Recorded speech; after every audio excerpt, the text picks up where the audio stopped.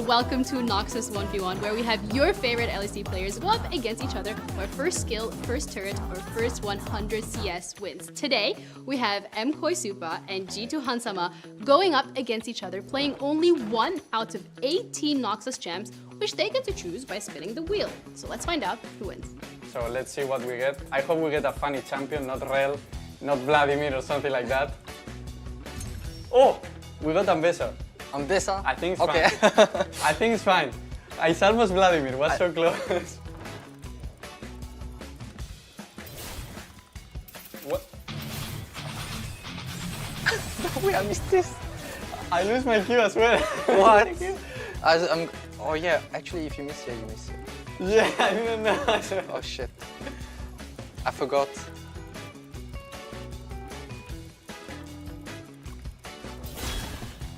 Oh my god, I missed it. Okay.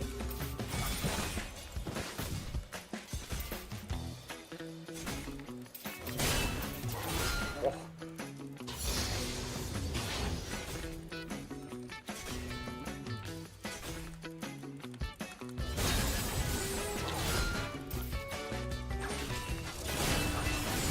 Oh. Guys. I don't know what I'm doing, no joke.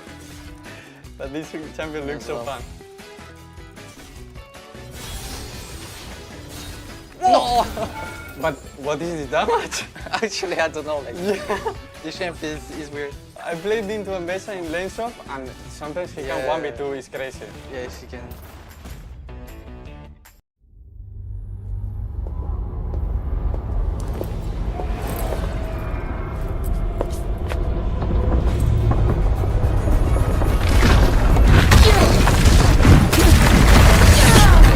Welcome to war.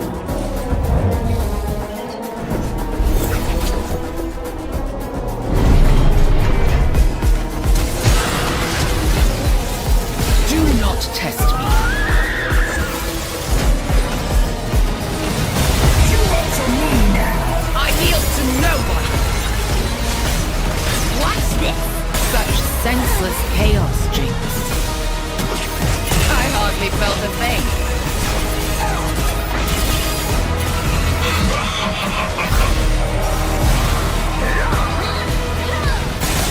Nothing I couldn't handle.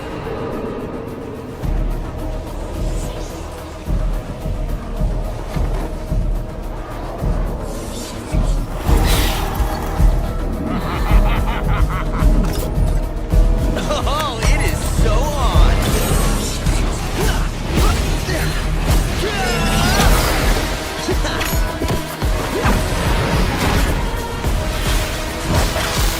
It's about to get messy.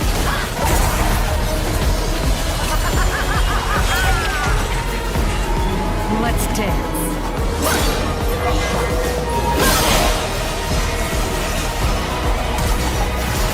Blood for Noxus.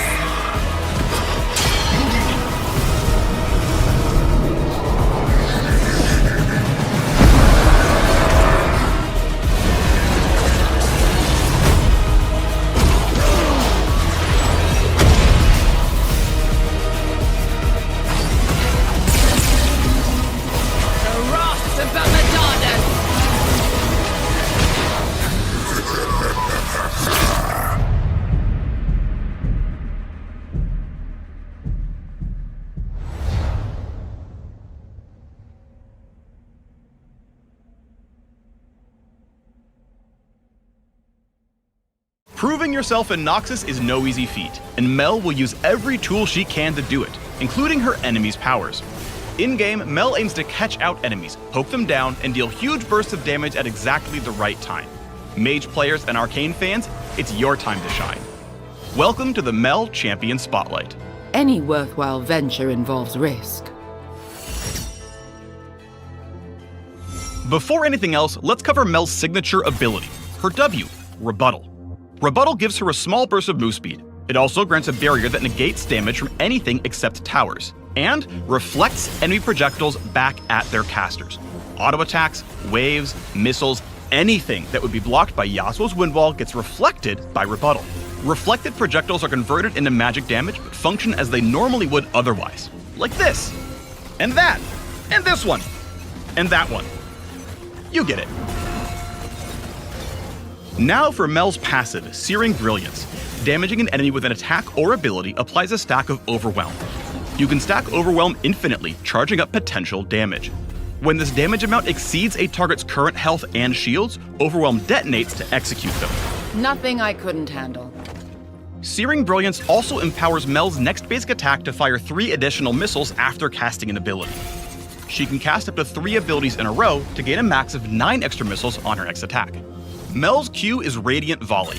She unleashes a barrage of explosions in a target area. Each one deals a small amount of damage and stacks her passive. Her E is Solar Snare. Mel sends out an orb of unstable energy that files wildly as it travels. Enemies hit by the energy take damage over time and are slowed for the duration. Those who touch the orb itself are rooted. Lastly, Mel's ult is Golden Eclipse. Passively, it increases her damage from Overwhelm stacks.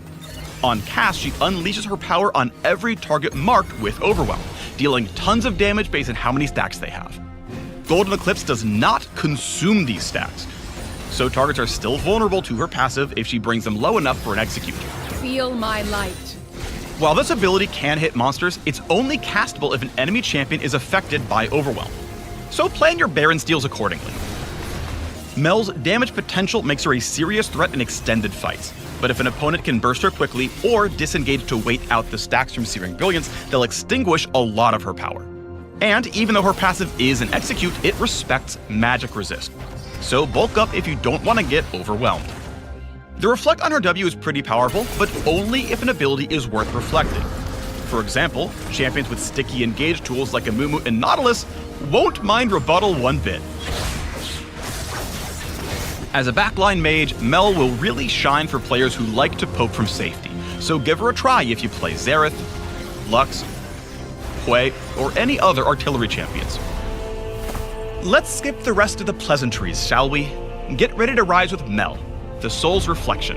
The arcane is at my fingertips.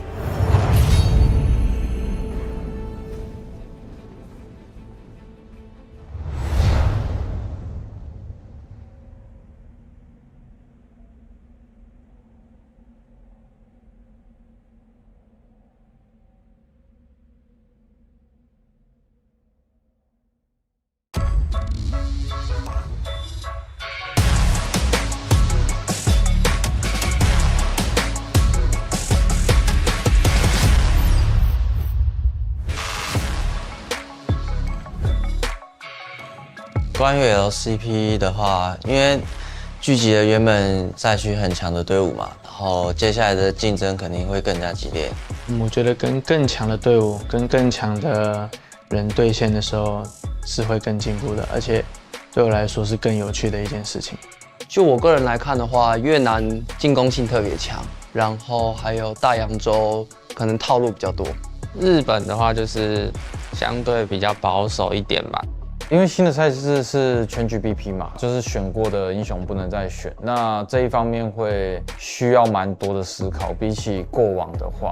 现在的游戏版本跟整个游戏节奏都是要5个人团队合作，然后就大家都得做好自己的事情，所以我反而觉得这种局面下，就是个人实力会比这些默契什么的更重要很多。就是有了实力，然后磨合什么就会很简单。我们队伍是塔隆，基本上我们是无敌的存在，因为我们过往基本上都是冠军嘛。那当然，我们最后还是会依照我们的对手去调整我们的风格，因为我们算是比较全能一点的队伍。对，就是我们选出什么样的阵容，就应该打出什么样子。就是该凶的时候就该凶，该稳的时候我们前面就稳。中路 Fofo 的话，我觉得他是一个稳健的人。他对线方面的话，就是基本上不会有什么问题，然后就是操作特别好的一个选手。那下路的话，我觉得就是他们打得很好，然后只要训练上有任何问题，他们也会直接说，我们也能够很直观的去面对问题，然后解决。不管是每一路，就是他只要他看到觉得哪里觉得不好的地方，他就会跟我们讲。我觉得我们现在队里比较搞笑担当应该是我们上路吧，阿志，对，他会有蛮多让我们觉得他蛮有趣的地方，对。他很喜欢玩那些上路射手嘛，然后去选一些特别的英雄把人家打爆。卡萨的话就是人挺好的吧，然后常常为队友着想，不管在游戏上啊，一直想着怎么帮助队友。我们的辅助是无敌。其实辅助位在今年这个赛制下面的话，我觉得辅助会冒出很多不一样的英雄。那刚好无敌会的蛮多的，那我觉得他可能会玩得更好一点。对。我觉得今年塔隆会拿很多的冠军。塔隆肯定是会参加所有的国际赛事，然后希望可以在国际赛事拿到好成绩。然后不管任何的比赛，我们都是要突破，比以往成绩更好的。我就希望是一步一步来，然后我们把每个基础都打好，然后我们就可以走到更高的地方。今年的话，大家加油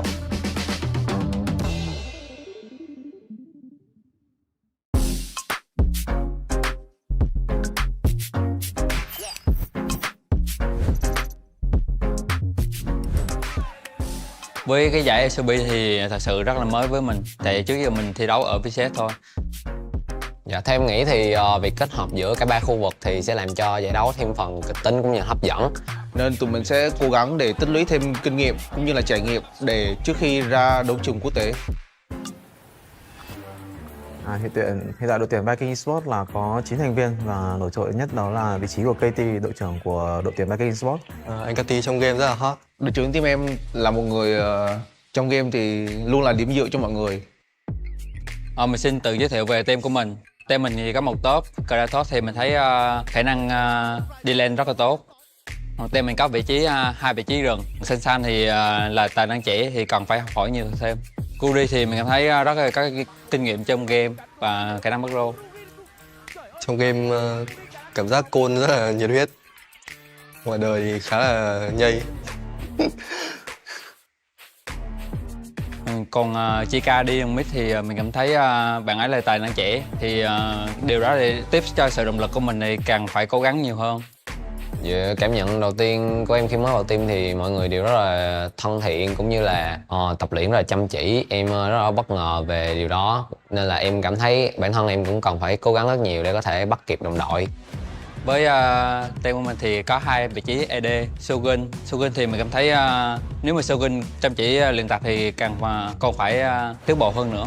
Để nói về vai trò của em thì trong team thì em là người cũng có khá nhiều kinh nghiệm đi quốc tế và cũng như là đánh khá là nhiều mùa giải, thì em nghĩ là em có kinh nghiệm em có thể truyền đạt cho support của em và cũng như team của em. Cuộc style thì mình cảm thấy với những cái thứ mà ở trong game thì mình thấy rất là ok, còn chỉ có những cái tính thì mình nghĩ style suy nghĩ về điều đó thì còn phải tiến bộ hơn nữa. Còn hai support thì siêu long thì mình thấy khả năng chơi game thì mình thấy kỹ năng cao, còn hiểu biết về game thì mình thấy anh Di sẽ chỉ cho siêu long những cái vấn đề đó thì càng tỏa sáng hơn nữa. Còn siêu quốc ạc hả? Thì với kỳ vọng của mình thì khi mà được đánh cùng với Esport thì em nghĩ là một người có khá nhiều kinh nghiệm và cũng như là từng đi quốc tế nhiều và từng áo quân chung kết thế giới, và em nghĩ là em rất là mong được Esport chỉ dạy. Em cảm thấy rất là vinh dự khi mà team em được đại diện cho khu vực VCS tham dự LCP. Tại mình biết khi đi qua Đài Bắc thì tụi mình phải cần tập luyện rất là nhiều, vì ở đây là không phải khu vực VCS mà tụi mình đại diện cho khu vực VCS và fan của VCS luôn. Em nghĩ là trách nhiệm của các đội VCS ở LCP rất là lớn. Đội của em đã tập luyện rất là chăm chỉ cũng như là toàn bộ các thành viên đều hướng đến chức vô địch của LCP, nên em nghĩ đó là điều quan trọng nhất giúp cho đội của em chắc chắn sẽ giữ được cái slot này. Thì em muốn gửi lời cảm ơn đến tất cả các bạn fan của Vikings là hãy tin bọn mình nhé, bọn mình sẽ làm được. Ladies and gentlemen, welcome for our second night here of playoffs action, and what an exciting night we have in store for you. A rematch on the cards for our first night of the game, as we're going to see once again Vikings taking on TALON. It was TALON who ultimately got to choose their opponent. They're going for what was arguably the stronger opponent during the regular season. I will once again be your host, Veshian. Alongside me, my good friend, it's Blue Panda. I mean, it's an exciting time. Unfortunately, we've said goodbye to two teams. One of them I was a little bit more surprised about, and that Team Secret were taken down the way that they were. Yep. But look, that is no discredit to GAM, who played out of their mind yesterday. And yeah, look, coming in today, we did talk about it yesterday after the show, you know, who will TALON go for into their matchup. And I think the reason that we've seen them go this direction in picking Vikings is, one, like you said earlier, they've already prepped for Vikings. But two, they're kind of the more consistent team, whereas GAM explode out of nowhere into the playoffs. Vikings, they're very much a known quantity. Yeah, absolutely. I mean, obviously, in the very last game that TALON played in the regular season, they went up against this Viking roster, so they would have had to have prepared for that. Then the quick turnaround of just 2 days until you're back into the playoffs. Makes sense that you just go for the team you've already got some preparations against. You don't have to start from scratch or anything like that. No patches coming in, so everything's as it was. You got to feel confident, I think. TALON ultimately did take that series, while, in my opinion, starting off every single game from a losing position. So if they're able to come in here, find better lane assignments, not get so tricked by those lane swaps that Vikings often do go for, they should be pretty comfortable. I also think that TALON need to come in here and tidy up their draft, because I think while, yes, they've been very successful, the most successful team in the regular split, they have had have the better players. So coming in here, I mean, Vikings, you know, they're coming into the playoffs, they're looking good. If they do find themselves with good lane swaps, better drafts, I expect them to be able to take the games. Yeah, I mean, look, it's not bad drafts per se, but definitely it's not as strong as it possibly could have been. They do sort of fall against some hurdles for some reason when it comes to the draft, and that ultimately puts them on the back foot when it comes to these matches. I mean, you look at the match versus CFO in particular, there are a couple of picks there that we weren't really sure about. Now, to be fair, I think there was a bigger issue that ultimately led to CFO having that advantage, that pretty substantial pause being that. Look, I'm not saying that CFO didn't deserve that win, because ultimately they did. But I think without that massive impact, massive gap stop that this pause was, I think TALON probably had the positioning to be able to close it out there. But I mean, unfortunately, it's one of those we'll never know, and the result just goes the way it does at the end of the day. Yeah, absolutely. So obviously that's the first game tonight, TALON versus Vikings. The second one is also honestly just as big as a banger, especially after yesterday's performance from GAM. It's going to be CFO taking on GAM here tonight in our second game of the night. And looking at that one, I think it's a little bit harder to call. I would say CFO obviously would edge it out. They've been playing better the entire split long, but GAM did come into the games yesterday against Team Secret Wales and just completely control them. They came in, found their win con, played around their win con the entire time, controlled the map, and I think looking towards the second series of the night, if they're able to replicate that, we might have a 3-game series on our hands. Oh, absolutely. And I think that also does lean into why I think TALON ultimately chose Viking, because GAM came out and were just explosive. I mean, that was night and day difference between regular season GAM and playoffs GAM that we saw there. So I think if you're TALON, you're coming in, yes, look, you have already done prep for Vikings. It makes a lot of sense. But if you're then seeing GAM come out and play completely different than they did in the regular season, you kind of want to avoid that. You kind of need a bit more time going into the later stages of the bracket before you want to have to deal with that sort of thing. So, yeah, look, CFO, this definitely is looking like it's going to be an insane matchup, because I don't know that they necessarily wanted this pick, given how GAM are looking. Yeah, absolutely. I think it's going to be a challenge for them. I think, obviously, they have the parts around the roof to be able to stand up to that challenge. There's no slouches on CFO, really. I think Hongkyu, while starting off the split looking a little bit weak, ultimately found form. He's come in, he's been able to assimilate himself here into the major region from what was amateur last year, and he's doing very well. The first couple of weeks, as I said, very rusty. He'd be caught out every now and then in these random positions, but I think, at least in the back end of our regular season, didn't really see any of those issues, and speaks volumes that he went up against Fofo and won. Look, and let's be honest, the guy who died for First Blood to Artikan was always going to improve. It was always going to look better from that point on. And yeah, no, I think he's really cemented himself in this roster. He's looking insane. Unfortunately, yeah, going into that next stage of the bracket, it could be that matchup. And I think on the whole, TALON pretty much every aspect of the game looks better, but their problem is they're a slow burn team. They play methodically. They don't get wrapped up in, just random skirmishing. So realistically, CFO definitely feel a little bit more flexible on the Rift because they have ultimately, I think, had much better drafts. Yep, I completely agree. And I think, honestly, as well, Junja has been outperforming Kasa a lot of the split. I mean, Junja's been outperforming everyone. He's been really good at getting control over the jungle, controlling the entire map with the control he's finding. He's able to get these fast clears off. He's able to be in the correct position so consistently that it has found massive advantages across the Rift, be it top, be it bot, be it mid, that Junja has almost single-handedly found for his team. And that going into tonight's match where you're against Levi, who is one of, if not, the only other jungler contending, in my opinion, maybe alongside Guri. But it's going to be good if Junja's standing out, if he's able to come into tonight's game, look as consistently good as he has during the regular split. You can feel pretty confident because you know that he's going to be able to have massive impact throughout the early stages to the late stages. I mean, look, I think at this stage, I'd argue that Junja easily first, Levi second, and then for the most part, Guri and Kasa definitely feel sort of tied third. They've both made some pretty egregious mistakes in that jungle role. They've definitely got a little bit to tighten up going into these matches, whereas you look at Junja, the guy is nigh infallible for the most part. Yeah. He's been insane this split. You then look at Levi, despite the standings, he's been doing absolutely everything that he possibly can. But look, ultimately, I think this opening matchup especially is sort of a battle of the bot lanes. You look at it, Shogun coming in along Xulong, Betty and Woody, those guys are just nuts. But I think the big factor for me, especially, is Xulong. If he gets that pike, what does it open up? He's been playing these very, very aggressive supports that allows for a lot more contesting on some of those weaker bot lane carries. So I think there is potential for some shenanigans, which allows Vikings a way back in if they do also tighten up those mistakes. But look, it just makes me all the more excited to actually get into our games tonight. Yeah, absolutely. And on the topic of getting into our games, we are going to have some highlights from yesterday's come onto your screens very shortly. But before that, just bid you farewell. We'll see you very shortly for our first game of the night. It's going to be TALON going up against Vikings.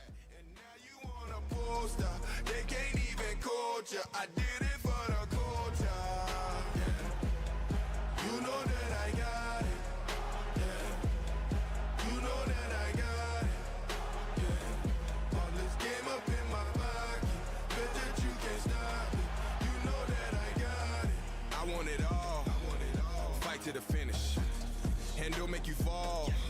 Go back to beginning. You never seen this. Game is the meanest. You watch on your phone now. Can't wait till they stream this. And they watch it over and over.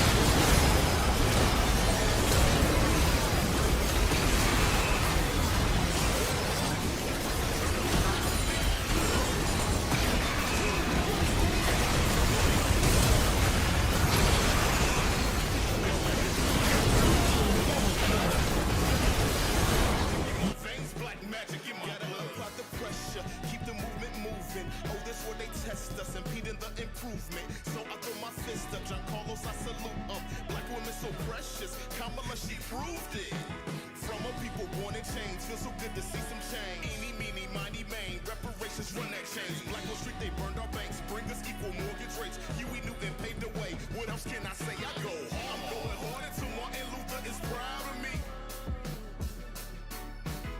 I'm going hard until Mother Harriet proud of me. I'm going hard for ancestors that's up above. The ones who fought for us when our people were shackled up. I'm going hard for our people, for the love. Black magic in my veins, black magic in my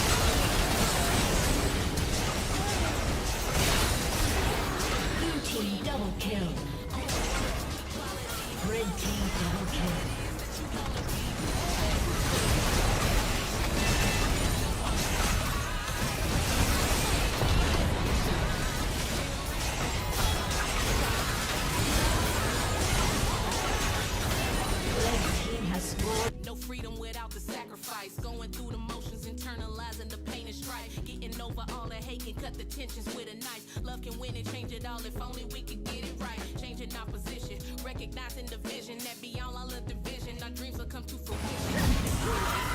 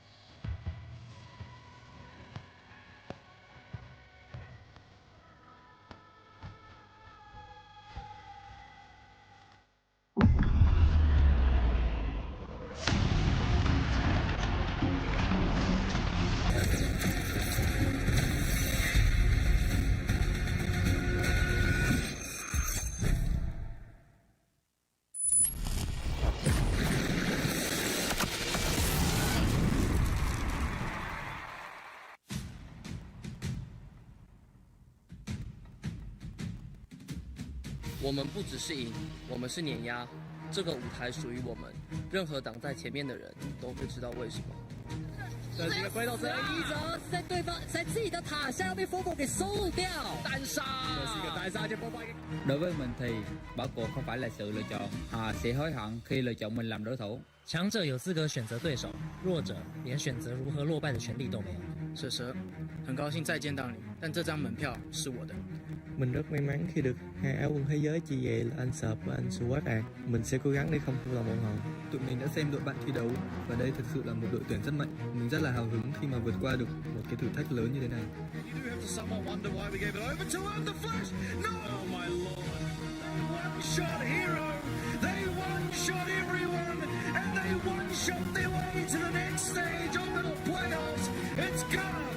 Từng bước di chuyển, từng phút từng giây đều rất quan trọng. Tụi mình sẽ chiến đấu bằng mọi thứ tụi mình có, tại vì chỉ có kẻ mạnh mới có thể tiến lên phía trước. Cái thằng quay thay không tạo ra con cho phi. Hát và người đứng gần đối phương nhất tốc xoáy đẹp bắt buộc các quân tốc phí trên cú ra lao theo. Thiết bản ngàn cân kết hợp lâm xoáy tử vong quá là áp lực và World cũng sẽ phải. Mình đặt niềm tin rất lớn vào Elio. Mình tin Artemis và Elio sẽ là cặp boss thống trị tại LCP. Đây không chỉ là một trận đấu mà còn là trận chính đối với sự công nhận. Mình sẽ không chấp nhận rơi vào tay trắng tại LCP. 我们曾经面对过他们，也曾经战胜过他们。他们研究过我们，但他们准备好迎接接下来的挑战了吗？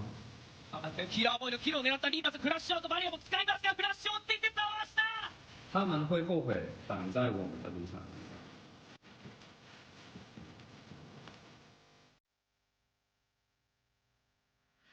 And we are ready. Champions League #1 coming up very shortly. TALON going up against the Vikings. It's a rematch from Sunday just gone. TALON taking that one 2-1 and looking to continue their dominant spree here in the LCP as they look to qualify for the first ever First Strike tournament. Yeah, I mean, look, TALON and CFO getting to enjoy the double elimination bracket in their first play day of the playoffs, of course. They get that safety net, finishing in the top 2. Now, I suppose it's enjoyed also by the Vikings and GAM, but that lower bracket run is such a grueling one. That's the last thing you want. And do you want to know some funny numbers going into this? So, both teams have a pretty high success rate on the blue side, but there is a pretty significant difference. TALON are currently 8-0 on blue side matches that they've played. Okay. Vikings are 6-2 from what I can tell. No, 6-1, there you go. So both still have an insanely high win rate on the blue side, but TALON are yet to be defeated when it comes to playing blue side on the Rift. Okay, interesting. And they do get blue side for their side selection here, as they did qualify into the qualifiers higher seed than the Vikings. So, I mean, gives them an advantage then based on those stats alone. I don't know. Now, red side is where things get interesting. So for TALON, they're 5-4 on the red side, whereas Vikings, they're 6-4. So both teams have struggled historically on this red side, which doesn't bode particularly well given his, TALON's record on the blue side and Vikings' record on the red side. But as we jump into the draft, so far I am seeing nothing that surprises me, even in the slightest. It is going to be Zyro, Nocturne, Aurora, banned out, Leona, an interesting one to round out the first phase, but paired with Rumble and Callisto. I mean, Leona has just been very, very strong as a support. It makes a lot of sense. So what this suggests to me is that they want to give over the Skana, and their response will be Brand. So the Leona ban is a good ban if you want to take one of those AP junglers. However, TALON, they're going to opt into the Cassante, and already things are looking a lot better here in the draft for TALON than we saw in their last play day up against the Vikings, at least in my personal opinion. Now, I'm best of the answer. Obviously, we saw a massive performance out of this champion yesterday. We'll see if Kratos can replicate the success this champion had. This is now Kratos' most picked champion in Bessa. This is his 5th appearance on her, and to be fair, he's been pretty gnarly when it comes to it. And I think what we're seeing is a pretty standard evolution of what the game is in its current state. Karsa is opting into the Skana here, which, look, I don't hate it. It's available. It's very strong. You pair that with an Azir as well. That is already an insane amount of teamfight coming out of TALON. We did talk about the draft being a little bit rough for them so far, but the answer is their Brand in that jungle with Zyra banned away. Faguri, he played that Zyra phenomenally just the other day. So something like the Brand he's going to be just as capable of. Now, the one interesting thing that we haven't talked about, unfortunately, it's not going to be picked up here. So the interaction between Brand and Mel So Mel can rebuttal the E and trigger the passive on Brand. Yeah. But, I mean, also, Azir, you're probably not going to be picking up the Mel. Even though last time these two teams played, actually, no, it was last time TLN and GAM played, Fofo went 12-0 on Mel, so he's pretty gnarly at it too. Yeah, but, I mean, that's more of a niche thing than something. Very much so. But you can also pyroclasm, I'm pretty sure, into your own team you can, if you're not careful. You can. However, now that this is rounded out, it is the Brand. I think the Leona, Talon would have known that. And ultimately, last time these two teams went up against each other, Guri also did play the Brand there. Played it up against Cast's Skarner, stole a Baron, as a matter of fact. They started off that game very far ahead, but unfortunately... With a Pillar of Flame, no less. So it's, it's very interesting to see what's there. But Jin being banned out screams to me that they're hungry, looking for these fights. They're going to be wanting to try and take it to them. Jin, I think at the moment, one of the most safe AD carries, given how things have been going historically. And I mean, look, Shogun unfortunately continues to paint a bit of a target on himself. They are looking to potentially pair it with a Poppy, which I think would do a lot to help him. Xulong, it's not his more aggro supports that we've seen out in the Nautilus as well, which is one of his more successful ones. But look, the Poppy will do a lot to make sure that he has a more comfortable game. Yeah. Now, misfortune for Betty, Ash possibly. Either one, in my opinion, are pretty good decisions. You know, you can see where you'd go with the bullet time alongside the Impale from Skarner, the Ash setting up for some massive team fights through that Enchanted Crystal Arrow and very safe up against the Varus Poppy. So, yep, don't hate either way. Now... Yeah, no, I really read it. I mean, you've got the Enchanted Crystal Arrow set up, you've got the team fight set up for the most part for TLN, and then Betty can come in on the backside and just play mop-up with a pretty traditional Ash approach. I don't think we're going to see the lethality Ash come out again, despite how impressive it was to me at the very least, but they rounded out with a Renata, which means there is just a scary amount of potential team fight out of this Talon roster, and Xulong might just be looking to do it again. No. Okay, I thought maybe for a moment we get the Annie support. They have the potential to rotate, but Ione... They already have their support. Yeah, look, I know, but the Annie support was so good. But in terms of team fighting potential, Vikings, it's not as hefty as, say, Talon's lineup, but there is an insane amount of skirmish potential. Yeah, definitely. I mean, ultimately, if they are able to pick off someone early on, can make that team fight a quick 4v5. It's not the easiest. There's going to be bailout. There's two massive tanks that you got to try and burn through. You do have the chance to do so, assuming it's an on-hit Varus, which it actually could be a lethality one this game. Ultimately, I think, yeah, there's definitely an argument to be made for it, just especially given how rough it has been playing Varus in recent playdays. Yeah, and ultimately they have the Brand, they have the Yone, they have the Ambessa, so they will be able to make ways through the health bars from Skarner and Cassante. But still, I mean, coming out of this draft in particular, I actually think this is one of the first times in a while that I feel pretty confident about Talon's draft. The Azir has a very good lane, ultimately. Well, a very easy lane as far as Azir standards are into the Yone. The Cassante will be fine up on top, and really a lot comes down to, again, are they able to isolate this Brand? They were able to do it very successfully on Sunday, but this time you don't really have that much to control him. You have ultimately a Skarner who can be stopped, and if he does get stopped, things may just fall apart. But we'll have a look. I mean, Guri unfortunately did get caught out quite a few times on the Sunday, off the back of some really good play out of Casa, admittedly, and he did go for that sort of early game Skarner build, I want to call it. It's not necessarily an early game Skarner build, but you get your item online. It's more team oriented. Yeah, you get your item online a lot quicker, which means you are able to viably contest things a little bit easier than if you were to have the heart steal. But it's, I think, was addressing Guri looked a lot better positioning-wise yesterday. I mean, he was phenomenal on that Zyra. He was never really caught out of position. So going into this game, you'd hope that form continues, especially up against Talon, because you can't really be affording to misposition into a Cassante, a Skarner, and of course an Azir. If you're too far forward, you get an Emperor's divided into what is likely going to be an Impale follow-up. So realistically, yeah, pacing, spacing especially is going to be key. Minions have spawned. Yeah. Now, I mean, I think Talon, hopefully, in the last 2 days, have done their homework on how to scout out for the Vikings lane swaps. They somewhat seem to have, considering Fofo goes in early, gets that ward on the bottom side of the mid, which is where they tended to stand when they wanted to send their bot lane into the mid lane. So locating they're not there. They're probably somewhat aware now that the lane swap is going to be more of a standard one where the AD carry and support do go up top. And ultimately, I think Talon will feel completely fine with this. The Cassante never going to suffer all that much. And the Ambassador as well won't suffer as much either. I mean, it will suffer more than the Cassante generally, but has outplay potential on dives and whatnot. Oh my lord. Oh my lord. RJ just mega brained him. Yeah. As much as, yes, there's the case, I think realistically, RJ does suffer a wee bit from that. Luckily, he's going to have those biscuits. So ultimately, it won't be as egregious, but definitely puts Shulong in a rough spot. Yeah. I mean, the important thing about Cassante to remember, and this is partly why he's so strong, is that he actually has the second highest base HP per 5 out of every champion in League of Legends, only being topped by Vi. So even when you take these trades, you have the second win, the Doran Shield, you've got cookies, you've got a biscuit. He will be able to get that health back, whereas Sealong, you see him, he's had to use both of his potions already, which makes it a lot more scary to even look for a dive, as you do see, you know, the brand, Guri on the brand here, pathing up to the top side. It is typically, you finish your clear, have a look, see if you can get the dive off. It's going to be a little bit harder. Nice flash from Arzi, gets him out of harm's way there, and he still does have that path maker for damage reduction.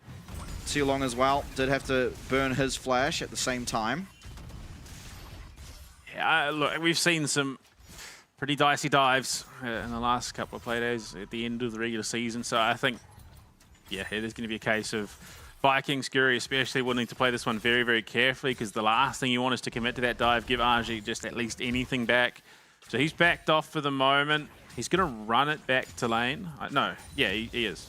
Okay. Yeah, worried about Brand possibly being there. Yeah, so he wants to slow it down, wants to play a little bit slower, but he did lose his flash in that flurry of action from Shulong. And now Kratos, is he going to be able to navigate this dive? Betty, unfortunately, tanking up the tower first, which means almost certain to not work anymore. Unfortunately, just incorrect turret aggro management. It means that both top laners are ultimately going to be able to survive. Kratos admittedly in a much better position than RJ currently.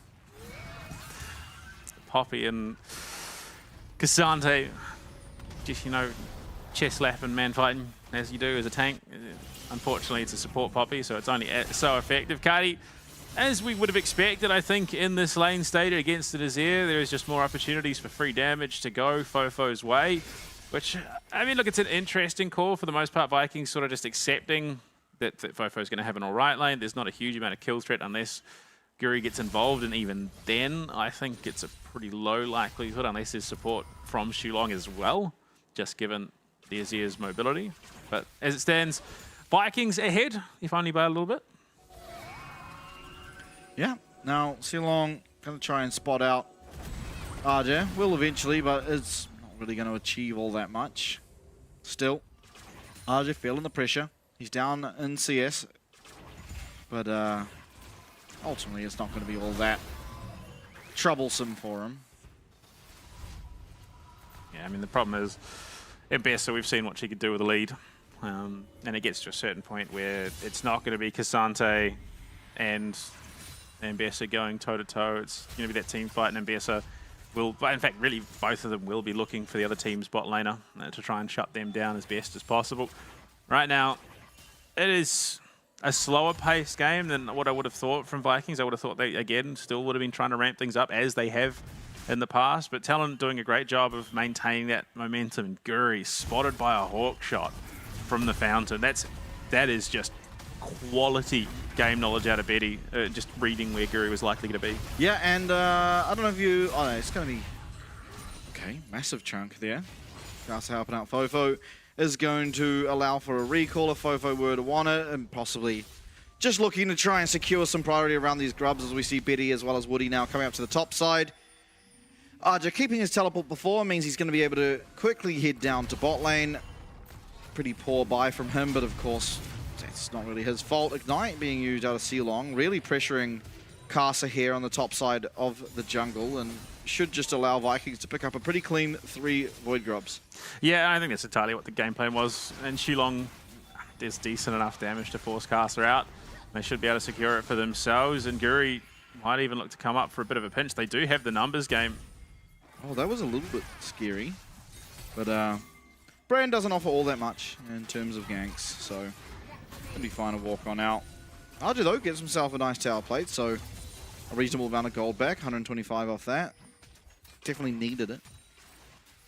Carsa's coming up to this topside river. Guri is going to have to be very careful just for the turn potential that is available to Talon at the moment. Betty is halfway through the level, so they won't have that enchanted crystal arrow for follow-up for Carsa, but Guri makes the right call, backs himself off. Unfortunately, Carsa is going to be spotted there, finds the wood, he's going to clear it out, but they do have information now on his positioning. They can maybe look to pivot down to the bot side. Yep, Guri headed there. Most likely will just be clearing out those jungle camps, putting them back on cooldown and heading up to the top side again. Doesn't really... you don't find a whole lot by ganking this Cassante. Kratos though, 2 levels up. RJ should be hitting level 6 very shortly, but certainly not feeling like he's in a particularly good position. Of course, there was a lot of the aggression that came out early from Vikings that set up for the state that RJ does find himself in terms of that isolated 1v1. I think it's a good read there from Shogun. They identify that Betty's likely about to hit that Enchanted Crystal Arrow and Woody's not far behind. So, hostile takeover, Enchanted Crystal Arrow combo onto that tower with the HP that they have, especially if Carsa is on this top side, which he was, means that they want to back off, at least get something up. They are going to still head top side, which is interesting given that there is a Drake potentially to be available to be taken, which to me screams that it's not the biggest priority for the teams at the moment, given it's only in one ocean. Yeah. Still, I mean, we saw yesterday how impactful the Dragons can be. Yeah. And a little surprising to me that neither team really wanted to go for them. Especially considering Talon ultimately just gave over the 3 grubs for free. You have to wonder if there was some way to play the map to allow them to just, trade the Void grubs for that Dragon. I mean, look, it could be interpreted as they one, don't want to take it, but potentially it could be a case that they just don't want to find themselves in a position where they're contested and might lose a team fight. Just with that brand having hit 6 Pyroclasms available, Chains of Corruption, there is just so much that can ultimately go wrong. Fate Seal, Public Execution, there is just a lot of single target lockdown where Viking can instantly block one person, then they've got the numbers game, and ultimately Talon sort of just fall flat. So I can understand why they're not the ones forcing the issue. I think it'll likely be down to Vikings to be the ones to do that. But realistically, there is just as much teamfight capabilities out of Talon at the moment. Yeah, definitely. Always have to be careful of the hostile takeover. Woody now being level 6 on this Renata. Massive power spike. Actually supports this game. Higher level than we typically see. Yeah, usually you're seeing the solo support roam to either help top side or the mid. But realistically, it's been a 2v1 for the most part. There isn't really a huge amount that you are offering your solo top laner into a 2v1. So I think realistically this is probably the best call for both teams. Yeah. Just with the ultimates that they do offer. You've got the hostile takeover, which is just invaluable in a team fight, and then obviously Sulong being able to clear out any significant threat if they do look to make a play. You wanted to get that online as quickly as possible. Absolutely. Now Guri, he got the Void grubs. Now he's starting up and all but certain to take this Dragon. Talon again feels like they're relinquishing a lot of neutrals for nearly no gain. It is giving your Azir some time to scale up, which I think ultimately is the goal and the reasoning. However, it can quickly get very out of hand, as we have seen time and time again when these Dragons in particular are going over for free early game. They are looking to take the second set of grubs though, but Shilong is here looking to cut off Betty. He's going to jump straight onto him. And a support Poppy does a decent amount of damage. Enchanted Crystal Arrow, but Shogun's there in response. That isn't going to be a kill. It never was going to be. Or Shogun's going to cleanse. Definitely, I don't think he had to. No. But I think it's more a case of they just don't know what follow-up was coming. Yeah. Carsa's off the map and didn't want to be jumped through that wall. I think that was the read ultimately. But yeah, look, means that in the coming moments that if an Impale does get sent his way, as has been the want for teams into Avaris, that puts in a rough spot. Ooh, Kratos was looking for it, but just a little bit too short. Guru though. Oh, RJ needs to be careful here. They've got a great pinch. They do, and they're going to spot it out. RJ, nice dodge. Now Guri, with that face rush, is going to be able to get himself out. Look at those auto attacks. Oh, the flash forward, and Keeper's Verdict hits Woody way away. Nice flash from Betty, but in comes Carsa. He scoops up 1, he scoops up 2, And just like that, it's a double kill for Betty. Yeah, the turnaround's pretty severe. And just the mobility out of this Skarner offers a little bit more in those situations. And I think that's entirely why Betty and Woody stuck around in that situation. Even here, I just don't know if Vikings necessarily have what they need to successfully find the kill here onto Arja. Guri, yeah, I think this is more a coin toss than necessarily a confirmed kill. Less so now, he's pretty low. Yeah, oh, Kratos has to be careful, but does dodge out of that Q3 from Arja. So there was a world there where he gets sent flying into a tower. Yeah, just unfortunate. They thought they had it with Shulong, but if Shulong was a little bit closer when he charged onto Betty, that was a stun. That was an easy piercing arrow kill, and they likely could have backed off, but no. Casa comes screaming out of the river, hits a two-man impale. It was the stun. Betty had to lose cleanse. Oh, okay, sorry, yeah. Yeah. So it is, you know, they can punish this Ashe now, but unfortunately, it's going to be a little bit harder, considering Ashe is just going to be doing that much more damage. Now up 1.1k off the back of what was just absolutely an overextension. Oh my god! It's the solo kill! Not typical of the Azir Yone matchup, that everything goes quiet in the early game and then Azir starts solo killing the Yone later. But Fofo just plays it magnificently, and now also will claim himself a lead against his lane opponent, getting some plates for himself too, and maybe even able to look for this entire tower. Yeah, they're setting up the Noxian Blessing. Like, it's just crazy how much progress has already been made. Unfortunately, there isn't any sort of significant threat onto the towers here. Yeah, Shulong's the only one up here, so this is Noxian Blessings going over. Kratos and Guri are going to look for it from downtown. Oh my god, Betty! He lands it under the tower. Arja, he loses his life, but I mean, whatever. You killed Al Casante, and Ashe picks up a third. I mean, things going about as well as you could ever dream of here for Talon. I mean, we've got the Dunk Master skins. We need like 3-pointer Ashe, because just the number of Enchanted Crystal arrows from cross map that have landed downtown are just ridiculous. And Talon, slow burn team, they're finding action across the map, and I'm mind boggled that Cardi thought that was a fight that he could win, given that Fofo already has an item completed. Cardi still hasn't got his first, and this tower's about to go down. Cardi's about to die. Yeah, Casa stands in front of the Fate Sealed. The handshake's always going to land, and Casa will take that one for himself, thinking Fofo did not earn it.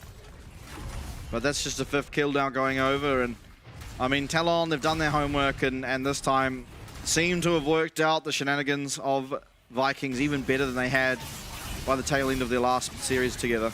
Yeah, what possesses Cardi to think that he can fight that? He hasn't got a finished item.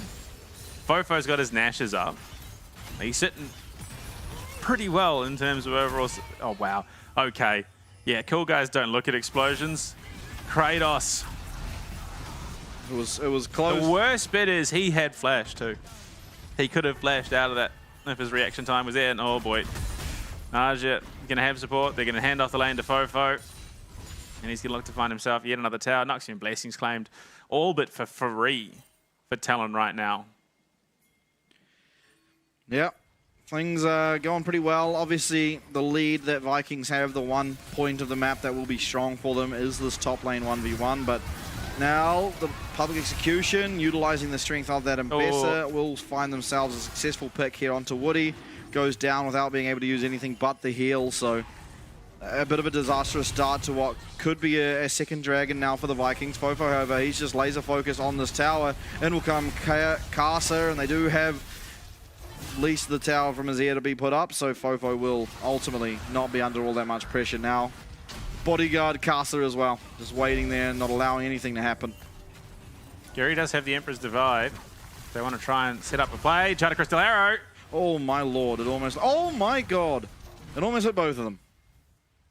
But, I mean, yeah, you got the kill, you got a second dragon. Talon, though, they're going to be pretty happy securing themselves another tower. Betty doesn't have any way out of this, though. No flash available. He is just juking side to side and does manage to navigate that. Bit of a pinch they had on him, but would he get in there in time? Oh, Kratos. Yeah, he is none the wiser to what is occurring here. The Impale, and this should be clean cut. They do commit the ultimates. Ultimately, there shouldn't be too much happen on the Rift, and with the strength they have, you know, it shouldn't be too impactful that both of those ults go down. I mean, there is a Herald, but again, I don't necessarily think that this Vikings roster has the threat to be able to comfortably take it. You look at it, there is just too much that could go wrong. The hostile takeover has just been sitting in pocket. RG as well as hitting his timings. You know, Unending Despair as well. They're there for Casa. This is just getting bleaker and bleaker by the moment. Yeah, a massive difference from what we saw on Sunday. Holy cow. Oh my lord. Yeah. We've seen this before. This is the second time that people have picked melee AD mids into Fofo's Azir to much the same result. Admittedly, Yone a little better than Tryndamere. However, not finding any more success. And so Fofo, he's scaled into this game. He's sitting at 2 items. They're going to be able to pick up their tower, the first tower of the game here for the Vikings, but it is at the cost of this Rift Herald, while you know, the rest of Talon are just pretty much freed up to do whatever they want. RG, unfortunately, is kind of the pinata of the team at the moment, where he is just taking a hit to his economy and whatnot. But again, when your team is succeeding this much, there's no real harm. Almost 2.5k lead in the bot lane. It makes up substantially for that gap because, look, RG is going to be tanking, but with as fed as he is, he's not going to be tanking for as long as he could have been, realistically. Yeah, and I think, honestly, they go over the 2 dragons, so Vikings have a pseudo win condition in that objective, but it shouldn't really come into play as long as Talon don't do any massive misstep or have any massive missteps going forward. They are ultimately in a position where they should just control the pace of this game for the remainder. And Pale now back up for Casa. The Rift Shield's going to crash down the bottom side.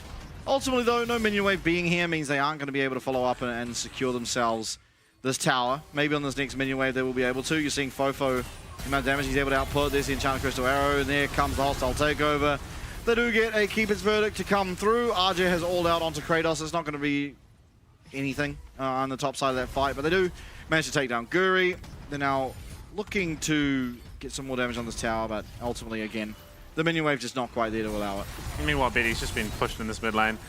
Guri was just well far forward. Like, there was no reason for Guri to be sitting in that position, and as a result, he just dies freely. And, I mean, look, it's crazy. Look at this position, the game we're in. This feels like Talon are in the position where they've just taken an Artican. Like, that's how far ahead they feel currently. Yeah, unfortunately, they've still got to wait a minute before that can happen. This might be our second Artican being taken off spawn because they are that far ahead. Yeah, it very honestly could be. Casa, he's going to be able to smite the red buff away as Kratos, you know, tries to threaten around it, but again, just more winning. Yeah, I'm not really sure what Vikings can really do from this position, because they kind of, to win a fight, have to commit Yone and Ambessa into the fight. That's kind of what those 2 champs do, and that's how they succeed. But I think going forward right now into what is essentially a completely unkillable Skarner doesn't really feel like it will achieve all that much. You know, Betty's going to have to misplay. If Betty's gone, then the majority of this gold lead is kind of non-existent, but Mikhails is there to support him. He's got his 2.5 items ultimately. I mean, the biggest problem, you see this draft pretty much anywhere else this season. Oh, it's a disaster. Oh, it's a disaster. Yeah, and there you go, just off spawn. Like, there's just nothing. There's nothing, I think, that Vikings can realistically do.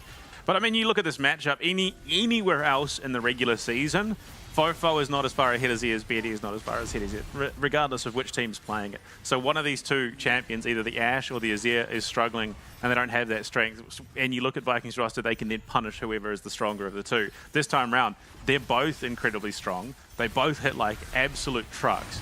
So Vikings don't really have a team that does well into this composition. Target priority is not going to be great because they've got to hit one of the 2, and Kratos is Crystal dead. Arrow does come through. Kratos locked up. He does get ultimately the public execution through, but a great handshake from Woody will ensure the demise there of Kratos. Now Seolong being looked at, he does no longer have the steadfast presence, so knocked up, knocked back, and that's the 2nd kill now on the board while the Artican's still active for the side of Talon. Flash from Betty, and he's just going forward. Guri not with anything to really stop him. Don't really need to look at Yone right now, and down will go Guri. That was disrespectful. That felt like it was targeted purely at Cardi. I mean, to be fair, you're 0-2 as a Yone. It does feel a bit personal, honestly. Like, they just have not found anything out of this draft that they've wanted. Yeah, every single solo, or your 2 solo laners are Owen. At best, you've got 2 assists if you're Kratos. But yeah, Varus has died once. Yeah, it's just off a cliff. The only way this comes up and goes back the way of Vikings is if they land the perfect fate sealed onto every single member of this Talon roster. On top of that, you then get the public execution onto Fofo, so he can't Emperor's Divide, and somehow they just then get the perfect Pyroclasm off into every single member of the team. They get the knock up from Shilong, and then Shogun is somehow allowed to shoot through the rest of the team. And we both know that's never happened. Yeah, unfortunately, while you don't typically want to call games too early, I think Talon just aren't the type of team to be able to throw this kind of lead. Ultimately, they're very skilled. You can see how skilled they are based on the fact they got this far ahead, and the tools don't really exist for Vikings to bring this one back. The brand, while good in isolation against the Skarner, isn't that great when you aren't actually able to burn through those health bars. He's working towards his 2nd item now, but isn't going to get it in a timely fashion, or timely enough really, to stop what is already a fairly unkillable Skarner, a fairly unkillable Cassante. Now that is confidence. I mean, he still has the other... He missed the bush. Well, one mistake out of Talon in game number 1. There's a misplaced ward. And the damage. Look at the damage from Fofo. I will admit I've been critical of the Azir pick this split because, it hasn't looked good. Teams have really been struggling to find those areas and those fights to make it look effective. There are 2 people this split that I reckon have not done that. They have made it look phenomenal, and that is Fofo and Arya. Yeah, absolutely. Shilong takes a Enchanted Crystal Arrow to the knee, but will be able to survive. Keeper's Verdict coming out. RJ will be able to block it, but unfortunately wasn't targeted towards him. I mean, realistically, it's not the biggest loss. Oh, this is good though. Yeah, this is making the best of a bad situation for the most part. 700 gold into the pocket of Cardi. I don't reckon it'll get him anything too significant, but it definitely accelerates him towards his 3rd item. He's got the shield bow and the Blade of the Ruin King. Unfortunately, he's just been a non-factor in these fights, in these engagements. To be fair, he's died solo. He then died under the tower. We have not seen really anything of him since. Yeah. I mean, ultimately, I can't even really fault Vikings all too much. No, it's just there hasn't been an opening for any of their comp to do what it's meant to do. And the one time it looked like there was, Casa was giving up farm where he didn't have any top camps up. So he was ultimately giving up farm. He was choosing not to take, any of that extra CS, get his levels for himself, and sat around top. It looked like Shogun and Seolong had found like the perfect fight. They hit Woody away and then started charging onto Betty. Picasso was just sitting there waiting, which is atypical of most gameplay patterns, to be entirely honest. You don't really expect the enemy team jungler to do the Void Grubs and then not go bot side off of a recall, because typically that is giving over an extra turn where you're not doing anything. You give Vikings a chance to do something on the other side of the map, but they unfortunately do not expect Casa to stay there. He stays there, and ever since that, the game has kind of just fallen over. Even, immediately after that, you see Betty sitting down an Enchanted Crystal Arrow to bot lane and stopping a dive. Here it comes, speaking of, the Impale's there. Cardi's going to be able to get that Fate Seal out. He has to flash as well. There's a couple ults going down, and Cardi will survive, but the Baron is going to be what the side of Talon look towards now. RJ as well as Casa are going to be more than capable of tanking this up for the rest of the team, and Fofo not even needing to enter the pit. This could be very, very scary for the side of Vikings. Now, there is no Impale, and there also is no Enchanted Crystal Arrow. So there is a possibility that this could happen. Unfortunately, there goes Casa. This could be a steal. The Emperor's Divide. Seolong walking in there, but it's going to be Archer saving the day. He takes Guri completely out of the fight. Casa comes back, and as things looked so good, there looked like there was an opportunity. The play from Talon, RJ in particular, saves the day. That was very, very honestly a dicey situation, but they once again navigate it perfectly. RJ says no, unfortunately. Yeah, Guri tried. He was on for another steal with the Pillar of Flame, maybe over the wall with a flash smite, but no, RJ just single-handedly manhandles him out of that. But yeah, look, this has just been Talon playing their game slow, methodical, paced, waiting for those item spikes, waiting for those power spikes, and then just an absolute base rolling of Vikings. And I have to say, the one interesting thing, especially comparable to yesterday, we have seen little to no priority of the Dragons. There's been 3 taken. It's a mountain, which you would think would do a heck of a lot for Talon, especially with how beefy they are. I mean, just look at it. It was so disjointed. Guri gets taken out of the wall. And that is a 1400 HP Baron at that time. Yeah. So 1 Pillar of Flame into the Smite. That was a Vikings Baron, but Archie completely denies it. Casa comes right back, and they take it for themselves. But yeah, no. You'd think that this Mountain Drake would be a priority for Talon because they got some beefy frontliners, but the thing is, Talon don't really need it, and Vikings can't afford to take it. So it it's this contested power point around the map which Talon can utilize to bait them into a trap. Yeah, I mean, just even there, you can see glimmers of hope from Vikings. And if this game wasn't so one-sided, that was probably a very, very good fight for them. They find the knock on to Betty. Oh, but the knockback, the handshake from Woody displaces the Fate Sealed, and Betty's able to get out there. He does lose his flash, but now you are missing the Yone ultimate, and Fofo ultimately still feeling completely fine. The clean's now gone from Shogun, but in comes Casa. The Impale lands, but it's only going to land onto Guri. Hostile takeover also connecting as Arja trying to do what he can in the back line. Getting taken very, very low, though, is going to have to dash on out of there. Has the ability to teleport back to the play, though, as inhib number 2 cracked on open. It's the 2 Nexus towers that remain. Low health bars. Golden goes Fofo. Kratos now without that ult, without that flash, and Casa just controlling the pace of the fight entirely. Still, low health bars are there. Any mistake from Talon could lead to Vikings getting a substantial amount of gold, but Talon are just too damn clean. Betty sidestepping. Arja completely, I mean, honestly protecting Betty there, but yeah, nothing that these 2 solo laners can do. It's going to be game number 1. Talon dominant. 18-2.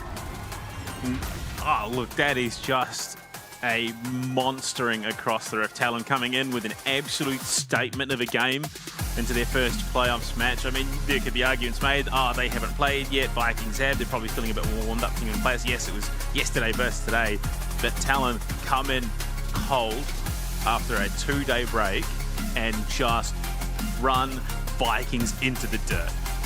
A complete and utter shellacking, I believe this is usually referred to. As a good friend of mine likes to say, roasted, toasted, packaged, and posted.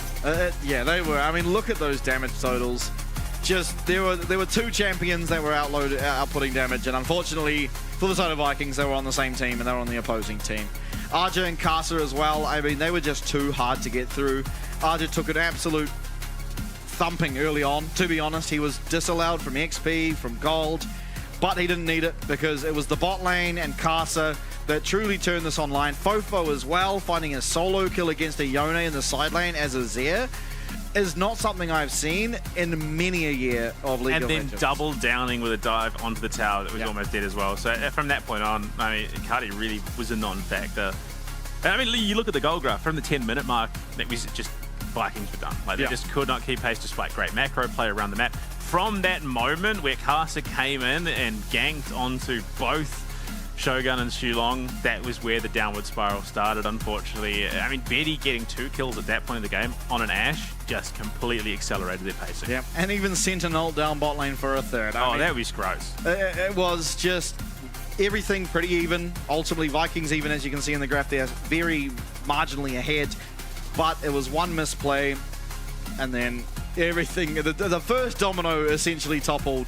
And boy, oh boy, did everything fall apart. The only concern is that we might be seeing, you know, Talon X phase going into Split 2 if they see what Betty's doing down in that bot lane. Yeah, bring out the montages on the ults. And take a look at the highlights. I mean, I'm sure we'll get to see it. I mean, this was the start of it. It looked like such a great start to this for Vikings, but you can see Casa has no business being up here other than he knew they were going to look aggressively. So he stays, he lands the 2-man Impale, Betty's able to collect both of them. That's a 2-0 Ashe for essentially free, and Fofo up in the top side even just claims himself a freebie as well, using the ult, honestly. Here it is. Here it is. Boom. Down to the bot lane, back to the tower.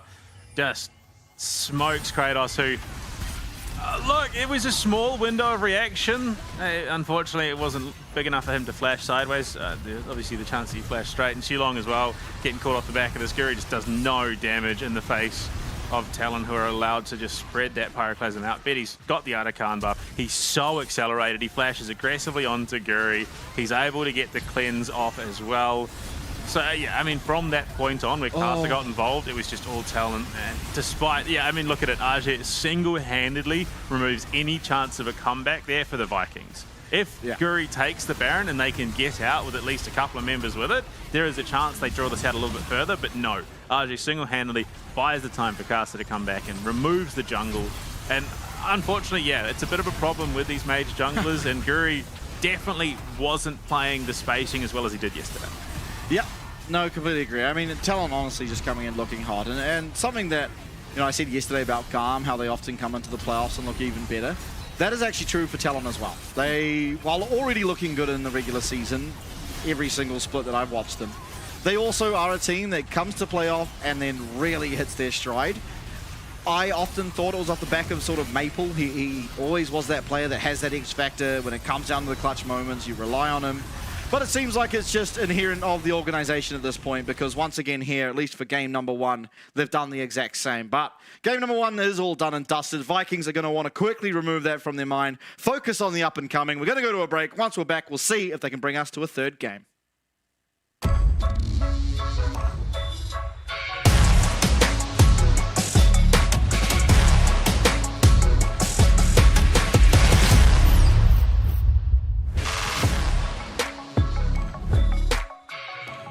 关于 LCP 的话，因为聚集了原本赛区很强的队伍嘛，然后接下来的竞争肯定会更加激烈。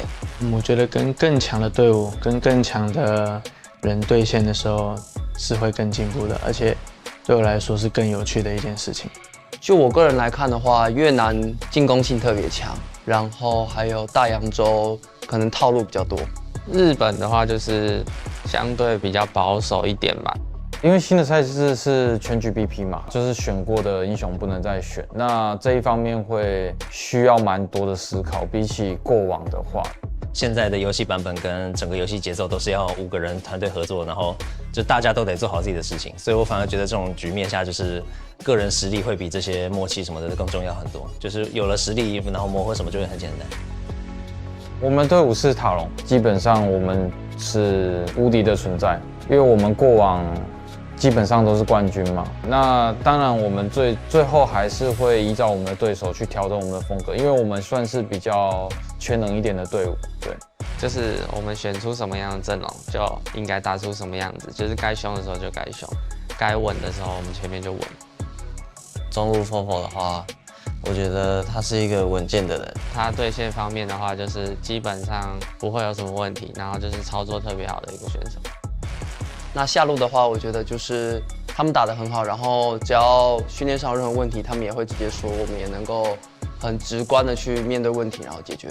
不管是每一路，就是只要他看到觉得哪里觉得不好的地方，他就会跟我们讲。我觉得我们现在队里比较搞笑担当应该是我们上路吧，阿志，对他会有蛮多让我们觉得他蛮有趣的地方，对。他很喜欢玩那些上路射手嘛，然后去选一些特别的英雄把人家打爆。卡萨的话就是人挺好的吧，然后常常为队友着想，不管在游戏上啊，一直想着怎么帮助队友。我们的辅助是无敌。其实辅助位在今年这个赛制下面的话，我觉得辅助会冒出很多不一样的英雄。那刚好无敌会的蛮多的。那我觉得他可能会玩得更好一点，对。我觉得今年塔隆会拿很多的冠军，塔隆肯定是会参加所有的国际赛事，然后希望可以在国际赛事拿到好成绩。然后不管任何的比赛，我们都是要突破，比以往成绩更好的。我就希望是一步一步来，然后我们把每个基础都打好，然后我们就可以走到更高的地方。今年的话，大家加油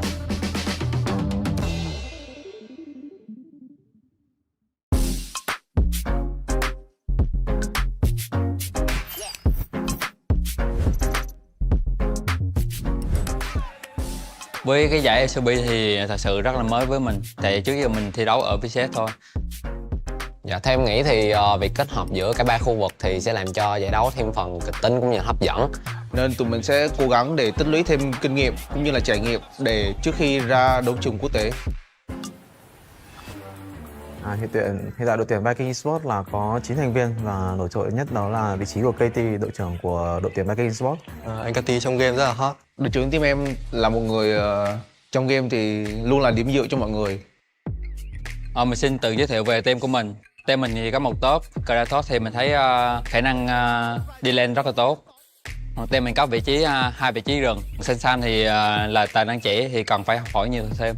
Curi thì mình cảm thấy rất là có kinh nghiệm trong game và khả năng macro. Trong game cảm giác côn rất là nhiệt huyết. Ngoài đời thì khá là nhây. Còn Chika đi mid thì mình cảm thấy bạn ấy là tài năng trẻ thì điều đó thì tiếp cho sự động lực của mình thì càng phải cố gắng nhiều hơn. Về cảm nhận đầu tiên của em khi mới vào team thì mọi người đều rất là thân thiện cũng như là tập luyện rất là chăm chỉ. Em rất là bất ngờ về điều đó nên là em cảm thấy bản thân em cũng cần phải cố gắng rất nhiều để có thể bắt kịp đồng đội. Với team của mình thì có 2 vị trí AD, Shogun thì mình cảm thấy nếu mà Shogun chăm chỉ luyện tập thì còn phải tiến bộ hơn nữa. Để nói về vai trò của em thì trong team thì em là người cũng có khá nhiều kinh nghiệm đi quốc tế và cũng như là đánh khá là nhiều mùa giải, thì em nghĩ là em có kinh nghiệm em có thể truyền đạt cho support của em và cũng như team của em. Cuộc style thì mình cảm thấy với những cái thứ mà ở trong game thì mình thấy rất là ok, còn chỉ có những cái tính thì mình nghĩ style suy nghĩ về điều đó thì còn phải tiến bộ hơn nữa. Còn hai support thì siêu long thì mình thấy khả năng chơi game thì mình thấy kỹ năng cao, còn hiểu biết về game thì mình thấy anh Di sẽ chỉ cho siêu long những cái vấn đề đó thì càng tỏa sáng hơn nữa. Còn Sword Art hả? Thì với kỳ vọng của mình thì khi mà được đánh cùng với Sword Art thì em nghĩ là một người có khá nhiều kinh nghiệm và cũng như là từng đi quốc tế nhiều và từng áo quân chung kết thế giới, và em nghĩ là em rất là mong được Sword Art chỉ dạy. Em cảm thấy rất là vinh dự khi mà team em được đại diện cho khu vực VCS tham dự LCP. Tại mình biết khi đi qua Đài Bắc thì tụi mình phải cần tập luyện rất là nhiều, vì ở đây là không phải khu vực VCS mà tụi mình đại diện cho khu vực VCS và fan của VCS luôn. Em nghĩ là trách nhiệm của các đội VCS ở LCP rất là lớn. Đội của em đã tập luyện rất là chăm chỉ cũng như là toàn bộ các thành viên đều hướng đến chức vô địch của LCP, nên em nghĩ đó là điều quan trọng nhất giúp cho đội của em chắc chắn sẽ giữ được cái slot này. Thì em muốn gửi lời cảm ơn đến tất cả các bạn fan của Vikings là hãy tin một mình nhé, một mình sẽ làm được.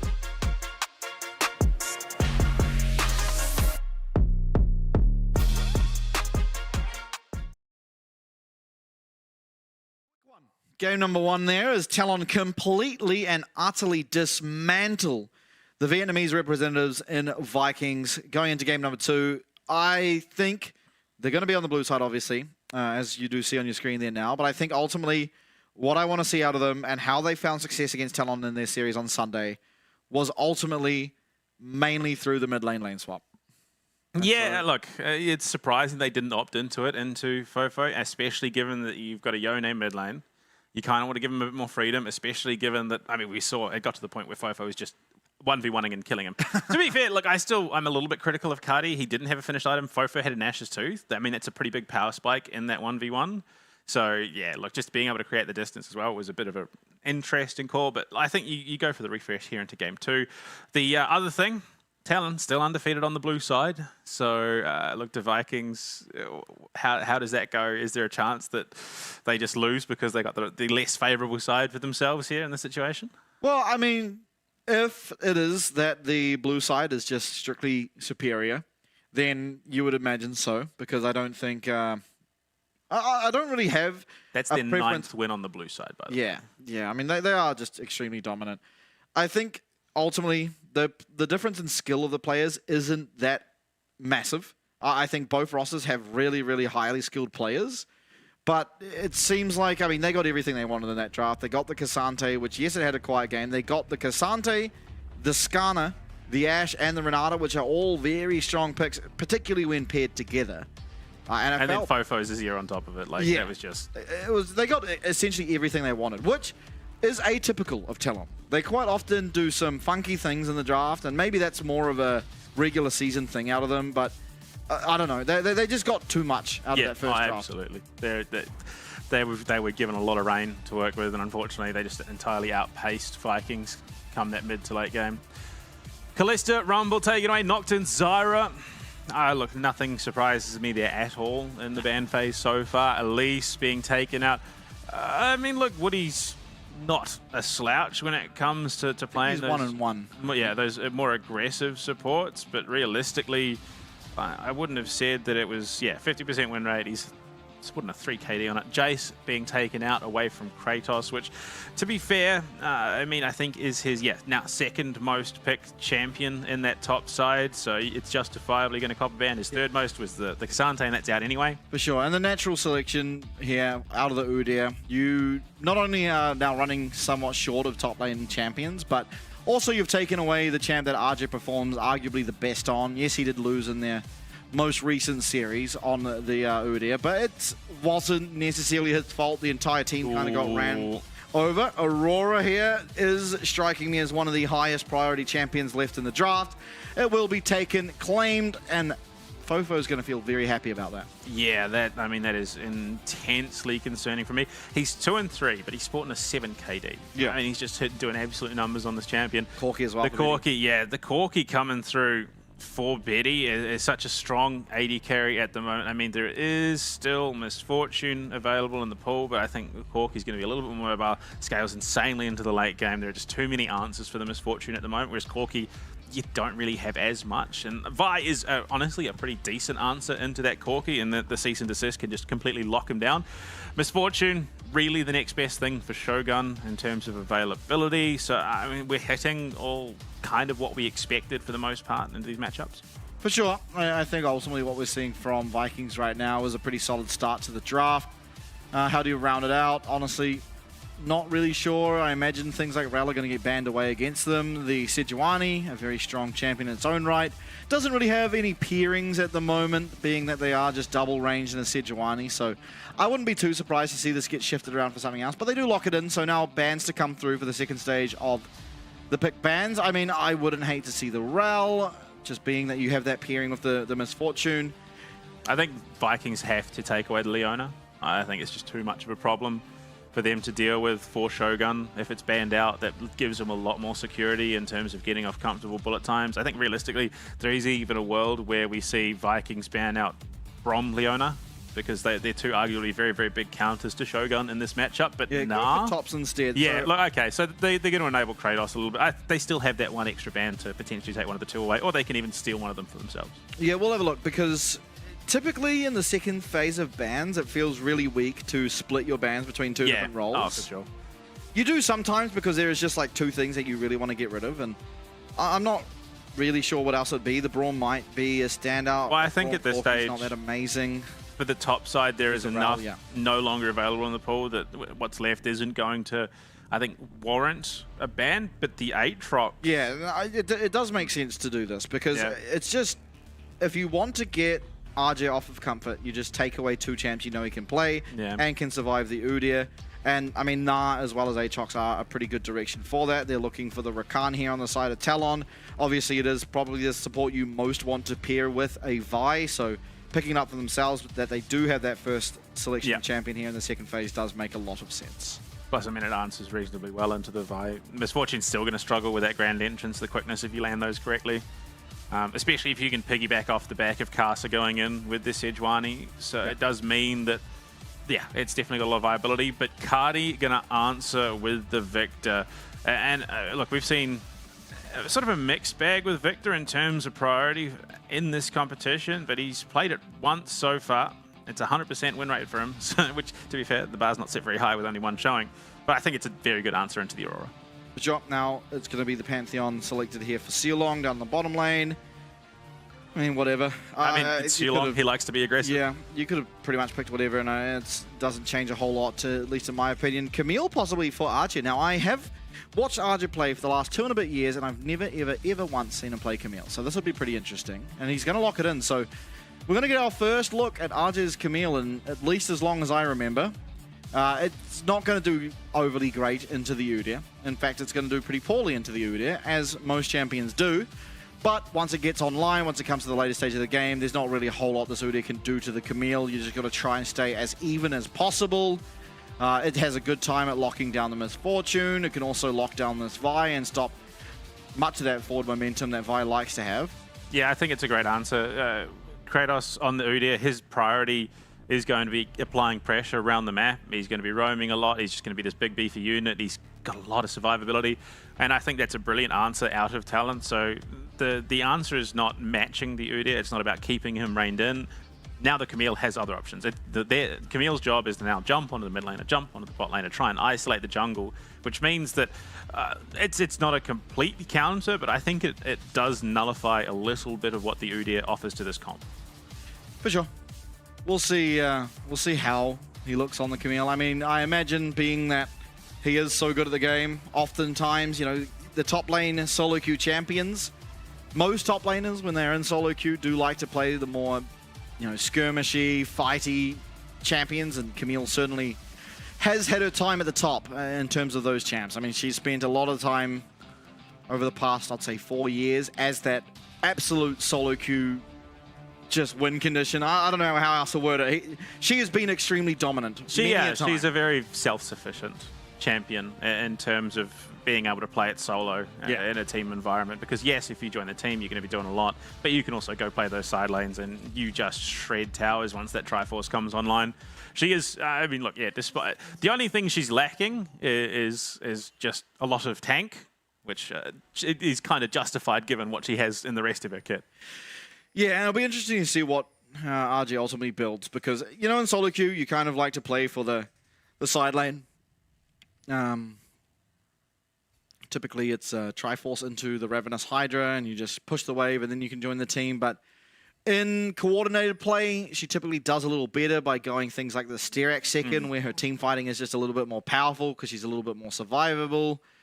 You don't really have access to a lot of that lifesteal when you're in the team fight, so we'll see what he does opt into. I would think that he is going to go for the Styrax. I mean, you ultimately excel more just blowing up one single target rather than trying to dish out AoE damage as well. So, look, there is a potential lane swap, and in fact, a definite lane swap, which, to be fair, I think is the best bet in this situation. I think the one person, though, this really does put under the pump is Aja. Unfortunately, with a Pantheon Misfortune bot lane, there is an intense amount of kill threat, and I wouldn't even be surprised if we do see Aja just sort of completely back off from this tower. Yeah, he's not going to have much say, unfortunately, in this lane, which is what you kind of expect. Kratos taking a lot of damage, but Turtle form gets the biggest shield any League of Legends champ's ever had, and will be fine. Aja, though, takes a very poor trade. Really, I mean, he's just trying to get that XP and try and not get dove, but it's going to be level 2 coming online for the bot lane of Vikings. The Camille is a very squishy champion at level 1. She doesn't really have a whole lot in her kit to avoid the dive. You see it going on bottom. It's the shield coming out already. The stun comes through, and RJ is going to have to flash away, but has survived. At least that one gank will be hitting level 2 very shortly off this minion wave. The thing is now they can just push this wave back under the tower and look for a reattempt. It's just going to happen again. The only problem is Guri has passed bot to top.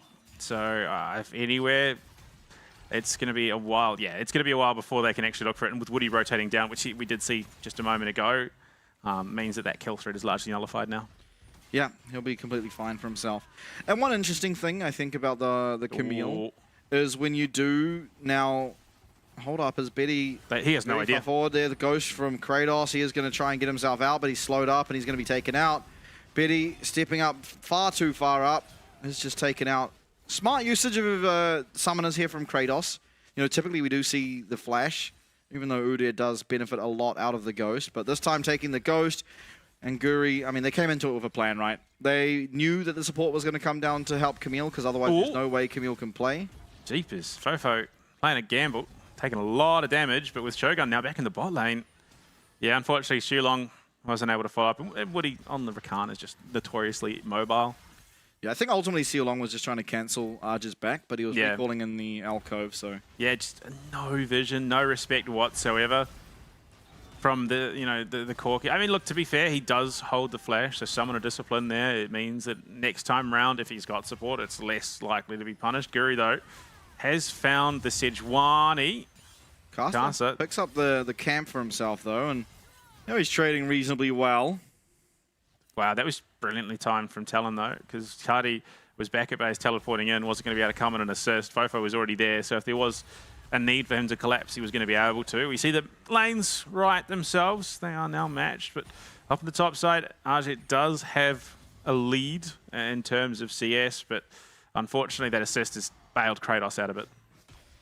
Yeah, and it's just going to be pretty poor out of, well, things are going to be bleak, I guess, out of RJ for the foreseeable future. Not a lane that he particularly likes being in, but I think Vikings read into what Talon's plan was perfectly well. Sending Guri up to the top side where Talon most likely expected him to become bot, so bet he's far too pushed up and does get punished for being so. This is, I think, to be honest, more what I expected out of the Vikings. We didn't really see this as showcased as much in that last game. They were very much more paced down, almost felt like they were trying to match Talon's pace, trying to scale up into the late game, but a couple of misplays really allowed Talon to accelerate. But I think, yeah, look, it's a nice mix. Vikings are playing a pretty aggressive comp that allows them to fight a lot more, but also does reasonably well going to the late game with the right setup. Ooh. But he misses that grand entrance, so it's a little scary. Cardi having a great time in the middle lane. As you can see, once again, Fofo on nearly 0 HP is going to have to take the recall. Chaos Storm used, so this is going to be an entire wave now missed for Fofo. So yeah, I mean, it's there are those who would say, oh, that's dumb, he fat-fingered waste it. Well, it makes a lot of sense, honestly, in terms of game pacing. It also allows him to threaten mid. Betty forced back as well by some big damage. Oh, Shilong. Almost had it there. Yeah, I mean, ultimately, as Castle being like that, but ultimately the whole point of your ultimate is you know, it's on a long cooldown, so when you use it, you need to find value, and here he found value by denying an entire minion wave. Not only worth of gold, but XP as well from Fofo, so I think a wise decision. Never really would he have, especially once Fofo hits level 6, true kill threat over onto this Aurora. Now, the Void Grub started up by the side of Vikings, but it seems as though Talon aren't so willing to give them over. Oh, the lockdown! I cannot believe it. That was rough. I was certain Guri's just going to get out there, and unfortunately he looks for, you know, an exit, but a little bit too slow, gets locked down by Arja and is just taken out, and Arja will get himself an assist back as well. Now, it was 2 ultimates used. The Between Worlds was committed by Fofo to find that. Arja, though, I mean, now you can see the confidence he has off the back of what was essentially a freebie. Yeah, I mean, it's also a kill going into the pocket of Fofo, which in that situation for Vikings is arguably the worst place that it could have gone, because that mismatch that Cardi had orchestrated in the mid lane by dropping the Chaos Storm and clearing out that minion wave has now been righted because Fofo gets in, gets that gold, and ultimately I think the experience difference does plateau just a little bit in the next sort of 5 to 10 minutes. Realistically, Talon, it's not like a complete stopgap for the situation they were in, but it's definitely going to make it a little bit easier to bounce back. For sure. Now Dragon on the Rift, both junglers on the bottom side, so it could very rarely become a potential point of contention. Fofo trying to use that invisibility, realm into there and find some poke, but Cardi spacing very well. Certainly playing this Victor in the laning phase exceedingly good. Guri unfortunately spotted out on a ward, so nothing will really become of him pathing towards this middle lane unless Fofo were to overstay, which he won't. Yeah. No, I think realistically, Talon don't have the tools they need to contest this. Yeah. I mean, Across Worlds is no longer there. The Chaos Storm is back up for Cardi, plus the cease and desist. So whoever sticks their nose out first is ultimately just going to be blown up and removed from the Rift. Woody needs to be a little bit careful, just because that bullet time is going to be up and available. And he's probably, actually, to be fair, both of them are pretty prime targets for that combo. I think ultimately it's Woody that's the better one because he has the majority of the CC. So yeah, Talon going to use this opportunity to try and get what they can out of the map. Cast going to rotate in, take Vikings blue buff.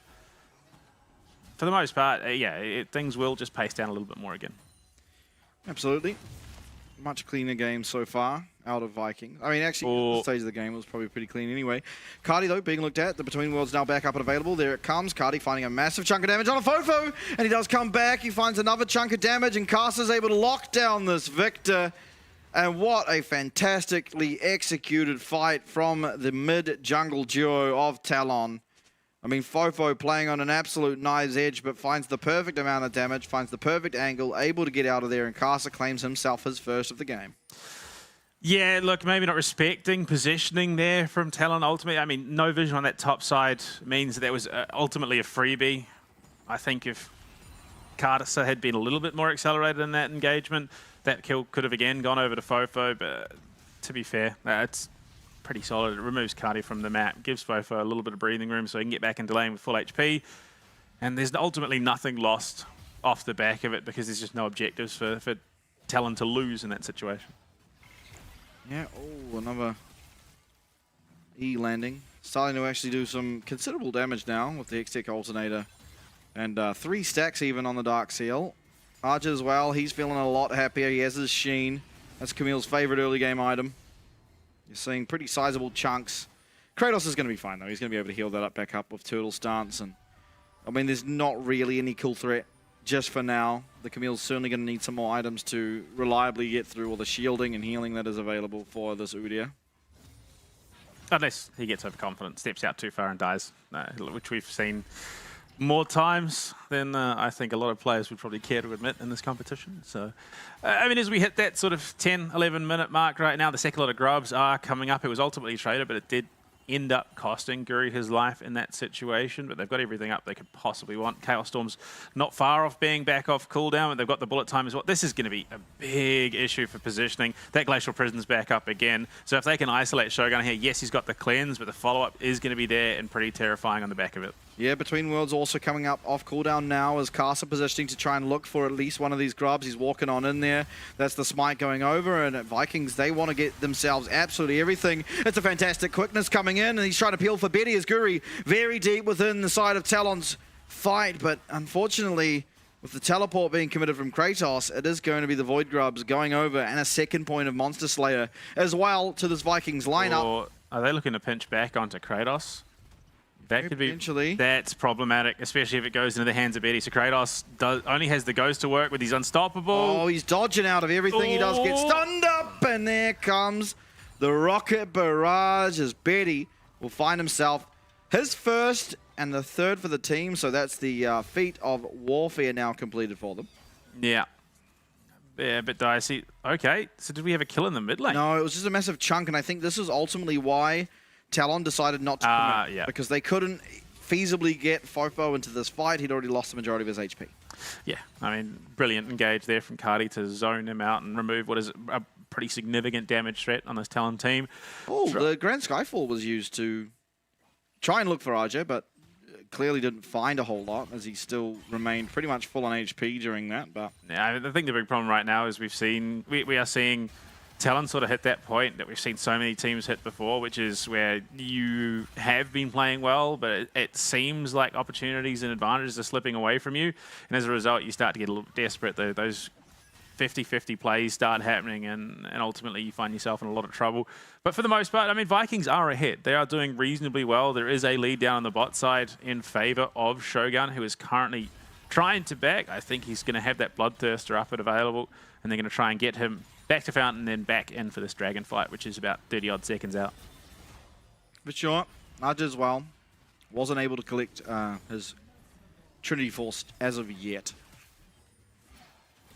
But, I mean, going ahead, it is Talon with priority in the bottom lane. They also are trying to get Fofo a pathway in this time. Cardi no flash. Between Worlds coming out. Caster as well here, but so will be Guri. Woody, though, he's charged the ultimate. The quickness is fantastic. Guri now running for his life and will be flashing away, so it is just the one kill, the flash as well. But, I mean, Woody just being there, first to the play, time and time again. It's just, I mean, this guy's playing fantastically this series. Yeah, I mean, it just feels like, unfortunately, Cardi's tunnel visioning a bit. Like, he just sees, you know, the opportunity to get massive damage on the Fofo, and yes, look, that then ultimately gives them priority, but he's not respecting the fact that there is other presence on the map, and as a result, he goes down. Talon can now transition this into that Drake, the second of the game. They tie it up, well, they tie up Drake count, but they're still starting themselves up on this feat of monster slaying. It will be an Infernal Drake on the map, and I think ultimately both teams will likely benefit from that Salt, which means it's going to be all the more contested. And Shulong coming in from the backside onto Arjit. Arjit, nice usage of the hook shot, but it's even better usage of that stun out of Shulong. Arjit's going to now lose his flash. No one really in a position to defend this mid tower either, so again, Vikings, they are losing these interactions of the champions more time than not, but they are still staying well ahead in terms of chip damage on the towers and all the things around that sort of aspect of the game. So a much more competitive game here. They are ahead in gold. Shogun does have to be careful on this mid wave. He has cleanse and flash, so he should be fine, but ultimately not going to want to use those if avoidable. Yeah, I mean, the only problem is we're starting to see some of those mistakes that have plagued Vikings this split, you know, creep back in. Just Cardi being overconfident, lacking in vision, just pushing too far forward and ultimately finding themselves in a rough spot. They have the collapse here on the Fofo. Rough spot. Fofo tries to go invisible, but he's not going to be able to. He does get the Between Worlds out. And unfortunately for Vikings, Shulong claims the kill there with the spear from the Grand Skyfall. Now going aggressively onto Shogun. They're able to take through a lot of this damage, and Betty's just 1v1ing him. That's the flash and the rocket barrage. And it's again in game number 2, a solo kill. This time it's the 80 carry on 80 carry action. As Betty, knowing his limits, the barrier obviously paying dividends in comparison to the cleanse. Cardi, though, looking now for Betty, but the Valkyrie gets him out of that laser and keeps him up and alive. Still, the tower goes over. So Vikings, once again, they're finding themselves gold and actually extend the lead based on the trade we saw.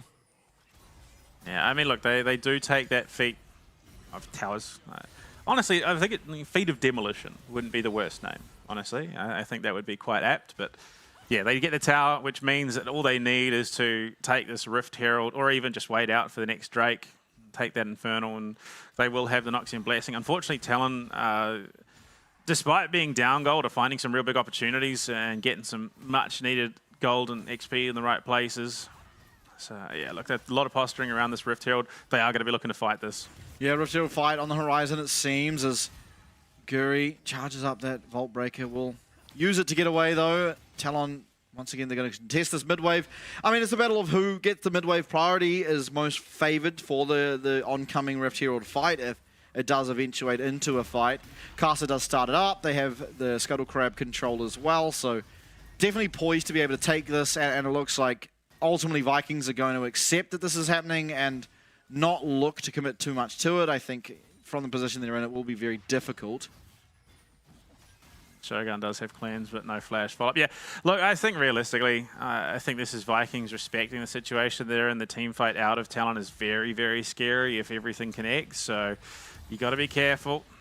Okay, so Archer's going to go for the Ravenous Hydra this game. They're looking very, very aggressively in the mid lane, and just like that, popped like a balloon. It's going to be Shogun going down, but so much use on the Betty. It's going to be a trade. Both AD carries now missing from the map. Teleported in from Archer. Is he able to find anything to help his team? Between Worlds gone, but Archie finds his way here onto Cardi. There's no follow-up, however. He's trying to change his target. He's going to get eliminated. It's another 1-for-1, but look at Kratos. He's untouched in the back line. Woody is not going to be able to get out, and it's a team fight going the way of Vikings as they look to continue on towards Fofo. Maybe, just maybe, he can trade. No, he will not, as Kratos gets on out of there, and Vikings take the win. Who are you to fight in the face of the god of war? Kratos on the Udyr splits the difference and ultimately splits Talon in half in the team fight.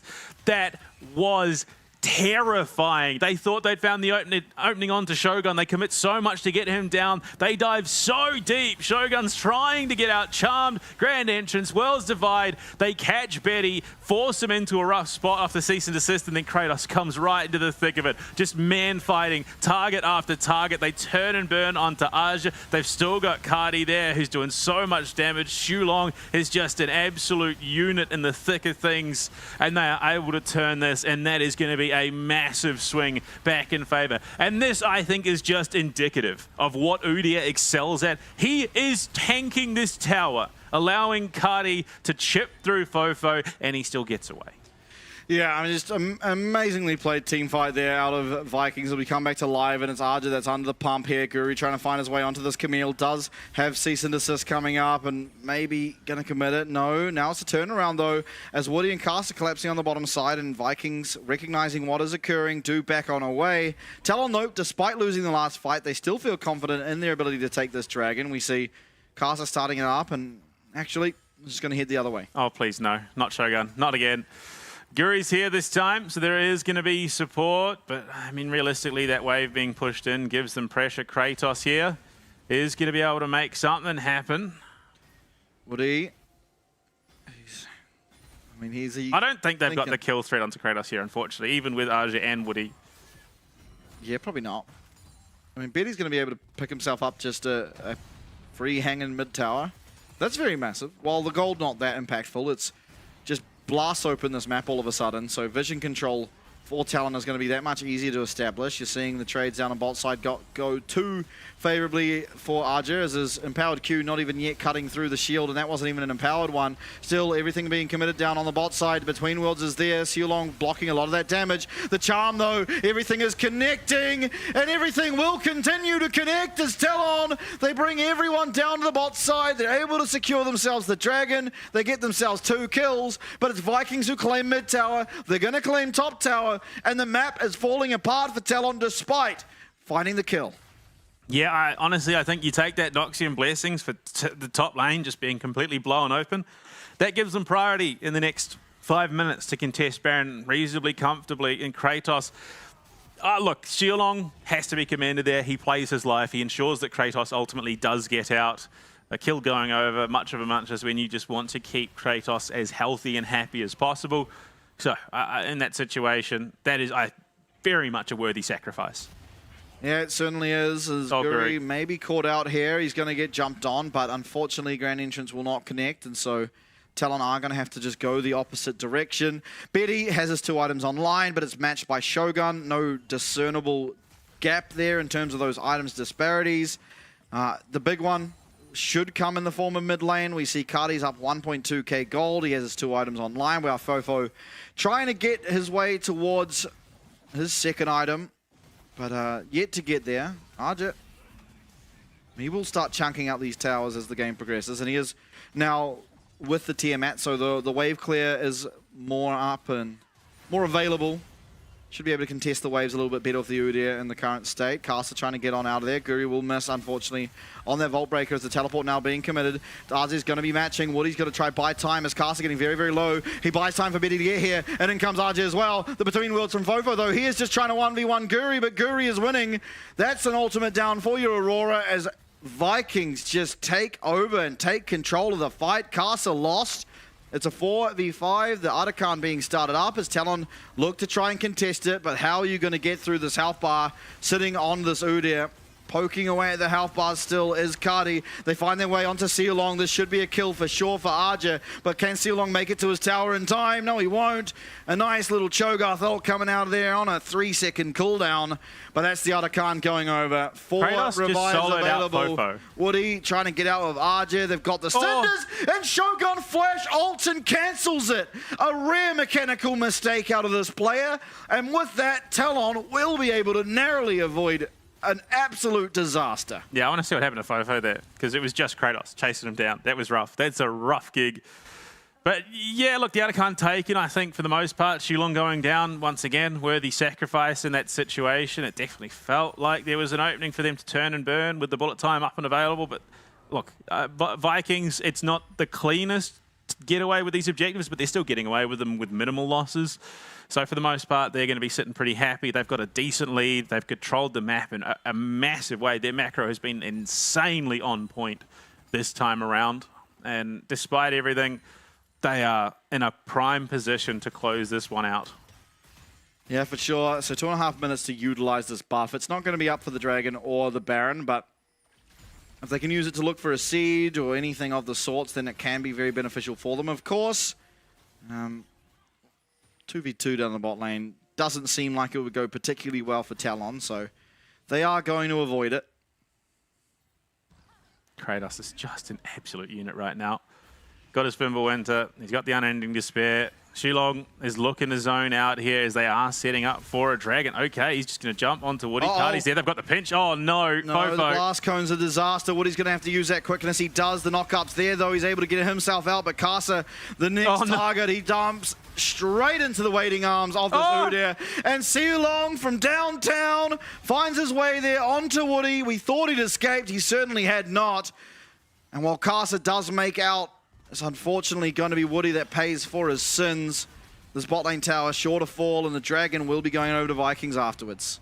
Yeah, and a teleport already coming out to go and answer. Caddy is going to catch that wave in the top side, keep their tower nice and healthy. So for all Aj's efforts, unfortunately, he's not going to alleviate some of that macro pressure that Vikings have already set up. 36 seconds to the Baron, 36 seconds to a Drake. We might even see a contest trade, ultimately. Give that point over, give the Dragon over to Talon and force a Baron. They've got the team fight for it. Those ults a little bit away, but I mean, in the grand scheme, it should be back up soon enough. And Aj, I have to say, you got to respect the patience here. Knew that that wave was being caught, but he bides his time, waits up here. He will be able to crack the tier 1 top lane and get out. Yeah, so some much needed gold now. Picked up by Talon, as we see pretty much everyone behind outside of Betty. So, I mean, a lot of pressure on him to be able to get this one across the line for Talon, because ultimately, from what looked like a great game state for them, unfortunately has fallen completely apart, and Kratos on this Udyr has been pretty impossible to deal with. Lack of a better word, I don't know how they're supposed to deal with them. This time, though, with the mid-wave pushed in, they get the priority, they're able to make down to the Dragon, and they actually get themselves onto Soul Point. So a win-con avenue certainly now there, and Kratos still making his way to the top lane. But being that he is the full tank Udyr, he's never really threatening this tower. I think it was just an understanding of the macro state. The wave pushed in down on the bot side, and Shogun had to catch that. Now it allows them to pressure in the mid lane. Kratos is here as well. Yeah, Guri going aggressive as Kratos was running around the behind of this tower. Betty going to use that Valkyrie to make sure he isn't just taken out, because any deaths to this Corki would be completely disastrous. And so it is just another tower cracked. You see 6 towers already claimed by Vikings. Only the inhibitor structures do remain. Arj is trying to find some more damage here on the bot side, but Kratos is going to find him. Doesn't opt to chase. Ultimately, probably not got the damage to chase him down a long lane and ultimately kill him, so. No, I bet Kratos is going to reset that wave, get it as far down that bot lane as he possibly can to give them that opportunity to potentially prioritize a Baron. Not necessarily a take. It definitely doesn't feel like Vikings can cleanly take the Baron right now, but they can definitely bait something out and try and look for a massive collapse onto Talon. For sure. Rapid fire cannon now for Betty. So he is at 3 items. He is arguably the strongest champion on the Rift. Narrowly behind him in terms of gold is Shogun, who I imagine will be very close, if not just collecting his... No, okay, he's very close to having his LDR online, but not quite with it, meaning for the time being, Betty does have the power to ultimately be able to control the pace and possibly win his team a team fight. It is going to rely on some pretty key ultimates, finding their mark, as well as Peel coming through, as Guri essentially has one target. If he locks down Betty and the follow-ups there, then there's no real conceivable way that Talon should be able to win a fight. But, I mean, they've done weirder things in the past, so still got to hold our breath. Yeah, there's a lot of posturing. I think if Talon are smart, Woody's entire job is to just peel for Betty in the coming team fight. They've got enough setup in Aja if he comes in, and then of course Kasa on the Sejuani. Even Fofo has a decent amount of setup with that across worlds. So if Woody just straight babysits Betty, make sure that he's got freedom to play with. They've got a huge outnumber here. Guri flashes, but he's not able to make his way onto Betty. The assault does mean that he does charge there because of Casa, but there is no follow-up at the moment. Betty flashes away, but he waits straight into Kratos. Down will go Betty, and with that, your best chance at winning a fight has quickly faded. Down will go Casa not long after as Fofo trying to get away, but Kratos has used that ghost. He's very, very quick. He gets onto this Aurora. Yes, there's cinders, but he's slowed up. Oh, wow. He's burnt down, and another one will fall. It's Arja and Woody. All that stands in a Baron that is going to go the way of Vikings. Arja doing the best in a bad situation. Arja, no, this is a brilliant play by Arja. Unfortunately, it's going to be answered by Kratos, so there's no chance of inhibitor going down, or at least an inhibitor turret. But, I mean, opening that mid lane entirely means that there is a lot more pivot ability around the map for this Talon roster post this Baron. But, I mean, they tell stories of monsters that stalk the jungle. And Betty thought he was away and free until he runs face first into what is an insanely scary Kratos who finishes him off. That is nightmare fuel at its best. Yeah, I think Betty got kind of sent to the wolves there. He had a really good timing on his Valkyrie. So he the just flash got clipped on the cease and desist. Yeah, too. because Casa yeeted it into him. Unfortunately, Betty, again, really good timing by him. He was able to somewhat predict that the flash was coming through, picture in picture, though there's a fight breaking out. The cease and desist used, it's Fofo being the target. The Between Worlds is able to come out, and they get the shutdown. Oh, no. Fofo! Oh, my God, Fofo! He dodges the vision! Betty, he lives! The Chaos Storm is over! And somehow, Talon, I don't know how you do it every single damn time! They're so far behind, they have no right to do anything! Both carries down for Vikings, and Fofo and Betty on 1 HP navigate, get out, and heist victory from the jaws of defeat. I mean, hubris at this point is the biggest hater of the VCS in this competition. They absolutely take strides in a game and then they get overconfident or they get lax in the way that they're approaching the game, and they find themselves in a situation like that, and the turn and burn is just so severe from Talon that it swings things. Now look, it's not elite back in Talon's favor. They have not swung it by a massive margin, but if they can take fights like that, they can easily take the game. It's how they won against Secret, it's how they won in the past. And I mean, what was the call here? Sulong Just caught. I mean, that's perfectly fine. So they decide to waste everything to save Sulong. I mean, yes, I think this, yeah, the subsequent engagement would have been onto Baron, but Sulong definitely not worth overcommitting and 100% guaranteeing it goes the way to Talon in the end, because, and then Guri still gets it anyway. What? Yeah, well, I mean, the Dragon was 50 seconds from spawning, and ultimately, there is still Barons up and available, so all the pressure around these lanes was afforded to the side of Vikings, and it makes sense for Talon not to contest it. There's no real need to. Again, Guri looking aggressively onto Fofo, but he is able to just duck out of dodge. It still could be a follow-up here, though. Instead, not going overcommit into the side of the jungle where he has no vision. But you've just won a massive fight there. Dragon is not far up. You can then set up yet another trap and do the exact same thing again.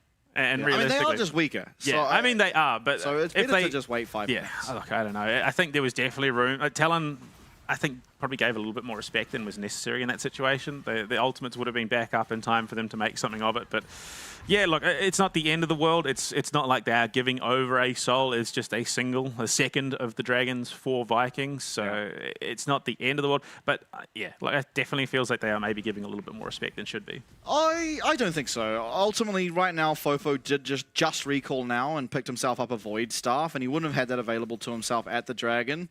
A lot of people, I mean, that was a scary look. Everyone running towards this big boar, but yeah, you're probably not wanting to engage on Caster anyway. But I think you've already got the Dragon Soul point, rather, for the side of Talon. You're close to having a third item online for your Aurora, who will be very, very impactful if he is able to get those items online. Woody, I mean, he has no support there, but fortunately, Vikings do not have the same vision of the map that we do. Yeah. Well, I mean, yeah, look, I think they could have forced the issue, but Talon are a slow burn team. They are always going to make the safer of the option, take the safer of the options when it's presented to them. They want the sure thing when it comes to making something happen. So they are respecting Vikings, which they justifiably should, given how things are going here in Game 2. Would he stop from backing off? They are collapsing onto this bot side, trying to set those waves up. There is still 2 minutes from the Baron. 4 items now for Betty. Oh boy. He is well and truly ahead of anyone else in this game. If you're looking at anyone on Talon to be able to carry this one, it kind of has to be this Corki at this stage. Obviously, you'd love to be able to get the Infinity Edge online, which I imagine will be his last item. I mean, he could even go for something like the Shield Bow just to give him that extra layer of protection against what ultimately can just be a Flash Q Vialt, or a Q Flash Vialt more accurately. Yeah. I mean, a minute to 20 until that Baron comes up again. So Vikings were clearly looking for a fight to try and take an advantage, accelerate some of those items just before the Baron spawns up. Because you look at it, at the moment, Shogun is not far off his next, and Woody, he's going to catch a stun to the face, but it's a Rakan. He's notoriously slippery. Shulong, though, I mean, he's had a pretty solid game for himself. You look at it, he's building towards the Black Cleaver. He's got the Sundered Sky. He's just so hard to kill at the best of times, but he also pumps out an insane amount of damage. Sure, Arja's going to locate this pink ward, able to clear that one up as Woody consistently trying to dodge out of any of the damage that can come through from Cardi, the poke damage he's trying to do, the teleport in for Kratos. He's looking for Kasa, but Kasa's definitely not the member of Talon they want. The cease and desist used, but the Between Worlds and Fofo, how could he play that any better? Kratos running through the side of Talon though. The knock-up is there, the quickness. Woody's going to be able to escape. A lot being used from both sides. Ultimately, is Kasa getting pretty low and Betty not here to hit. This will be the ball going over. Arj is going to be able to get on out of there, and the turn back damage is just not quite there for Betty as Kratos is more than a man at this stage of the game. 5 members of MVKE do remain alive as Baron could be on the mind. Absolutely. I mean, that was exactly as... Well, look, that was probably the worst possible situation. Kratos, they want to fight into him, but Cardi's there. They don't have the damage to deal with the God of War currently. Betty is just melting. Yeah, and the laser coming through here for Cardi. Do they have the follow-up? It's a nice amount of CC from Arja, but unfortunately, again, they cannot burn through this Udyr's health pool. The Hextech Ultimatum on to see you long, but it's a shutdown ultimately. Once again, given over to the side of Vikings. They get the Baron while all of this is going on, and they look to continue going forward onto Woody. Can he get out? It doesn't seem all that likely as Kratos is just charging down Rakan. Fofo, he gets one kill back. Woody trying to get out. Caster's going to be here, so ultimately this Rakan should be able to survive this interaction. Caster with the stun and Kratos no longer with the threat there. It is, however, going to be this mid lane inhibitor tower going down. The inhibitor sure to follow, and in a 3v4, somehow Talon has to try and keep their hopes alive in game number 2. Caster, he whiffs the ult. It's not going to connect onto anyone. He's lost half HP, and look at the health bars as they go down bit by bit. The cease and desist, the Between Worlds, he'll get out of the bullet time, and Woody might have just bought him enough time to try and find that kill back, but Caster's taken out. Betty's respawned, the open nexus, Shogun flashes away, he's able to live, Betty does not find the kill, in comes Arja, but Guri will seal the deal, and Vikings take us to a third. The God of War, he is just an absolute inevitability on this Udyr. Look, that was, again, stark difference to game 1 from Vikings. Every single lane felt like it was coming together, despite Cardi getting caught twice in the mid lane off of brilliant ganks out of Casa. But, oh, that is chills. Like Kratos playing the game, Guri backing up, and the number of times Shulong on the Pantheon, you thought a member was escaping from Talon. Boom, Grand Skyfall right into the right place. He jumps onto Fofo in that last fight, zones him out completely. Yes, he ultimately goes down, but there was just so much control in these fights and the tempo of the way the game played from Vikings. Talon were just being outmaneuvered.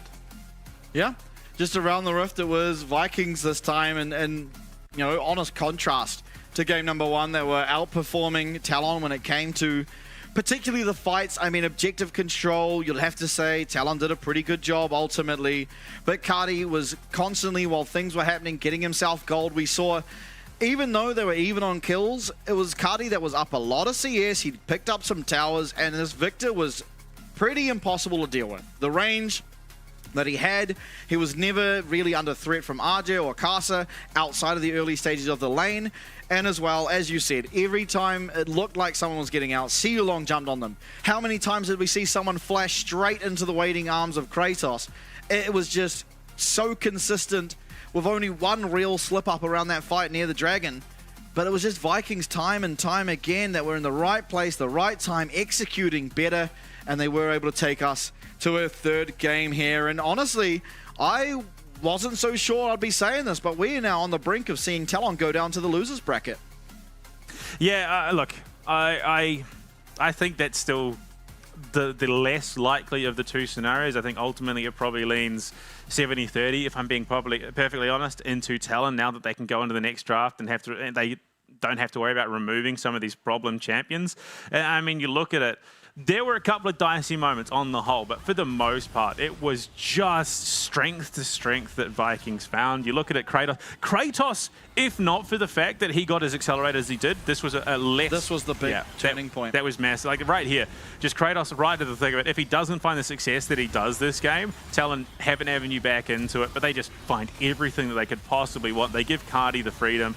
The fact that they still turn this fight in the way that they do, with Shogun dead before it actually starts for real, is just telling at how strong this Vikings roster is. Kratos is just that far ahead. Cardi does so much damage, and when you enable these carries by giving them space to work, there is just nothing that you can do.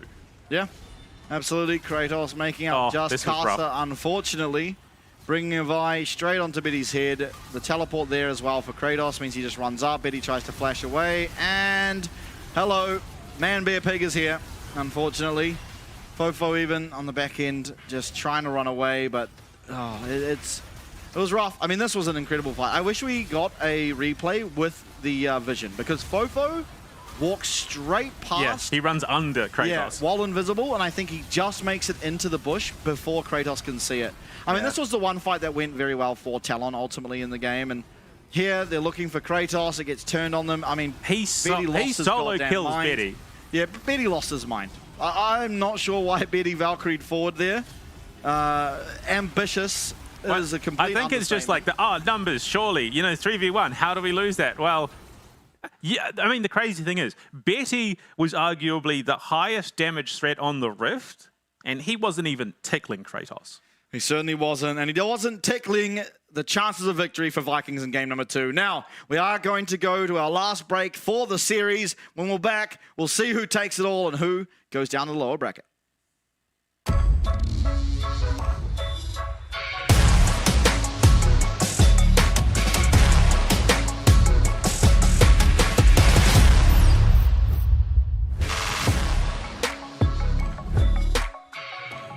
关于 LCP 的话，因为聚集了原本赛区很强的队伍嘛，然后接下来的竞争肯定会更加激烈。我觉得跟更强的队伍、跟更强的人对线的时候是会更进步的，而且对我来说是更有趣的一件事情。就我个人来看的话，越南进攻性特别强，然后还有大洋洲可能套路比较多。日本的话就是相对比较保守一点吧。因为新的赛制是全局 BP 嘛，就是选过的英雄不能再选，那这一方面会需要蛮多的思考，比起过往的话。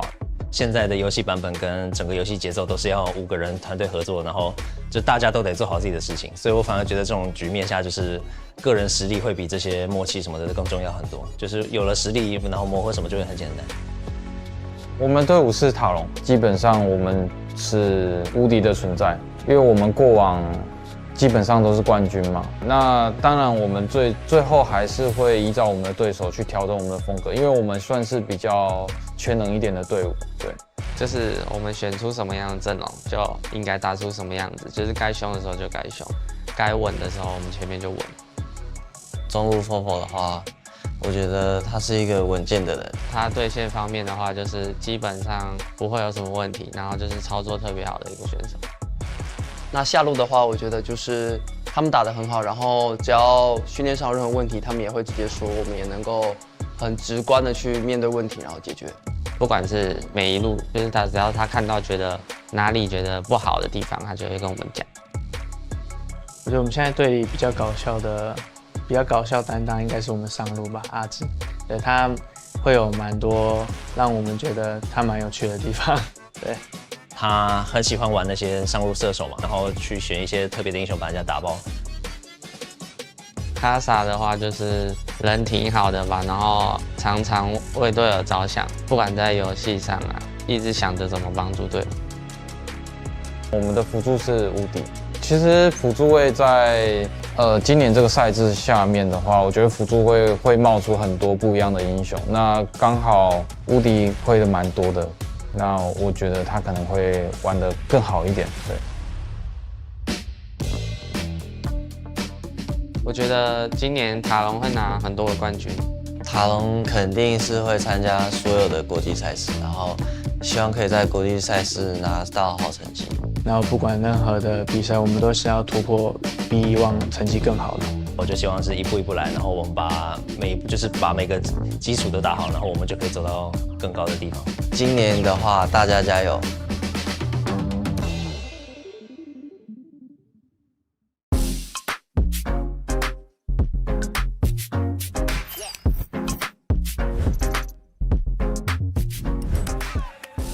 ！Với cái giải LCP thì thật sự rất là mới với mình, tại trước giờ mình thi đấu ở VCS thôi. Dạ, theo em nghĩ thì việc kết hợp giữa cả ba khu vực thì sẽ làm cho giải đấu thêm phần kịch tính cũng như hấp dẫn. Nên tụi mình sẽ cố gắng để tích lũy thêm kinh nghiệm cũng như là trải nghiệm để trước khi ra đấu trường quốc tế. Hiện tại đội tuyển Vikings Esport là có 9 thành viên và nổi trội nhất đó là vị trí của KT, đội trưởng của đội tuyển Vikings Esport. Anh KT trong game rất là hot. Đội trưởng team em là một người trong game thì luôn là điểm dựa cho mọi người. Mình xin tự giới thiệu về team của mình. Team mình thì có một top, Kratos thì mình thấy khả năng đi lên rất là tốt. Team mình có hai vị trí rừng. Seja thì là tài năng trẻ thì cần phải học hỏi nhiều thêm. Kuri thì mình cảm thấy rất là có kinh nghiệm trong game và khả năng bắt rô. Trong game cảm giác Côn rất là nhiệt huyết. Ngoài đời thì khá là nhây. Còn Chika đi mid thì mình cảm thấy bạn ấy là tài năng trẻ, thì điều đó thì tiếp cho sự động lực của mình thì càng phải cố gắng nhiều hơn. Về cảm nhận đầu tiên của em khi mới vào team thì mọi người đều rất là thân thiện cũng như là tập luyện rất là chăm chỉ. Em rất là bất ngờ về điều đó nên là em cảm thấy bản thân em cũng cần phải cố gắng rất nhiều để có thể bắt kịp đồng đội. Với team của mình thì có hai vị trí AD, Shogun thì mình cảm thấy nếu mà Shogun chăm chỉ luyện tập thì còn phải tiến bộ hơn nữa. Để nói về vai trò của em thì trong team thì em là người cũng có khá nhiều kinh nghiệm đi quốc tế và cũng như là đánh khá là nhiều mùa giải, thì em nghĩ là em có kinh nghiệm, em có thể truyền đạt cho support của em và cũng như team của em. Cuộc style thì mình cảm thấy với những cái thứ mà ở trong game thì mình thấy rất là ok, còn chỉ có những cái tính thì mình nghĩ ta suy nghĩ về điều đó thì còn phải tiến bộ hơn nữa. Còn hai support thì siêu long thì mình thấy khả năng chơi game thì mình thấy kỹ năng cao, còn hiểu biết về game thì mình thấy anh Di sẽ chỉ cho siêu long những cái vấn đề đó thì càng tỏa sáng hơn nữa. Còn Sword Art hả? Thì với kỳ vọng của mình thì khi mà được đánh cùng với Sword Art thì em nghĩ là một người có khá nhiều kinh nghiệm và cũng như là từng đi quốc tế nhiều và từng áo quân chung kết thế giới, và em nghĩ là em rất là mong được Sword Art chỉ dạy. Em cảm thấy rất là vinh dự khi mà team em được đại diện cho khu vực VCS tham dự LCP. Tại mình biết khi đi qua Đài Bắc thì tụi mình phải cần tập luyện rất là nhiều, vì ở đây là không phải khu vực VCS mà tụi mình đại diện ở khu vực VCS và fan của VCS luôn. Em nghĩ là trách nhiệm của các đội VCS ở LCP rất là lớn. Đội của em đã tập luyện rất là chăm chỉ cũng như là toàn bộ các thành viên đều hướng đến chức vô địch của LCP, nên em nghĩ đó là điều quan trọng nhất giúp cho đội của em chắc chắn sẽ giữ được cái slot này. Thì em muốn gửi lời cảm ơn đến tất cả các bạn fan của Vikings là hãy tin một mình nhé, một mình sẽ làm được.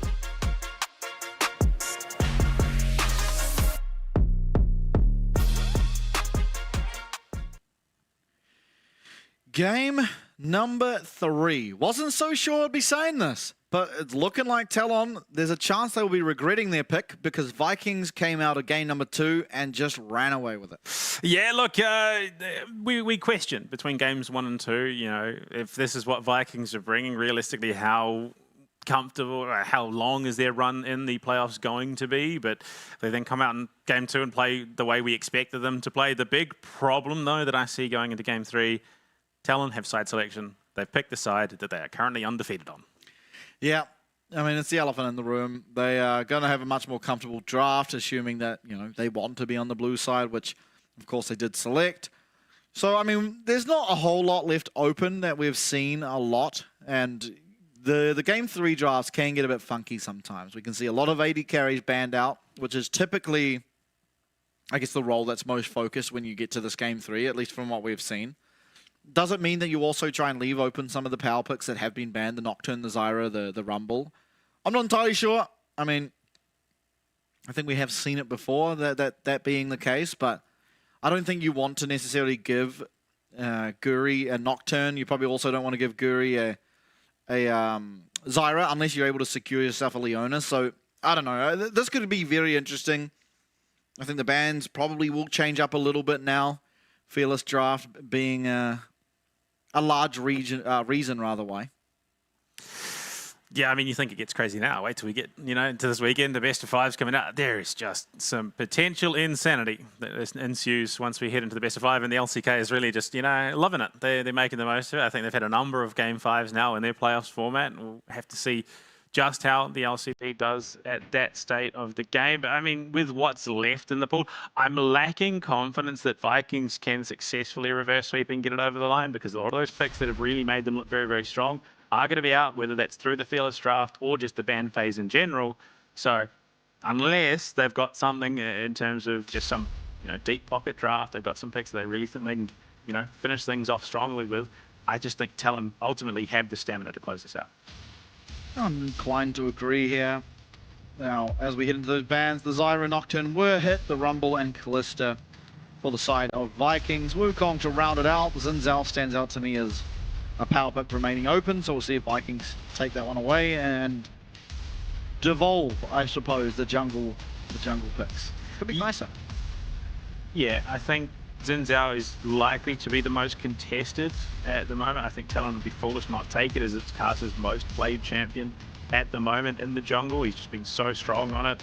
He's won 4 out of 5 games, so an 80% win rate across 5 games is pretty impressive, given how, you know, the matches that they've dropped have been pretty few and far between. They do opt into the Jace. Now, yes, look, it's my joke. I don't like the Jace top.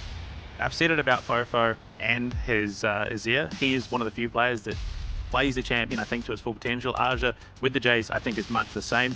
I think it is going to come down ultimately to what they draft to round out this comp, because we've seen, if you pick the Jace, it's more brawly, it's more of a pokey comp rather than just the all-in that it once was. But Vikings pick up the Jhin for Shogun, which is notoriously an AD carry that gives itself a lot of space. So if Talon are looking for heavy engage, I think they're going to struggle here. Yeah, possibly. I also think after the Jace, what really is left up in the top lane, it doesn't strike me as a whole lot. The Rumble's taken away. We've lost. There is a Gragas, Cassante. Yeah. There's nothing that's particularly strong. Yeah. But it might just be a Renekton possibly here. Anyway, the Xin Zhao was picked up by Guri. Makes sense. Again, it did strike me as the main strong jungler that is still available. This is going to be the first Xin pick for Guri this split. He's played almost everything else. Actually, well, at least in the regular season, I'd have to go back and check the numbers for playoffs, but you could see the Ezreal paired with the Jace and the Leona as well. Indicates to me they are looking to play from a little bit of distance. They're going to be looking for a little bit pokey. I wouldn't be surprised if we see something that, again, is a little bit more standoffish coming out of the mid lane for Fofo, and then opt into playing what is going to be likely a heavy engaged jungler. Jax is the answer. Kind of forgot about that champ, but it is definitely a very strong champ. Unfortunately, the pretty standard answer is going to be up and available, which would lead me to believe that either they're going to ban out the Gragas more than likely in that top side. Well, it should be Jace top. They might be worried about it going. It could be mid lane. I think in the current state, it does give Talon the ability to pivot, but it also strikes me as there may not be that much read on it for Vikings, because we've seen it almost exclusively in the top side. For sure. So a Kali ban, meaning they do think the Jace is going top. Elise taken away from Seolong. Pike still Pike up. is available. I don't know how good a Pike game it's going to be with Israel, Leona, and Jace on the board, especially if you pick something that is also a little bit more safe in the mid lane. Belisin being banned out and away from Kasa. I mean, in terms of what Kasa's played already, we're getting pretty deep down. In fact, of the junglers that he played in the regular season, there is nothing left to play. He's going to have to be something different. Okay. Well, we'll see what he goes for. Still one more ban to come. I imagine this is, okay, so Ari. So taking away a safer blind pick mid. Maybe trying to force out the showing of a support. I mean, it doesn't really benefit Vikings to pick their support here in either case. You may as well just leave the blind pick, I mean the counter pick for mid lane and Shen. So a really strong Leona answer. Also will be able to block the Mystic shots as well as a lot of Jace's just regular auto attack damage. Orianna, a strong champion, not a whole lot to pair with it now, and there's the Galio. I rate that a little bit more. The Orianna, while yes is strong, does require a little bit of setup. I think Galio is a solid pick into the mid lane. The only problem is with the draft that we've got now, it gives Vikings the counter pick for Cuddy. Unless they do pivot Jace into Fofo's hands and send the Galio up top into the Jax, which, I mean, wouldn't be the end of the world, but I definitely don't think it does phenomenally well into it. Yeah, but, I mean, Galio is barely counterable. The champions that typically do well onto it already gone, the Yone, the Corki. So, Lilia as well. So there's the AP damage. Italy. Hard AP damage. Yeah, definitely less reliable. But the setup's there. Yeah, okay. You can see the Leona and... that was the exact answer that I was expecting. Like, Hawaii is just... It feels almost overlooked, and I can understand why it does struggle a little bit. He's a little bit immobile. He can be punished quite heavily if you do have something in the jungle that is going to be jumping straight onto him. But I think with those heavy CC junglers out of the mix, because either, you know, Fearless Draft or ban phase, it does give Cardi a little bit more to work with. He's also got that great range to match the Jhin, on top of the fact that you've got Xin Zhao going in with a Shen on top of it, Jax as well. So you've got these three insane frontline brawly champions and then just huge snipe damage coming in from the backline. So I really rate what Vikings are doing. But in saying that, there is a crazy amount of punished turnaround coming out of Talon. And they are playing a poke comp. The Leona ultimately is the perfect champ against what we're seeing from the Vikings here. The ability to stun up a long-range target, so, you know, the Hwei or the Jhin, if they do get hit by that solar flare, I mean, Jhin will have cleanse, but it is going to be very costly, particularly for Cardi on the Hwei, so if they do lock him down, then he doesn't really have a way out, and they can pretty easily collapse in. Especially, you know, the Nidalee can snipe from very far away. And well, yeah, it is. Ultimately, it is a poke comp coming out of Talon. Jace, Israel, Nidalee, they're going to be looking to send shots down range, get chip damage. Then you can look for that heavy turnaround. Leona goes in, Galio follows up, and then you've just got these three long-range damage dealers following. So realistically, both teams kind of have pokey comps to play around. So positioning has never been more important, I think, than this is in this game. For sure. Game number 3, you see it on your screens there. It's Talon going up against Vikings. Talon on the blue side with Vikings once again returning to the red side. 1-1, we're all tied up. Winner will progress to the upper bracket finals. Loser down to the losers bracket to contend with whoever does find defeat in our next game of the day. Early aggression out of Talon. They're trying to get vision set up and locate where the lane assignments can be. I mean, the PCS VCS civil war is definitely heating up a little bit here in round 2 of that playoffs bracket. So, I mean, think realistically, both teams have an argument for success here. Game 1, Talon looked very good. Game 2, Vikings look very good. So there's a possibility where either team has earned the right to walk away victorious here. But you look at the drafts, I think it is impossible to call it one way or the other. Both teams have very, very good drafts. It ultimately will come down to execution, and this is what we've been waiting for. Vikings have thrived in the lane swap. They've shifted it up one lane once again, so it'll be Hwei hitting topside. He is going to be spotted, so they know. Talon have the opportunity to read into this, and I think they're perfectly okay. Israel Yona into Hwei is going to do reasonably well. Hwei is pretty fragile, but they've head, top, and mid into this mid lane to match Shogun. Yeah, aggressive taunt now out of Sealong as Fofo looks aggressively onto Shogun. Oh boy. RJ loses a lot of health, but ultimately it isn't that impactful because he can realistically just recall and teleport if he needs to. Wei able to get that CS from very far down the lane. The only problem being is Jin's kit ultimately enables a lot of burst damage on that fourth shot. Cardi, I think, yeah, knows that Casa is on his side of the jungle, has taken away Guri's red buff, but you look at it, Shilong's rotating up. What's going on? Yeah, this is just, I mean, the fact that we're seeing potentially a 4-man brawl onto a tier 2 tower is just insane to me. Shilong's in a rough spot. Yeah, he walks in, he's face checking as the taunt, but Betty's going to be able to use that arcane shift and get back onto the Shen, and Shilong somehow finds himself in a very peculiar position. Now, he might be looking for that execute. No ultimately, way. What? Yeah, no, he's just going to get out. I think realistically, the amount of time that you are losing out on here is going to cost you because Kratos is a free lane right now. Yep. He's just been free farming down on the spot side. You cannot let that Jax accelerate more than he already has because it's going to get to the point where RG cannot stay in lane against him just because of how accelerated he is. Cardi, though, they're looking for a tower dive here, which seems a bit bizarre to me. Oh, Woody stunned the tower! Woody used his stun on the tower! Oh, it's a disaster. And Cardi, he's going to be able to get that first blood. He's going to be feeling real good. And Talon quickly regretting the decision here as Fofo as well. Trades aggressively. Thankfully, that phase rush does get him out. Could you imagine how busted if it was if Leona could stun a tower? Like, that'd just be the most overpowered nonsense in the game. But yeah, I think this is hugely ambitious. You don't have lockdown bar Woody right now. Literally is not someone who is naturally just going to lock you down. Flash. Oh. No, he didn't even stun. He didn't get the chance to because of Cardi's flash out. Gets a little bit of damage onto him, and that is a free kill onto your Hui in the mid lane, who, realistically, again, you didn't even need to force the issue there. And they might even look to do it here onto RG. I did say, he was well behind right now. He is 24 CS down. And if he steps too far forward, gets caught, he is dead. Yeah, I think it seems to me like Talon have overcooked. I can't think of another word to use. Oh, Teleport boy. now coming down. RJ's trying to return to his tower, but Cardi will be able to get down here and all but secure this kill. RJ with the flash still up is not going to find a way to use it, but does find a trade kill. So every single dive that's happening in this game has sucked. That's putting it generously, I think. I think the one saving grace for Vikings is, again, the kill goes over to Cardi. As this way, he's going to be doing a lot of damage from long range, especially if he gets accelerated up with those items. Shogun's had a pretty reasonably free time.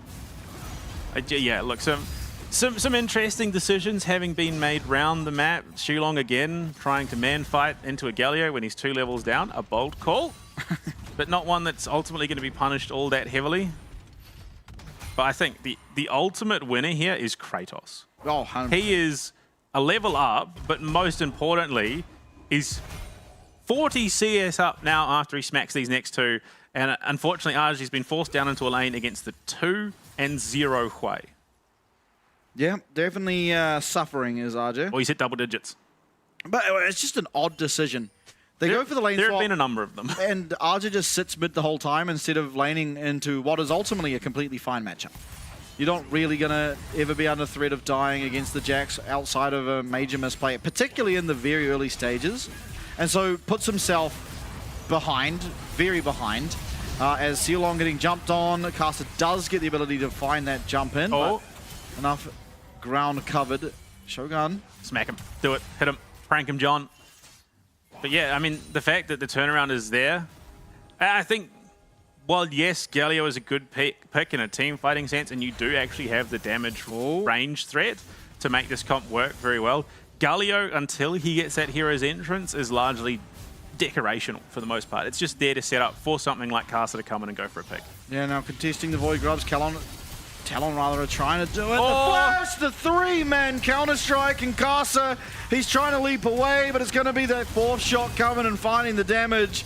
Now 4 members of Vikings making away with 2 very swift kills, and this game is very rapidly getting out of control. And the biggest problem to me is Talon are trying to force Vikings play style, which is aggressive early game, looking for skirmishes, looking for fights, against a team that does that almost every game.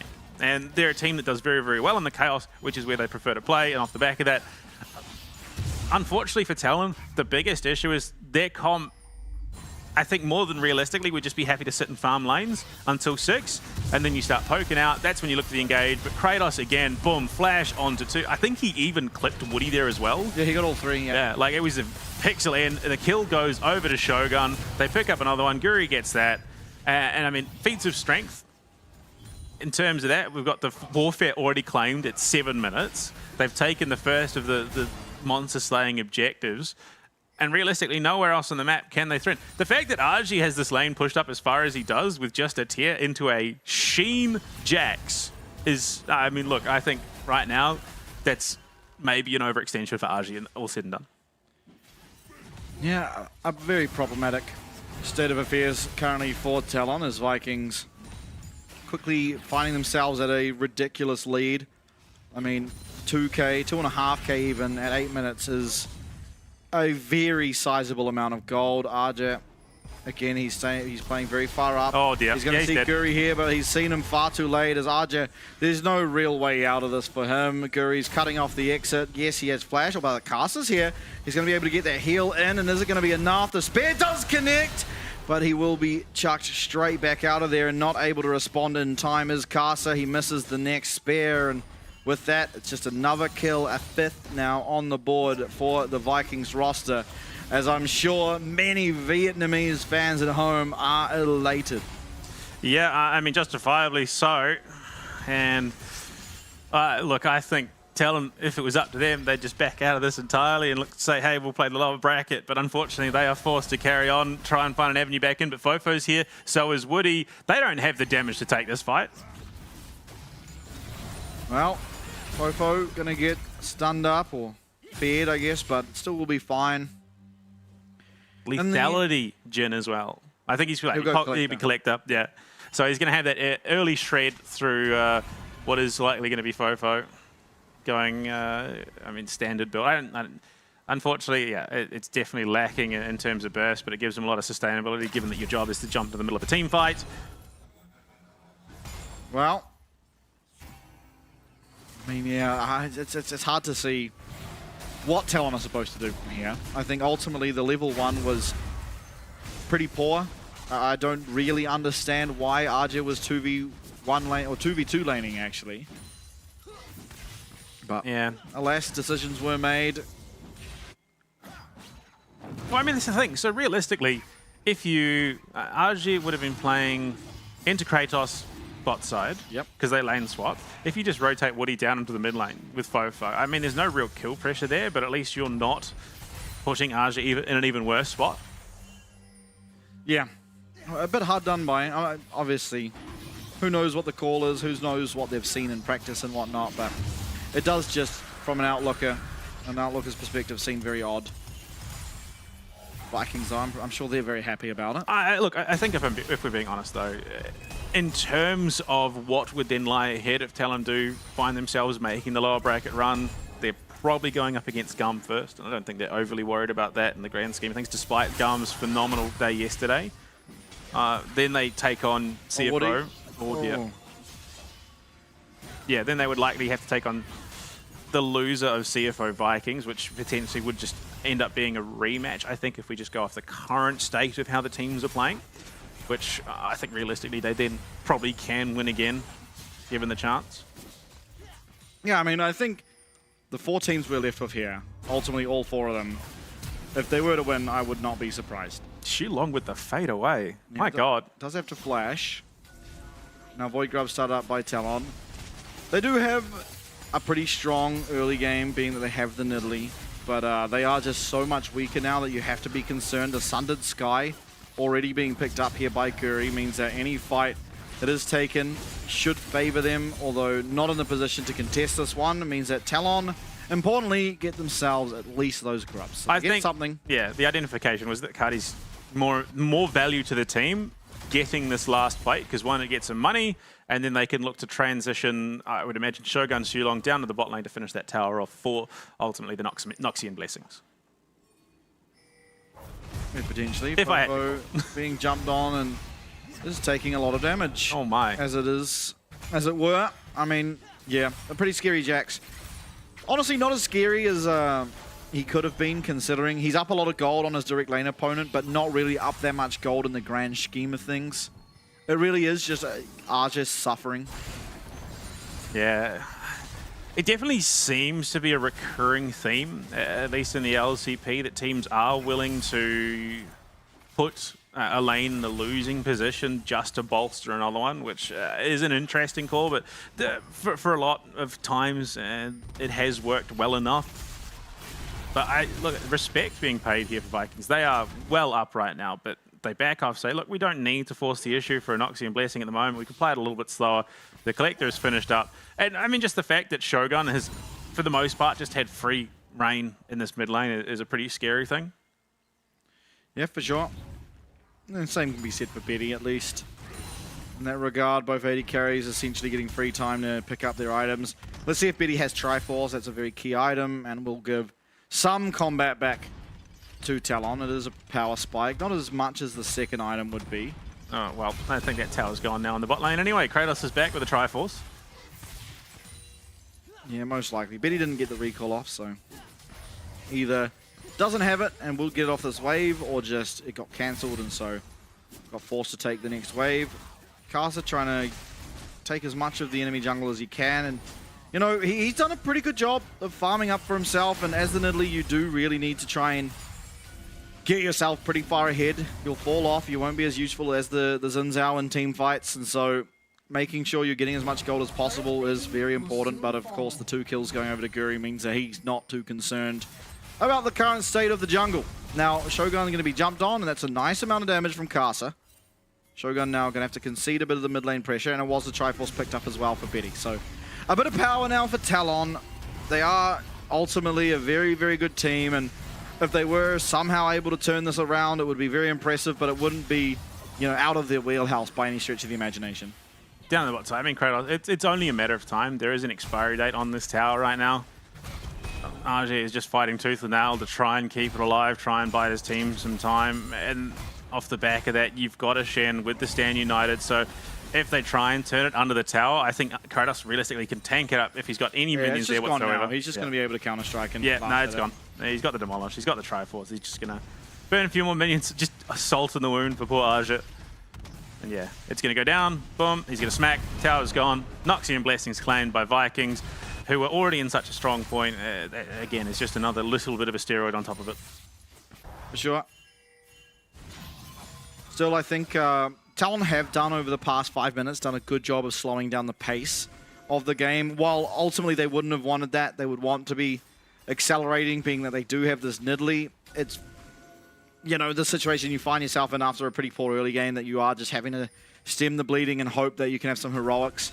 Most likely have to come out of Betty on the Israel. And you know what? Out of any player on the Israel here in the league, Betty's probably your best bet. He's always been a very good Israel. Yeah, I definitely see Talon is likely struggling a little bit with Fofo. Not necessarily forced onto the Galio, but definitely feels like he's backed into it a little bit. He's does a lot with playmaking mid laners. If he can find lots of damage, he's going to do very, very well. But Guri here, man tanking. Arj's caught on the backside. Yeah, but I think with that, Viking have got the priority they need. They do. The teleport coming in now, however, for Fofo. He's going to be first to the play, so if Talon are able to find a way in, it could be very good for them, and no teleport yet being committed by Cardi on this way. There's a potential that Vikings are just willing to give this up for that exchange of the tower. Yeah, Talon are probably going to be pretty happy with that, considering how the map's going. They've now bought themselves an extra 5 minutes on the potential Dragon Soul. The tower will go down on the top side eventually, and so all things said and done, it is just a trade of those objectives. A pretty nice knockback from Arja, who is going to ultimately be forced to lose his flash, but I believe Kratos has overstepped the mark and he's going to be taken out. Yeah, it's a bit rough, and that is going to go a long way to helping Casa, who for the most part has been in a bit of a famine. Doesn't quite catch him up to Guri, but he's not found the effectiveness that he definitely would have wanted as an Nidalee. And Betty's like, yeah, that was a good fight. He's got that last shot. I'm probably going to leave now. It's not the ideal situation for me whatsoever. But yeah, Kratos... Look, Kratos definitely is in a position where he could have taken that. Unfortunately, just not respecting the map state. and as a result being collapsed on and ultimately taken down, loses out on a bit of timing on the maps. And with this Rift Herald up, they're going to look to try and start it.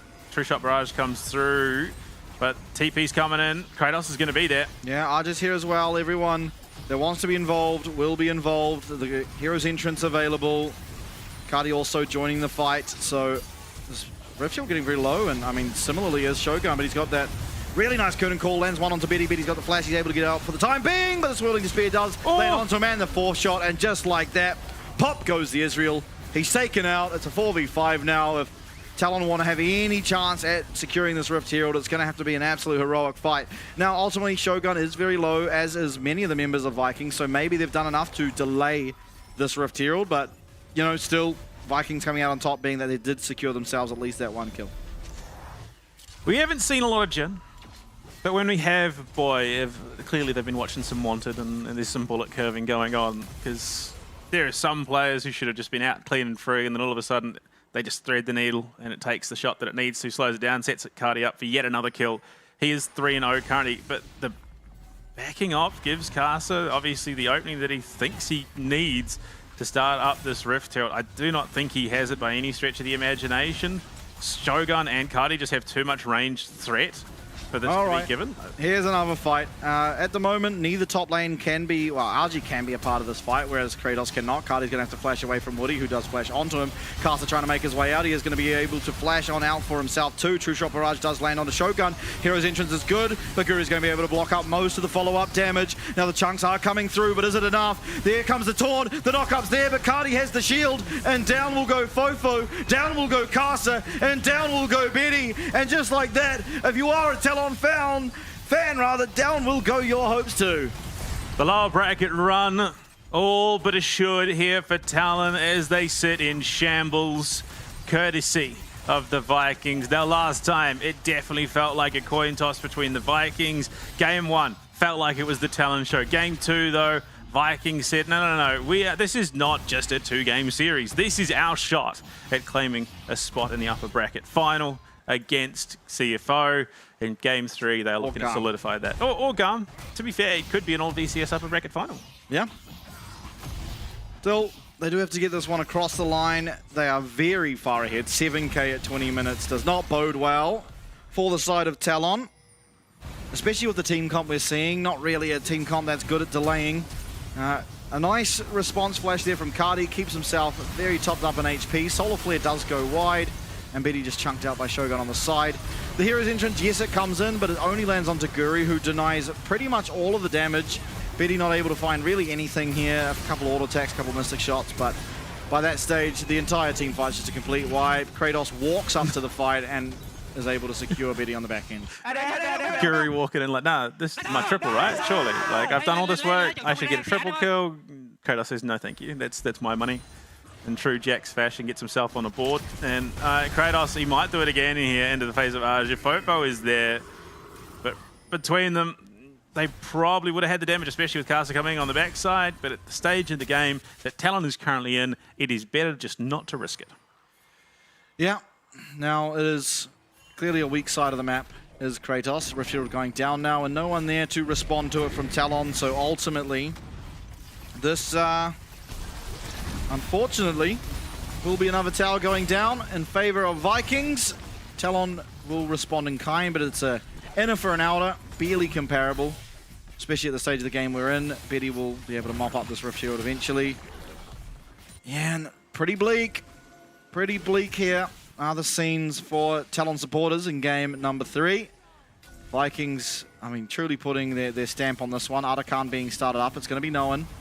The teleport as well going to be answered here by the side of Talon, and if there was ever a way to come back in a game, it's generally around this Arakan objective down to 5k HP. Woody's knocked up, Woody's going to be taken out. So much damage, but it is answered back. The True Shot Barrage is great. The Curtain Call is also very good. Kratos flashing away on very minimal HP, and will the Arakan finish him off? Not for now, but very low health bars, and one shot down to Betty, and a second to boot! Make that a third! I said it had to be Betty, and Betty will deliver! Oh my lord, can VCS teams stop giving PCS teams bailouts in these matches? It is not enough to bring them back into the game by any stretch, but it opens the Artican, which could be that stepping stone to a real shot at a comeback here. They've closed the gap. They are down 4k gold, give or take a little bit there, but it looked like it was going to be a good turnaround for Vikings until it wasn't. I think it's just the consistency of damage output being the difference between Betty and Shogun, and not to mention the zone threat. Shogun wasn't able to really get that fourth shot off into anyone meaningful. Woody just tanks so much damage, and Kratos melts under the pressure of the four-man stack of Talon. So does Guri as they follow on. And yes, the Shogun's just too far away. He's got Artican sitting on top 800 of him. gold. Yeah. 700 gold. And 300. was just 300. So 1800 gold swing. Just to one member. Yeah. Oh, the which still only up. puts him up by 100 gold, by 800 gold. For sure. But, I mean, ultimately, that will now mean he has the most gold in the game. Easily. He also has the Artican. Oh. The Dragon's going Hardy over. might have more, I think, because he's 3, 1, and 5. I would doubt it. I mean, I suppose he has shutdown gold, yeah. This Dragon's going to go over. It will be Betty picking up. Oh, he even gets the gold for that. Plus 25. Money in the bank at the end of the day. Yeah, I think, yeah, actually, no, it would easily be him with the most gold. Casa. And this is the long-range threat of the Hui Jin. They can combo pretty well. Oh, okay, Shogun. Betty goes aggressive. He does have flash. He might have to use it here, but he does have the Artican as well. He's going inside that Xin ultimate. He's dodging out of everything. But here comes Fofo. Is it going to be the knock-up? No, it won't be, but he goes aggressive. The taunt's still there. And here comes the damage from Betty. Oh my god, Guri so low! And Casa claims another one! Talon, how do you keep doing it? The withdrawal online. So even though they found one in response, he's going to be back on the map. In comes Woody and Casa. I mean, the storm somewhat navigated by Vikings, but again, it's just more gold going over to Talon, who have no right to be able to contest this game. Now, unfortunately, the amount of withdrawals they did get there ultimately balances out the gold swing in favor of Vikings, so they still are out ahead by about 4k. It's closing. It is closing, that much is for sure. If they find more of these opportunities, then there is an avenue back in, much in the same way as when they were taking on Team Secret during the regular season. Talon are far from out of this matchup, but you can see. So in terms of the build path, Aja, I think, is likely to go Spear of Shojin here. I don't know if he's going Mirror Mana. I think that's ultimately what he goes. I think that is probably going to be the best bet, because this comp does do so much damage from range with Fofo tanking up alongside Woody, that it is going to do more beneficially than a Fimbulwinter would. He is going for that damage Jace. It does mean this poke's going to land just that much more, and look at how confident Betty is. All There's finished Mirror up. Mana. So Jace now power spiking. Never thought I'd say that this game. Yeah, I think realistically this is probably going to be going ahead the most comfortable path for Jace. I don't think it's necessarily going to be the most versatile at every comp, but at a comp like this, which is, you've got an Israel, an Italy, and a Jace, they're all going to be looking damage from range. Fofo and Woody front tanking up on the front lines, and we saw that. They created space, Fofo split the difference, Guri was isolated, and they melted him. Oh boy, I thought this game was just done and dusted, but Talon, they once again, they fight back, and they fight back hard. Betty, he's up 1.1k gold now. I imagine he's sitting with quite a lot of gold in his back pocket. The bush. Do it. Yeah, it's damage. That is damage. Definitely. I don't even think that wasn't even through an acceleration gate either. Like, that is some pretty significant damage onto Cardi, who doesn't have the highest of health pools. Okay, Betty on the recall. Will he have the Spirit Shojin? I believe he will. Yep, there it is. So 3 items now online for your Ezreal. He's by far the strongest champion on the Rift. Just a disastrous fight around Artican. Seemingly teams not yet working out how to play around that objective, because giving over the 0-2 Ezreal, a triple kill, 2 of which were 750 gold plus shutdowns. Yeah, 800 and 750. And then another 300 on top. That's too long. He's just a support. I think the problem is now that Talon's draft is so good at counter-engaging that Vikings just aren't going to be able to. They're going to struggle to really take this to Talon, who will just completely turn on them and melt them. And they can't really afford to wait and let Talon engage into them, because there's just too much poke damage. For sure. Blocking out these Mystic shots is Sealong, so at least some way to try and not get poked out by this Ezreal. But Petty, every time he throws his W, I'm so scared he's going to E forward and just get one shot. He's so aggressive with this Ezreal. Teleport coming in behind him. Woody's going to have to be here and try and make sure he's able to peel. Kratos going to be able to use that counter-strike, jump forward onto Fofo, but a good flash away from the Galio means that that is just going to be Jax now without summoners. He's now really in a pretty bad position. Is going to get locked up there by the Solar Flare, but the shielding coming through from Cardi. Betty able to get on out of that instance of damage and still will get the flash. In will go Sealong, but Betty is just kiting, and the True Shot Barrage lands on 4. Woody's in there, everyone's in there, but Betty dipping, diving, ducking, eating back forward. It's going to be 1, it's going to be 2, and Talon once again winning the fight. He will not have flash available for himself anymore, but these blinking health bars, and he is seeing red. He's looking for Guri. He will be able to find him if he locates him over that wall, but unfortunately he does not know. And with that, at least 3 members of Vikings are going to get themselves out of dodge. This mid lane tower, though, is the next prize for this Talon roster. As Arj is here, everyone except for Woody. There's going to be 1 tower at least picked up for the side of Talon. And again, Betty playing that team fight out of his goddamn mind is going to lock down the soul point somehow for Talon. It looked like Vikings baited out everything they needed to. I mean, they bait out the Solar Flare, they bait out the hero's entrance. None of it lands in a meaningful manner. Betty jumps forward, gets hit with a taunt, cleanses out, immediately backs off to the back lines. Fofo with a brilliant combo paired with the True Shot Barrage, ripping through 3 members of Viking. And from that point on, this poke comp does what it does best, and it's just chip away to the point where they can no longer fight. So, unfortunately for Vikings, that may just be the best a fight gets from them going ahead. I mean, this game was a complete and utter write-off. I'm going to be honest. But the state of the game that we saw at 19 minutes, it was a 7k gold lead, I think I said. It is now only 2k, and Vikings are struggling to find ways into the fights. They're trying to go in off the back of Kratos' flash counter-strike, but if that doesn't lock down Betty, then nothing will.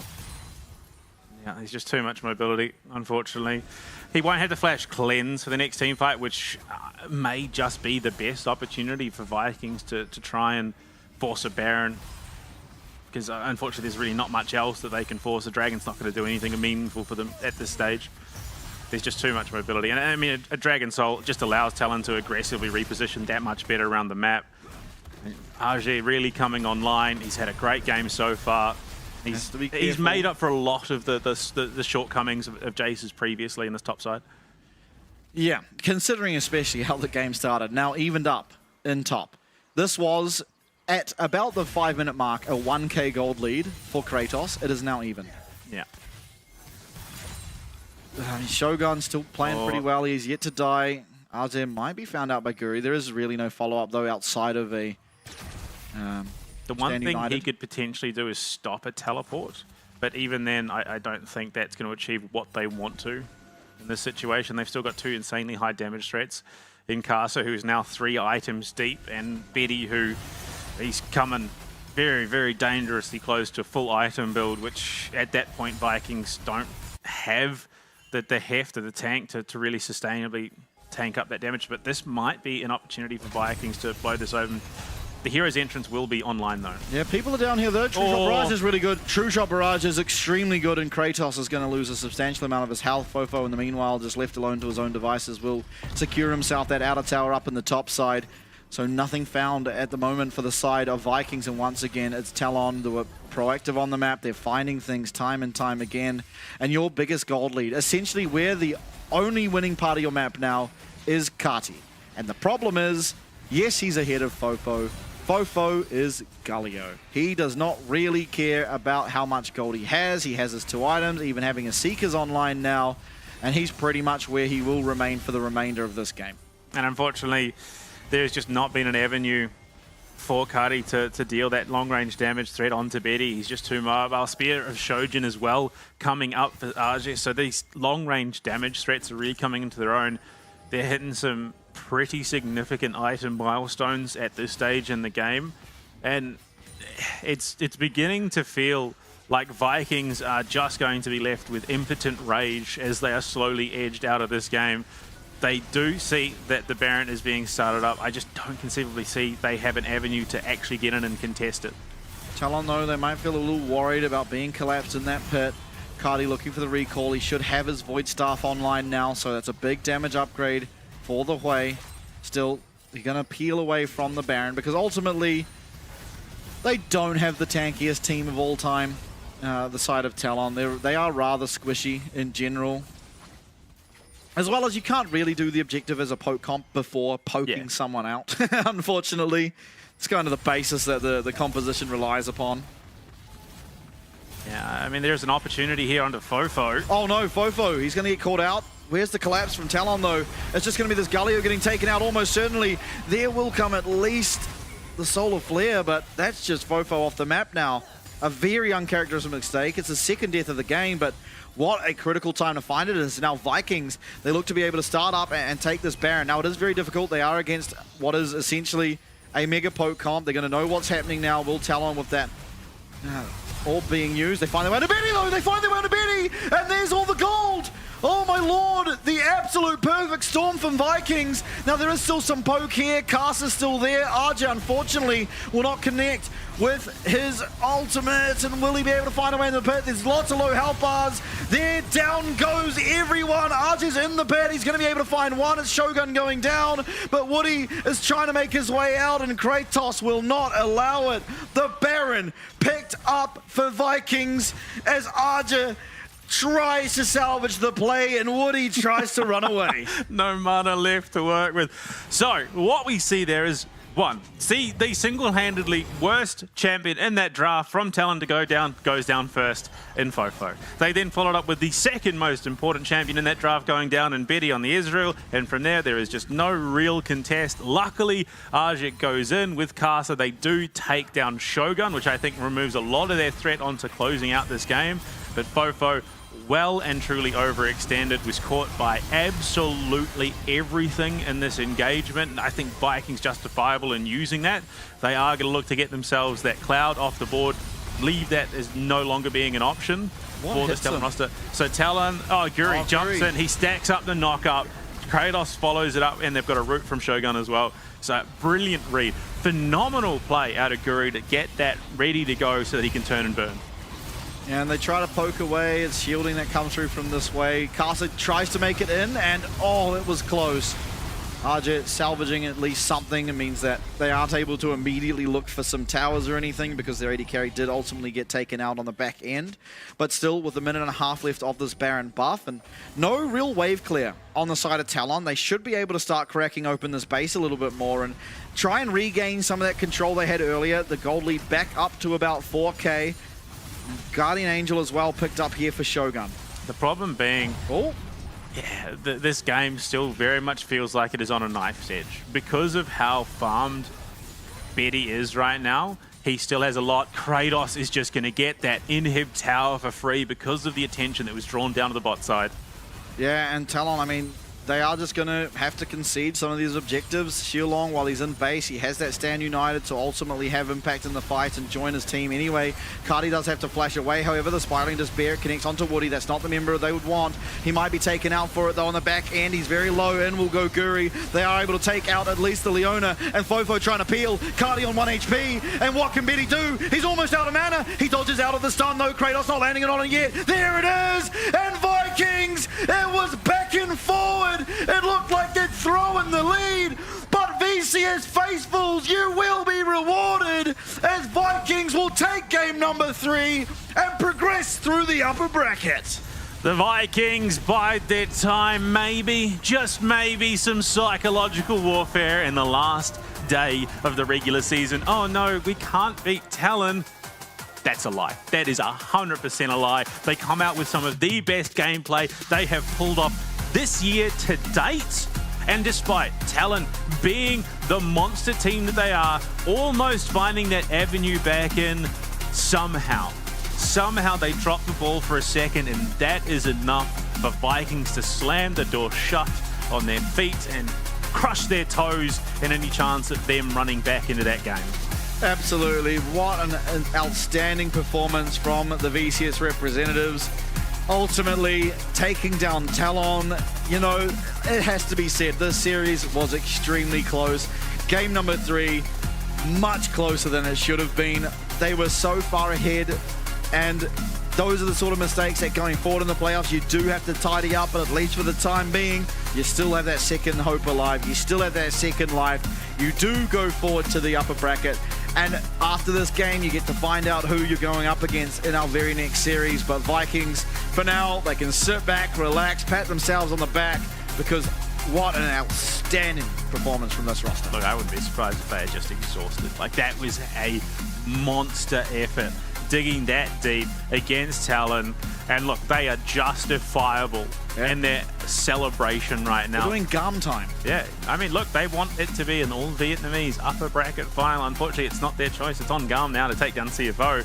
But if GAM play like they did yesterday, it's not an impossibility. And Vikings, look, I said, I'm done with these Oceania frauds. I am all in on Southeast Asia, baby. I am officially a BCS shill, and I'm going to keep doing it until they're no longer in the tournament. Well, I think they're at least in the tournament for another series or another two, or however many they're able to keep going forward. I mean, there's the damage graphs. It was Betty putting on a heroic performance for the most part. But unfortunately, the last hurdle, he does stumble. He's taken out by a very clean turn from Guri after Fofo gets caught out in that mid lane. And that was it. It was one mistake out of Fofo. I didn't think Fofo would be the person that would make a mistake and cause this game to end the way it did, but eventually it was just a very uncharacteristic mistake from him. For TALON going ahead, you have to look at this performance and be a little bit upset, because ultimately how these games panned out was pretty poor. I think in general, obviously game number 1 was an absolute shellacking, so you can't really fault that one, but for game 2 and 3, just odd decisions. I mean, this one in particular, they just keep RJ in the mid lane for no real reason. He could have quite happily gone bot and 1v1 laned against the Jacks. Instead, he was 2v1ing, trying to protect his Galio. Why do you care about protecting a Galio? Ultimately, he was down 2k gold and you were still winning anyway for the most part there in the mid game. However, I mean, Galio is one of those champions that can, regardless of the situation they're in, actually have impact on a game. Yes. And looking at it, I think it is going to become very, very evident very, very quickly who our player of the match is, and he is currently running rampant on your screen at the moment. Kratos had arguably the best showing he's had this tournament off the back of Vikings having the best showing they've had this tournament. The Udyr was just instrumental in running away with this game. At what point does this become the go-to top ban in the competition? Because it just seems when they enable it, there is no answer. Yeah, it does look a little daunting, the old Udyr. I mean, here as well. Oh, this was funny. Betty loses his goddamn mind thinking he's going to one-shotting this guy. This is, mind you, this is what, a 4-item Corki? Yeah. At this stage in the game, and he is not, like, I think Kratos ended up positive on HP in this trade. He actually came out and held positive against this 4-item Corki, and then off the back of it, he just ran rampant through this team fight and every other team fight in this darn game because TALON just couldn't do anything. And then Kratos here, the 3-man stun, boom, catches literally the periphery of the stun onto 3 members. They then steamroll through. He does slow down a little bit. I think, again, that ultimately comes down to the fact that it is a more aggressive Jace build. But yeah, Kratos, he is the god in the world. There is a reason that every other role in this team has a backup except for top lane. Yeah, I mean, an absolute pillar of the team. Obviously, game number 1, you can't really fault him. The entire team just got completely demolished.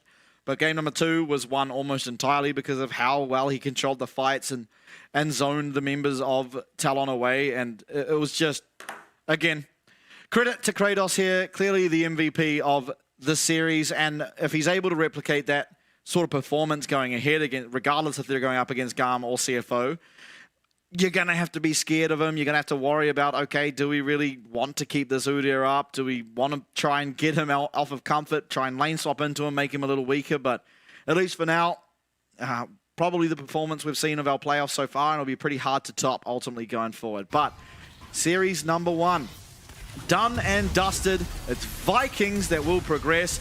And to find out who they'll go up against next, we will see in our second series of the day. It's CFO up against GAM. We'll see you very shortly.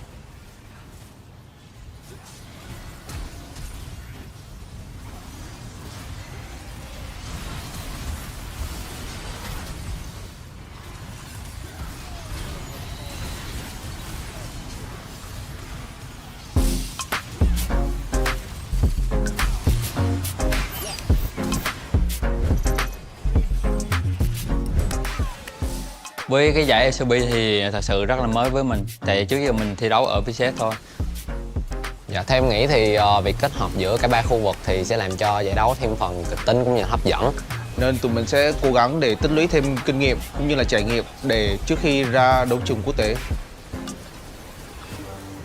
Hiện tại đội tuyển Vikings Esports là có 9 thành viên và nổi trội nhất đó là vị trí của KT, đội trưởng của đội tuyển Vikings Esports. Anh KT trong game rất là hot. Đội trưởng team em là một người trong game thì luôn là điểm dựa cho mọi người. Mình xin tự giới thiệu về team của mình. Team mình thì có một top, career top thì mình thấy khả năng đi lên rất là tốt. Còn team mình có vị trí 2 vị trí rừng. San thì là tài năng trẻ thì cần phải học hỏi nhiều thêm. Curi thì mình cảm thấy rất là có kinh nghiệm trong game và khả năng bắt rô. Trong game cảm giác côn rất là nhiệt huyết. Ngoài đời thì khá là nhây. Còn Chika đi mid thì mình cảm thấy bạn ấy là tài năng trẻ, thì điều đó để tiếp cho sự động lực của mình thì càng phải cố gắng nhiều hơn. Dạ, cảm nhận đầu tiên của em khi mới vào team thì mọi người đều rất là thân thiện cũng như là tập luyện rất là chăm chỉ. Em rất là bất ngờ về điều đó nên là em cảm thấy bản thân em cũng cần phải cố gắng rất nhiều để có thể bắt kịp đồng đội. Với team của mình thì có 2 vị trí AD, Shogun thì mình cảm thấy nếu mà Shogun chăm chỉ luyện tập thì còn phải tiến bộ hơn nữa. Để nói về vai trò của em thì trong team thì em là người cũng có khá nhiều kinh nghiệm đi quốc tế và cũng như là đánh khá là nhiều mùa giải, thì em nghĩ là em có kinh nghiệm, em có thể truyền đạt cho support của em và cũng như team của em. Cuộc style thì mình cảm thấy với những cái thứ mà ở trong game thì mình thấy rất là ok, còn chỉ có những cái tính thì mình nghĩ style suy nghĩ về điều đó thì còn phải tiến bộ hơn nữa. Còn hai support thì siêu long thì mình thấy khả năng chơi game thì mình thấy kỹ năng cao, còn hiểu biết về game thì mình thấy anh Di sẽ chỉ cho siêu long những cái vấn đề đó thì càng tỏa sáng hơn nữa. Còn siêu quốc ạc hả? Thì với kỳ vọng của mình thì khi mà được đánh cùng với siêu ạc thì em nghĩ là một người có khá nhiều kinh nghiệm và cũng như là từng đi quốc tế nhiều và từng áo quân chung kết thế giới, và em nghĩ là em rất là mong được siêu ạc chỉ dạy. Em cảm thấy rất là vinh dự khi mà team em được đại diện cho khu vực VCS tham dự LCP. Tại mình biết khi đi qua Đài Bắc thì tụi mình phải cần tập luyện rất là nhiều, vì ở đây là không phải khu vực VCS mà tụi mình đại diện ở khu vực VCS và fan của VCS luôn. Em nghĩ là trách nhiệm của các đội VCS ở LCP rất là lớn. Đội của em đã tập luyện rất là chăm chỉ cũng như là toàn bộ các thành viên đều hướng đến chức vô địch của LCP, nên em nghĩ đó là điều quan trọng nhất giúp cho đội của em chắc chắn sẽ giữ được cái slot này. Thì em muốn gửi lời cảm ơn đến tất cả các bạn fan của Vikings là hãy tin vào mình nhé, bọn mình sẽ làm được.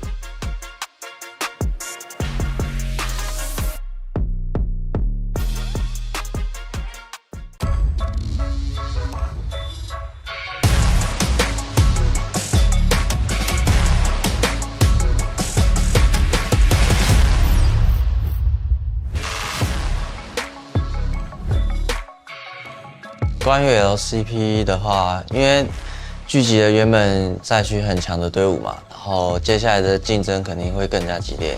我觉得跟更强的队伍、跟更强的人对线的时候是会更进步的，而且对我来说是更有趣的一件事情。就我个人来看的话，越南进攻性特别强，然后还有大洋洲可能套路比较多。日本的话就是相对比较保守一点吧。因为新的赛制是全局 BP 嘛，就是选过的英雄不能再选，那这一方面会需要蛮多的思考，比起过往的话。现在的游戏版本跟整个游戏节奏都是要5个人团队合作，然后就大家都得做好自己的事情，所以我反而觉得这种局面下，就是个人实力会比这些默契什么的更重要很多。就是有了实力，然后磨合什么就会很简单。我们队伍是塔隆，基本上我们是无敌的存在，因为我们过往基本上都是冠军嘛。那当然，我们最后还是会依照我们的对手去调整我们的风格，因为我们算是比较全能一点的队伍。对，就是我们选出什么样的阵容，就应该打出什么样子，就是该凶的时候就该凶，该稳的时候我们前面就稳。中路 FOFO 的话，我觉得他是一个稳健的人。他对线方面的话，就是基本上不会有什么问题，然后就是操作特别好的一个选手。那下路的话，我觉得就是他们打得很好，然后只要训练上有任何问题，他们也会直接说，我们也能够很直观的去面对问题，然后解决。不管是每一路，就是只要他看到觉得哪里觉得不好的地方，他就会跟我们讲。我觉得我们现在队里比较搞笑担当应该是我们上路吧，阿志，对他会有蛮多让我们觉得他蛮有趣的地方，对。他很喜欢玩那些上路射手嘛，然后去选一些特别的英雄把人家打爆。卡萨的话就是人挺好的吧，然后常常为队友着想，不管在游戏上啊，一直想着怎么帮助队友。我们的辅助是无敌。其实辅助位在今年这个赛制下面的话，我觉得辅助会冒出很多不一样的英雄。那刚好无敌会的蛮多的。那我觉得他可能会玩得更好一点，对。我觉得今年塔隆会拿很多的冠军。塔隆肯定是会参加所有的国际赛事，然后希望可以在国际赛事拿到好成绩。然后不管任何的比赛，我们都是要突破比以往成绩更好的。我就希望是一步一步来，然后我们把每个基础都打好，然后我们就可以走到更高的地方。今年的话，大家加油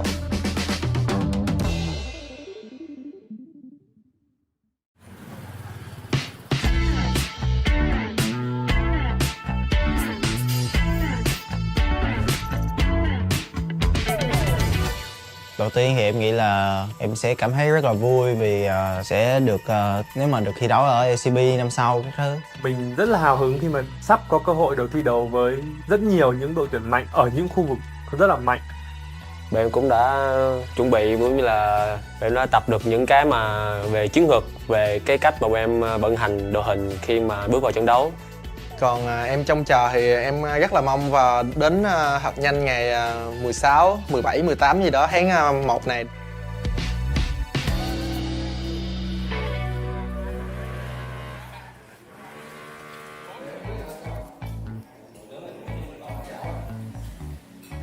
Hiện tại thì team của mình có 7 thành viên thi đấu chính thức tính cả mình.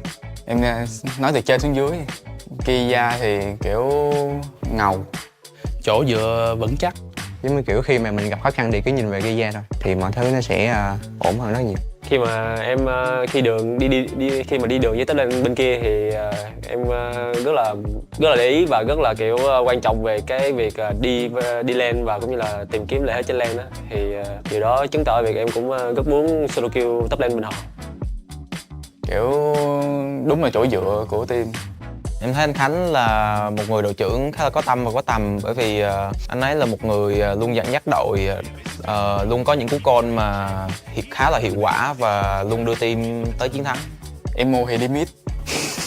Còn về Emo thì trẻ, nhiệt huyết. Tuy là ít nói chuyện nhưng mà khi nói chuyện thì mọi người đều hiểu cười á, chỉ vì hay nói xàm á anh. Ares thì cũng ngầu luôn. Anh rất là trưởng thành về lối chơi á, kiểu như là ảnh là một người đi lane hay và kiểu như là ảnh đưa ra quyết định rất là tốt, và những thứ đó em nghĩ là em sẽ cần học hỏi về ảnh nhiều hơn.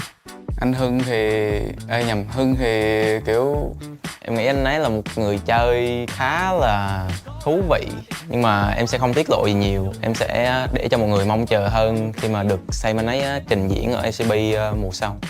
Team em nhìn ra cũng ngầu quá. Hưng thì ngầu, anh An thì dễ thương. Chọc cười mọi người khá là nhiều, kiểu là hay làm cho mọi người có cảm giác tích cực hơn anh. Mặc dù là em đi ở vị trí là xạ thủ á, là một vị trí mà cần được dồn tài nguyên, nhưng mà so với tính cách của em nó tác động vô game nhiều á, nên là em thích hậu cần, nghĩa là hỗ trợ về mọi người nhiều hơn. Và một hỗ trợ là Elio. Em thì cũng dễ thương. Em đánh giá vậy. Bởi vì Elio thì mọi người thường đánh giá thấp Elio, và bản thân mình thì đánh giá rất là cao Elio, cũng như là mình tin rằng Elio sẽ làm được điều bất ngờ đến cho các bạn fan hâm mộ. Đối với fan GAM thì anh nghĩ là khi một đội tuyển thành công thì đối với họ là những cái người mà cổ vũ họ, giống như fan GAM farm á, thì rất là quan trọng đối với GAM. Thế là khi mà em đang cảm thấy là được nhiều thứ như vậy á, thì em cảm thấy thi đấu nó rất là tự tin á. mình sẽ cảm thấy là kiểu như mình không có gì để mất hết, mình có nhiều tài nguyên như vậy thì lý do gì mà mình không chiến thắng những đội tuyển khác. Và ở LCP sắp tới là một cơ hội để khiến cho các đội Việt Nam có thể chứng minh cho mọi người thấy như vậy. Hy vọng là mọi người sẽ vững tin vào GAM và mình tin rằng GAM sẽ giành được chức vô địch tại mùa giải năm nay.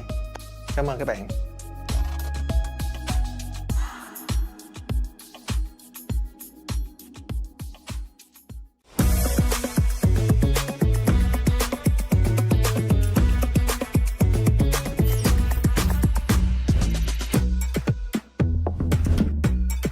在今年 LCP 是一个完整的新赛区，然后也包括很多就是越南、日本，还有我们自己。我觉得在这种赛区的话，就是会非常有竞争性嘛，而且喜新程度应该会拉得挺满的。但因为今天融入了越南跟日本，我们可能会去分析其他玩法可能会不会更好，对我们来说。在2025的 CFO， 我觉得最特别的是我们选手都很年轻，然后他们也乐意去学习。那就非常适合现在的这个赛制，就是全局 BP 嘛，因为其实他们也是有非常多的角色词可以想要给观众去看、去表现。我觉得我们的学习力跟随机应变能力是很强的，所以不用太怕他们的那些风格。可以被选上，就感觉自己肯定还有潜力哦，然后可以为团队带来很多帮助，就觉得蛮开心的。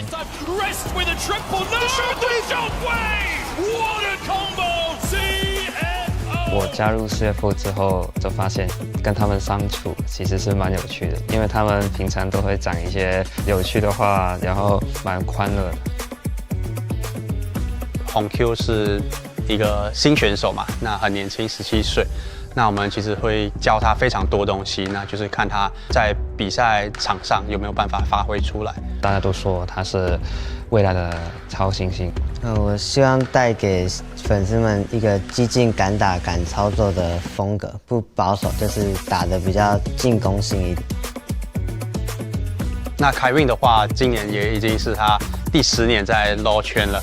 那我相信他的经验是非常丰富，也可以带领我们队伍有一个很好的方向。比较像领导者，因为凯文比较常拉我们队员一起去沟通讨论游戏，所以有这个角色挺重要的。刚入4节的话，可能就游戏内，我觉得话也算蛮多的，就是然后操作也蛮好的。我会说我自己应该是算是老大哥吧，就有点牺牲自己，比较团队，然后因为我是上路位置嘛，我可以自己顾好我自己。那 Dogo 的话，他自己本身在 LoL 打了1年，就打出很好的成绩，然后就已经去 LPL 那边就是拼了好几年。这次回来的话，我相信他已经进步了非常多。自己在团练看到他的表现，还有他的操作，我觉得他非常那种明星的，还有领袖的气质，我觉得。车长就是游戏态度很好吧，会很积极的沟通他的想法之类的。因为我能留在竞争力那么强的赛区，就代表自己有一定的竞争力。俊佳是一个经验非常丰富的选手，也去过很多国际赛，就很开心能跟其他赛区的对手交手吧，然后希望可以在比赛中就进步更多吧。今年我觉得我们 CFO 应该会是一个稳中带狠吧，就是要狠的时候狠，然后会乖乖的时候就乖乖的，不会想要去乱打架，然后顺利的拿下比赛。如果能够在第1赛季的常规赛里面快速进步的话，我觉得3个国际赛我们都是能去的。那我这边就先说一下，我们一定能去世界赛。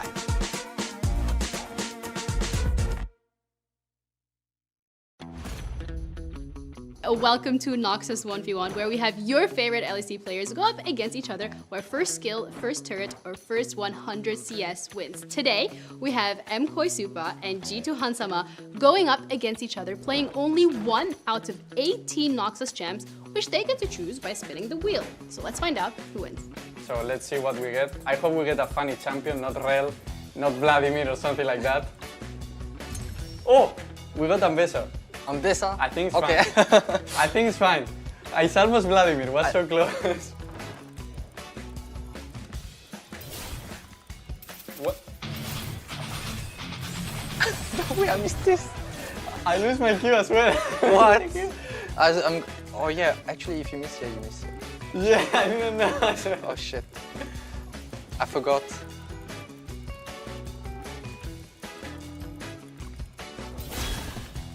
Oh my god, I missed it. Okay.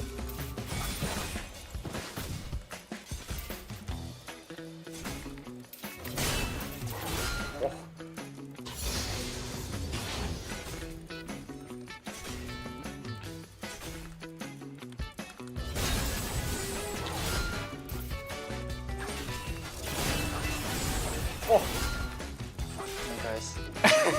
I don't know what I'm doing now, but this champion looks so fun. No! But what is the damage? Actually, I don't know. Like, Yeah. this champion is weird. I played into a Mesa in lane swap and sometimes he can 1v2, it's crazy. Yeah, she can.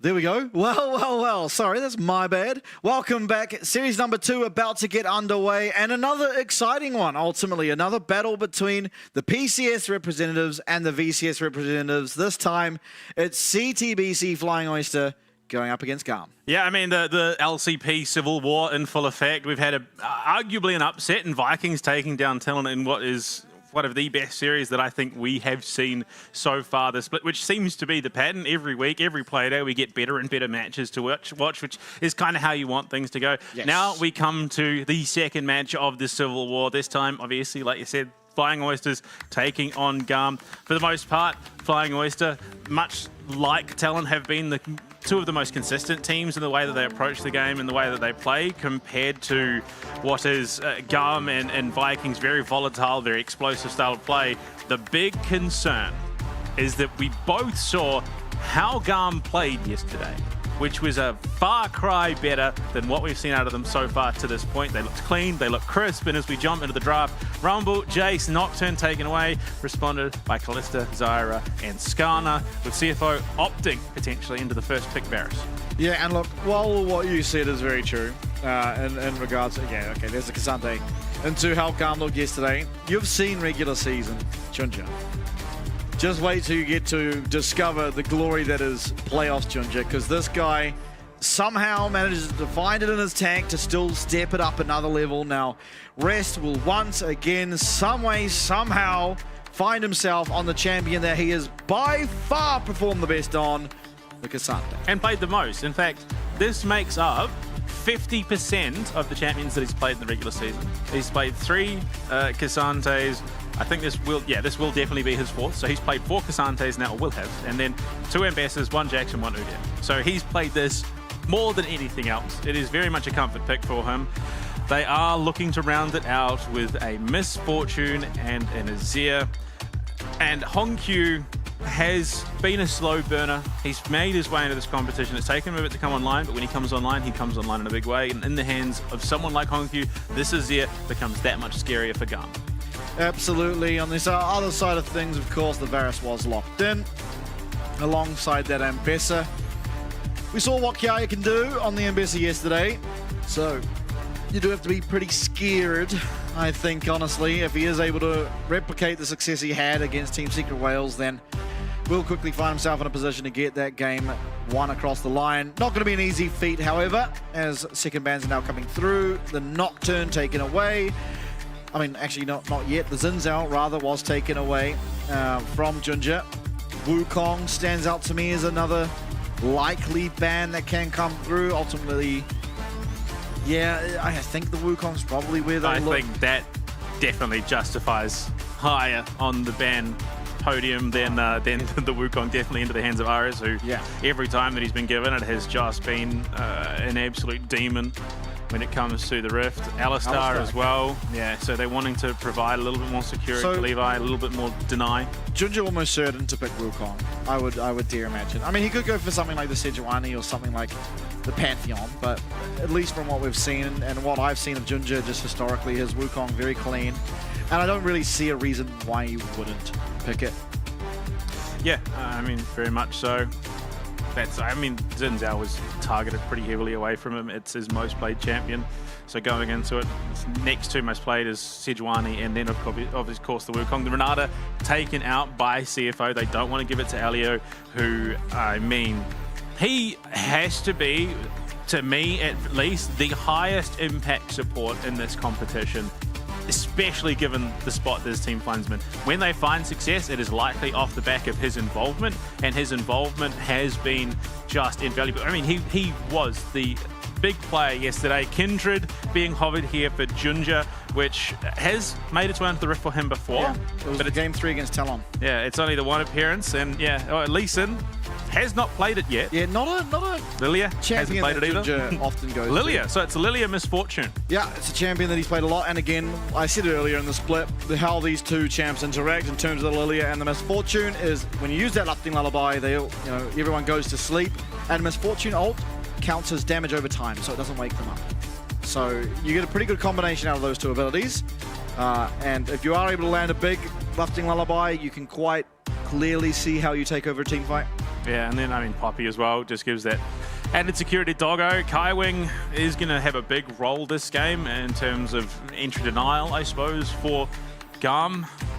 Now, that would be interesting. Has not been played this split, no doubt. I mean, Aurora makes a lot more sense, I think. Zoe has the potential to just absolutely blow up one target in particular. Aurora just offers a little bit more in terms of the overall team fight, in terms of just denial from the entry. As soon as that World's Divide is dropped, it can be very hard to shut him down or even get across it if you're in a poor position. For sure, team composition's now locked in. I don't necessarily favor either side. I think ultimately if they aren't able to lock down Hong Q, however, the Emperor's Divide is going to be very, very impactful, being that, you have this Vi and Bessa combo that want to just jump on one target and isolate them, take them out. If it's not the Azir, he's going to be able to create that space and ultimately do a lot of work to keep whoever was that target kept up and alive. I mean, arguably, inarguably, I suppose, it was that duo of the Mbessa Vi that really enabled GAM yesterday in those first few matches to get to this point in the competition, given them that safety net of the double elimination bracket. So it definitely is going to be a case of Kaiwing and Doggo have their work cut out for them in trying to avoid the cease and desist public execution combo, which at the best of times is hard enough, but I think you do have the tools. Even if it is they do go in, then Kaiwing just then slams them straight back out again. I think that's going to be the main thing, because Doggo definitely has a rough game on his hands. Yeah, I mean, ultimately, welcome to the life of an AD is the unfortunate reality we find ourselves in here in split 1 of 2025. It's a rough time to be in a mobile AD carry, and it's unfortunate that they're the strongest AD carries that exist. So, and unfortunately, the mobile AD carries are still pretty few and far between. Yeah, that is true. But game number 1 now, loading onto the Rift. It's the PCS representatives once again. From Taiwan, it's CFO up against the Vietnamese. I mean, honestly, the crowd favorites in general, it is GAM. Nothing like a good old regional civil war. And I mean, look, Vikings did the unthinkable and took down the first seed in the competition. And I mean, TALON opted into that matchup, of course, which depending on how this match goes, they will either end up saying, you know what, actually, we probably made the right decision in the grand scheme, or, well, actually, we made a huge mistake and we could have had a very, very easy matchup on our hands. Either way, it comes down to GAM for 5th versus 2nd seed coming into this matchup. Unfortunately, the 4th seed eliminated. Yeah, that is true. Kind of forget that, but I think ultimately, coming into the split, the 4 teams that do remain are the exact 4 teams I would have guessed would be remaining. But at least, let's see. Not necessarily in the positions they find themselves in, but CFO looking to potentially set up for an invade here. They are going to be all spotted out on a ward. If nothing else, it's just that deep ward vision. They are looking to be met in the lane swap, though, by Elio and Artemis. Elio is going to spot Kaiwing and Doggo, but backs off. Wants to play it a little bit safe. In terms of Misfortune and Poppy versus Varus and Rel, I think there's definitely potential for either lane to come out ahead, but the real threat, more than anything, comes out of GAM. Yeah, look, ultimately, the Rel can't do a whole lot into the Poppy because both the remount and the dismount do get stopped by the Steadfast presence, but Varus also does outrange the Misfortune. Hong Q doing a great job controlling Ares in the mid lane here early on. I think that is going to have to be a focal point. Hong Q is going to have a good game. Ultimately, I think if he, realistically, even if he goes even, it does mean that he's able to contest pretty comfortably and will be a threat going into later stages. Both junglers have gone sort of top down. Although in saying that, Junja has come over to the Raptors, has not headed to his blue. So this could be a meeting in the jungle, and it's likely going to be with buff advantage going to Levi. He doesn't really want to overcommit here. Yeah, it's also level 2 versus level 3. So because Junja's path was Raptors, red Raptors, you don't actually get enough XP from those 3 camps. The Raptors offering left in the Gromp or the Krug, so you do not hit level 3. Honkyu as well. Realizing that Levi's somewhere around there and overstaying, going to lose out on his flash now, which is certainly a point that can be punished pretty hard by a Vi ultimately. So he's going to feel pretty bad about that. Ooh, Elio clipped by the double up there. So a bit of damage traded over. Kiaya and Rest for the most part. Again, it's Ambessa versus Cassante. There's not a huge amount of kill threat. I think even with the junglers involved, I think it's more to Kiaya. So realistically, Rest isn't going to be looking for fights aggressively at all. So yeah, I think for the most part, it should be a pretty... It should just be a handoff for the most part of this early game. Once those objectives start coming online, likely the Grubs will be the first focal point of contention. Yeah, now, Junja finishing up his jungle clear. Definitely speedier than the Vi, but that is just how this champion operates. Unfortunately, the pathing means that he's a little bit slower in terms of the overall clear. Levi going to be heading back towards this top side, knowing full well that his timing's going to be there. You can see, though, Junja is pathing over that way. I think more than likely to get a ward down. Well, this could be very problematic. He is going to get stunned up. He's going to get knocked up. He does have flash, but there's ultimately no punish that can come through, and Junja's still looking to contest it, but smite there for Levi does mean that that is going to be the objective picked up. Kaiwing now trying to find his way onto Kaya, flashes forward, and it's going to be Kaya back to Rest, who does a really nice pathmaker, great movement, and Kaya will narrowly get himself out. Grasp of the Undying proc really was what I think stopped the follow-up there. There really wasn't much more they could do with that little bit of extra healing. I think, to be fair, it's a flash down, which means that Kaya is going to be a little bit hamstrung for the next wee while. It's not by any sense of the imagination a death sentence for this Ambassador in that 1v1 lane, but it does mean that if he does find any sort of kill threat onto Rest, he's not going to be able to follow up due to the flash mismatch. Or if they do look for another gank down on the bottom side, they can definitely find a reasonably easy kill compared to whether he had the flash in the first place. But Honkyu does not have a flash. He doesn't. He does have at least one soldier up and the shifting sands, however, so still relatively safe. Now Levi looking for his first dragon. It is spotted out. So Levi often tries for this early dragon, but not often is it scouted. On this occasion, though, it's seemingly... CFO willing to give it up? No, Junja's going to cancel his recall. He's also a level advantage here in the mid lane, so this is not an objective that Levi can secure with the current state of mid. Kaiwing as well, roaming down, is going to be able to match the pressure. Rest coming off a recall too, but Honkyu going to get engaged on. He is going to be able to get himself out, though. Oh, will he? Ariz. Oh, no! Oh, no! Oh, God! Oh, God, everything's just gone haywire. Oh, that was a really good play by Ariz until he jumped into his wall, went back and gave over a kill to Doggo. Now, Kaya under pressure. Keep in mind, level 5 to level 6, Rest flashing forward. How many times have we seen this guy run over a game as the Cassante, and Kaya is in one hell of a position. Oh, no. Now it's Levi that's been sacrificed to the Wolves, and that Wolf comes in the form of Rest on this Cassante yet again. Unfortunately, what feels like the GAM classic, and Doggo taking a lot of damage here. Unfortunately, there is just the outmatch. Honkyu is going to be there and back, able to zone. And what starts out as brilliance from GAM quickly turns into disaster as CFO is able to turn and capitalize and collapse. They lose the dragon, but they find 2 kills. Importantly, one into the hands of Doggo. And I mean, you look at it here. They looked like they had the opportunity. They looked like they had the turn. Honkyu gets caught well out of position off a brilliant flash entrance stun from Elio. They go for it. RS comes in, flash. World's Divide avoids the Emperor's Divide, and then for some reason... Oh, he E'd, and that E knocked him back straight into Doggo's waiting arms. He puts up the emote. He knows what he's just done. Unfortunate, but far from the end of the world. He's also picked up a kill for his efforts, so he's got that acceleration at least. Yeah, Void Grubs, all 3 will be secured here by Junja. So evens up their objectives. Still, Dragon has felt pretty powerful, as I've repeated over the course of the past few days. Especially given the options that I think we're likely to see. Hextech up currently. Oh, Rest is feeling so good in his lane now. Oh yeah, he's having a great old time. And yeah, I think more often than not, it has been sort of a difference maker as to who ultimately finds themselves ahead in that lane.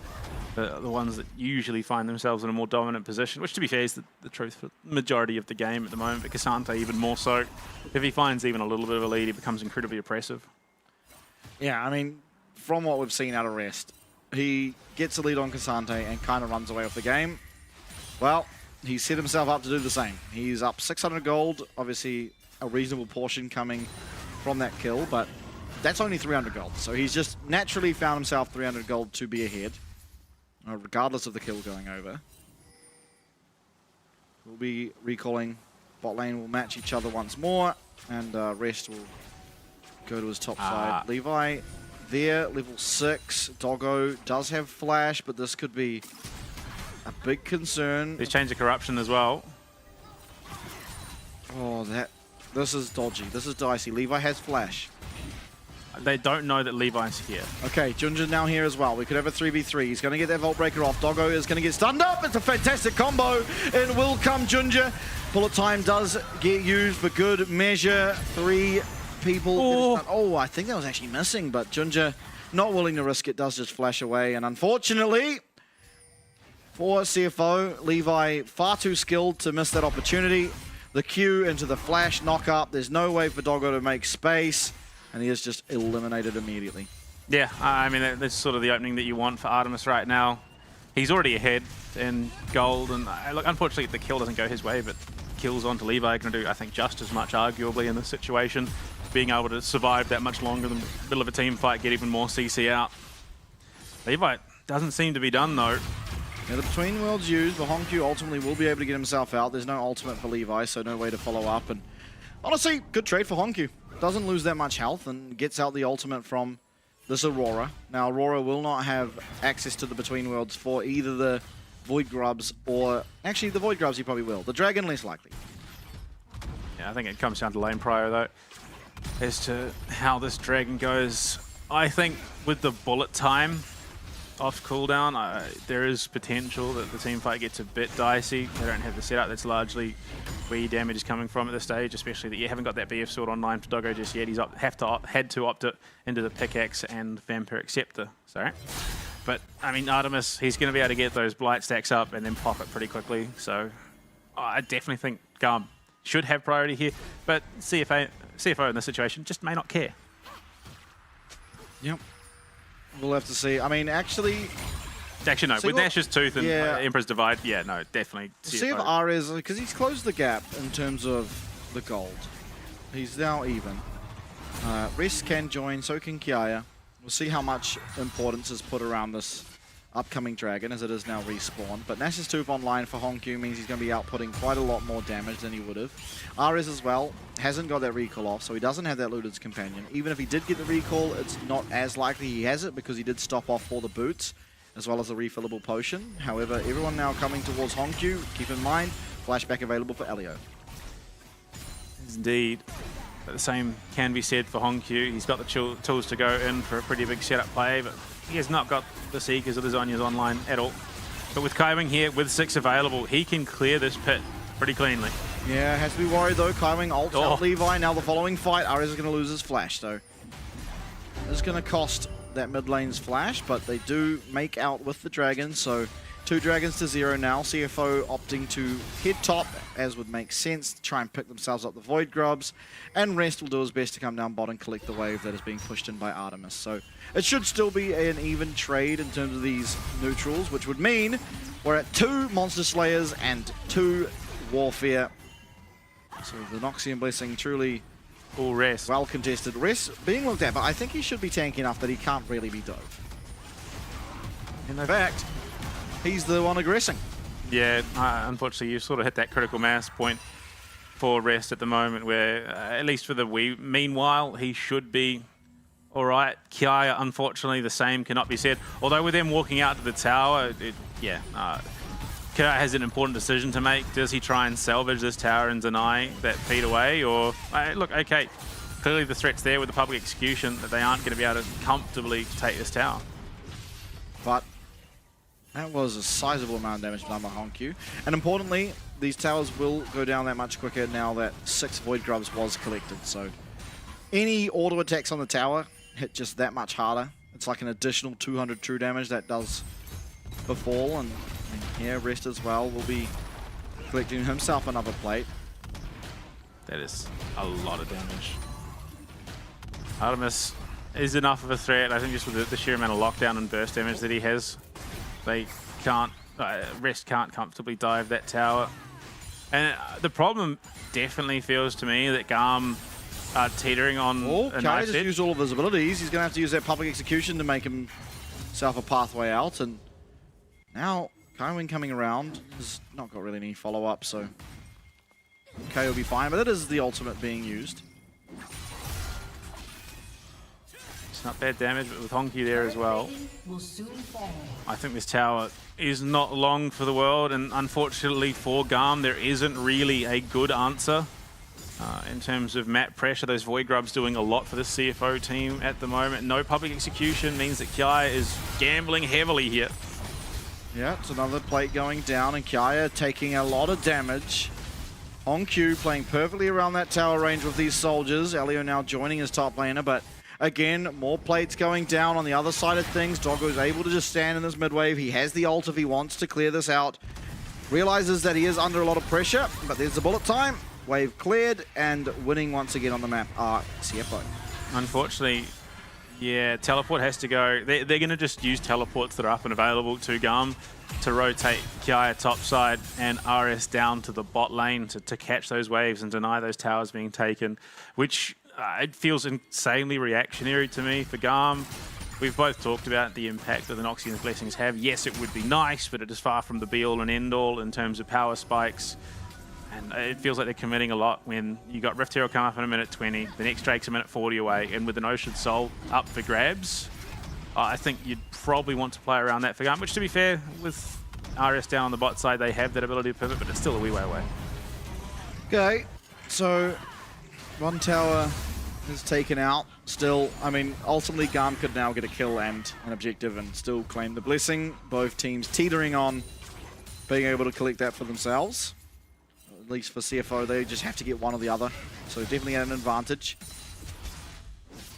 I dare suggest this dragon will be that one that is deciding it. Sure, Rift Herald is spawning, but ultimately CFO can't really afford to give over a third dragon. Considering the position they're in, they really want to be able to force the issue, push their lead. Yeah, especially what we saw yesterday out of that Ocean Soul and how it made things very, very tough for the team that conceded it. I think, yeah, it's likely going to be the prior. We're starting to see those backs coming through as teams look to get those items up and available so they can return in time to contest this. Artemis does have the Blade of the Ruin King and finished boots, but Doggo with that BF sword, Kaiwing in the flank as well. There was potential for a collapse, but Artemis needs to play this very... Oh, no. He needs to be very, very careful with his positioning now. Not going to pull the trigger on the Laughing Levi. Levi is starting up this Rift Herald, and seemingly CFO willing to concede it to ensure they get themselves... Assuming that they know, which, I mean, pings are coming out. Though I think that is... They'll be aware. It's going to be a trade. Yeah, and I think correct decision by CFO. Ultimately, you could try and go for both, but you're spreading your resources thin. So just allow them to pick this Rift Herald up. It's not really any big issue. You get yourself a bot tower at the same time. You're going to be able to pick up this dragon. And as long as you're able to navigate the Rift Herald, things will be fine. Fun fact, if Azir is wherever the Rift Herald is placed, he can throw out his ult and the Rift Herald will crash into the wall. Although in saying that, that's feats denied for the moment by GAM, because obviously they got the Rift Herald before the dragon was taken. True. But they still could take that away in the next team fight, and really they've got the tools to be able to lock down someone and just confirm it. But I think that risks handing over also a lot then back to CFO. So at least they stopped that for the time being going down. It is only one Drake. Yeah, but importantly, the most important thing is you've denied the soul point. A 17-minute soul point means that for the next 15 minutes, anytime Dragon's up, basically GAM get to do whatever they want. Do they want gold? They go topside, allow you to get the dragon. But now that is not the case. Rest is just so accelerated. Like he's up 800 gold, and the differences are killed, essentially. He's just been finding opportunity after opportunity. Yeah, Kaiwing tower plates is not really the target that you're looking for there. Yeah, Kaiwing is unfortunately just a yordle with a hammer. Ah, yes, Rest. Doing the classic Cassante combo. E to a minion that's ahead of you and throw down the queue. It's a beautiful sight. Iconic. We had like an entire weekend where I didn't get to watch Cassante, and now I get to see him in both series. I'm happy. Well, unfortunately, this is the last time you'll see him today. That is true. Fearless Draft will not allow him to be played again. Despite, okay, all right, Artemis. Staunching out the tower. Yeah, man. A battle he will lose. Show him who's boss. Absolutely. Essence Reaver now secured for Doggo. He's really hitting his pacing here quite well. Despite it being, I mean, a not entirely uneventful game, but quiet, Largely, arguably. Yeah. Again, we've seen some very, very quiet games in the last few. Well, both GAM series had quiet games. So playing, I guess, to how they did yesterday. I will say, honestly, scaling, I'd have to give it to CFO. Being that they have this Lilia, they have this Zia. It is a little easy to build against, but they don't actually have really a tank on GAM, so there's not going to be the greatest options for Magic Resist coming through. I mean, the big issue is if a team fight is split, CFO, if they come in staggered, which we've seen a couple of times already, at least the last few play days, you know, especially in that last one with Fofa being put out of position. As soon as that happens, GAM can quite easily front to back. Rest is going to do a lot, yes, but he only does so much if a primary damage dealer isn't there behind him to help. He's not quite the UD, he's not going to be sort of running through a team rampantly soloing. While he can do it for the most part, he just doesn't have the sustain. All right. GAM CFO, it's time for a battle. Actually, it's not. Artican's 15 seconds away, so even then... It's going to be the Ocean Dragon, more than likely, if there were to be one. Yeah, Rift Herald coming up. They're going to look to try and crack this mid tower if they can. Unfortunately, won't be able to. No minion wave. It's just outside the threshold. I think it was likely going to be coming up anyway. Unfortunately, having to use it or just unfortunately having it spawn somewhere in the jungle. You opt for the mid lane. It sets you up for another push if mispositioning occurs from the side of CFO. They can then look to collapse in, break that mid tower, and then open up the map a little bit. Oh, good, Honkyu. Oh, good. So many people ignore the flowers, and Honkyu is actively making sure he gets them. They're just free stats. They are literally free stats. It costs nothing. You get yourself an adaptive force and some XP. Why not click them? So many people don't. Yeah, sometimes it's the poor support's job to go and mop them up for the team. At this stage, I'm not completely surprised that we're seeing a bit of plateauing here. Both teams realise the stakes of this matchup. They aren't going to be looking to force silly fights, which is not uncharacteristic from GAM, but they've definitely not been shy in looking for engagements throughout the regular season this time around. They definitely. I'm very curious as to what the difference is from regular season to playoffs. Whatever's been said, whatever the coaches have been working on, because GAM are looking very, very tight-knit, very well-oiled. They aren't making a lot of those big mistakes that they were making through the regular season, and they definitely feel like they're all on the same page. Yeah, I think in Vietnam, the playoffs, or for us it's the qualifiers, is actually affectionately known as GAM time. So that's what we find ourselves in, is GAM time. Now, can they make sure to win during GAM time? I mean, for the current state of Game 1, it's not looking the greatest, but it's also not looking horrendous by any stretch of the imagination. They try and see if Kaiwing's out of position, but quickly realize he does have reinforcements. Also important to note that Levi has lost one target. Oh, but he's gained a really big one here in the mid lane.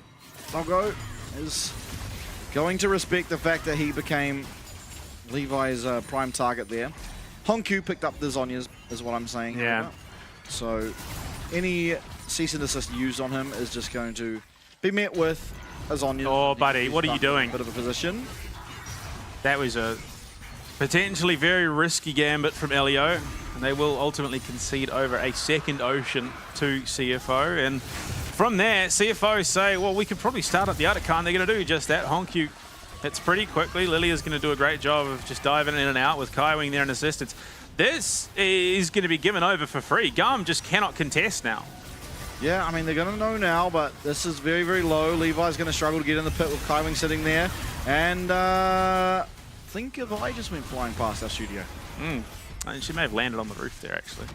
But I mean, a rough oversight given how cleanly GAM have been playing the last wee while. That just to not have vision, to just accept that, oh, they'll likely just back off after the Drake was a poor call, especially given that Honky's now hit 2 items. Yeah, 1.2k gold ahead just randomly. I mean, yeah, it's all been tower plates. It is. It's just insane money plus the 2 towers anyway, on top of things. Elio has been a phenomenal support, but this game it definitely feels like he's a little bit lackluster purely because there just hasn't been any good positioning for him to find. Looking for rest. Probably the last person they want to be looking for because I do not believe they have the damage to take him out, and in the meanwhile Doggo is just claiming himself a mid tower. It might not go over just yet, but still you see the Void Grubs burning away at the health, and Hongyu now on the top side is again going to threaten another tower as Kiai is going to recall. Demolish there. This is a lost tower just for nothing. Yeah, I mean, with a minute away to Baron, it does allow them to set up that vision control, which it definitely feels a little bit lackluster on the side of GAM. Allows them to potentially force the issue. Ares might be jumped on here with Kaiwing in the back. They've just got to concede another tower because they don't have the position to hold this, and Rest is coming in on the backside. Levi has to get himself out. This is just insanity. Flash over, the bullet time, but ultimately Rest does a really good job, and he finds the way to get Levi back into the team fight. And shut down. Kind of out of nowhere, but Rest once again playing really well. He does flash to make that happen. But still, it's Levi now off the map. It's another Demolish proc onto this tower. It's a Shurima shuffle in this one, and Elio does flash away, trying to make something happen, but unfortunately, all he's made happen is his AD gets taken out. He gets taken out. Honkyu goes golden. Kaya tries to find anything he can, and all he can find is a lot of damage back onto his mid laner. CFO are completely running away with this game out of nowhere. But yeah, it's just, it feels so bizarre and so off pace for the game that we've been witnessing. This, for the most part, has been a heavily contested game. GAM have been managing to match pace with CFO, and then suddenly, what seems like a just complete lapse of awareness has resulted in... Nice flash. Yeah, it was, but ultimately it means nothing because Artemis still goes down anyway, as well as Elio.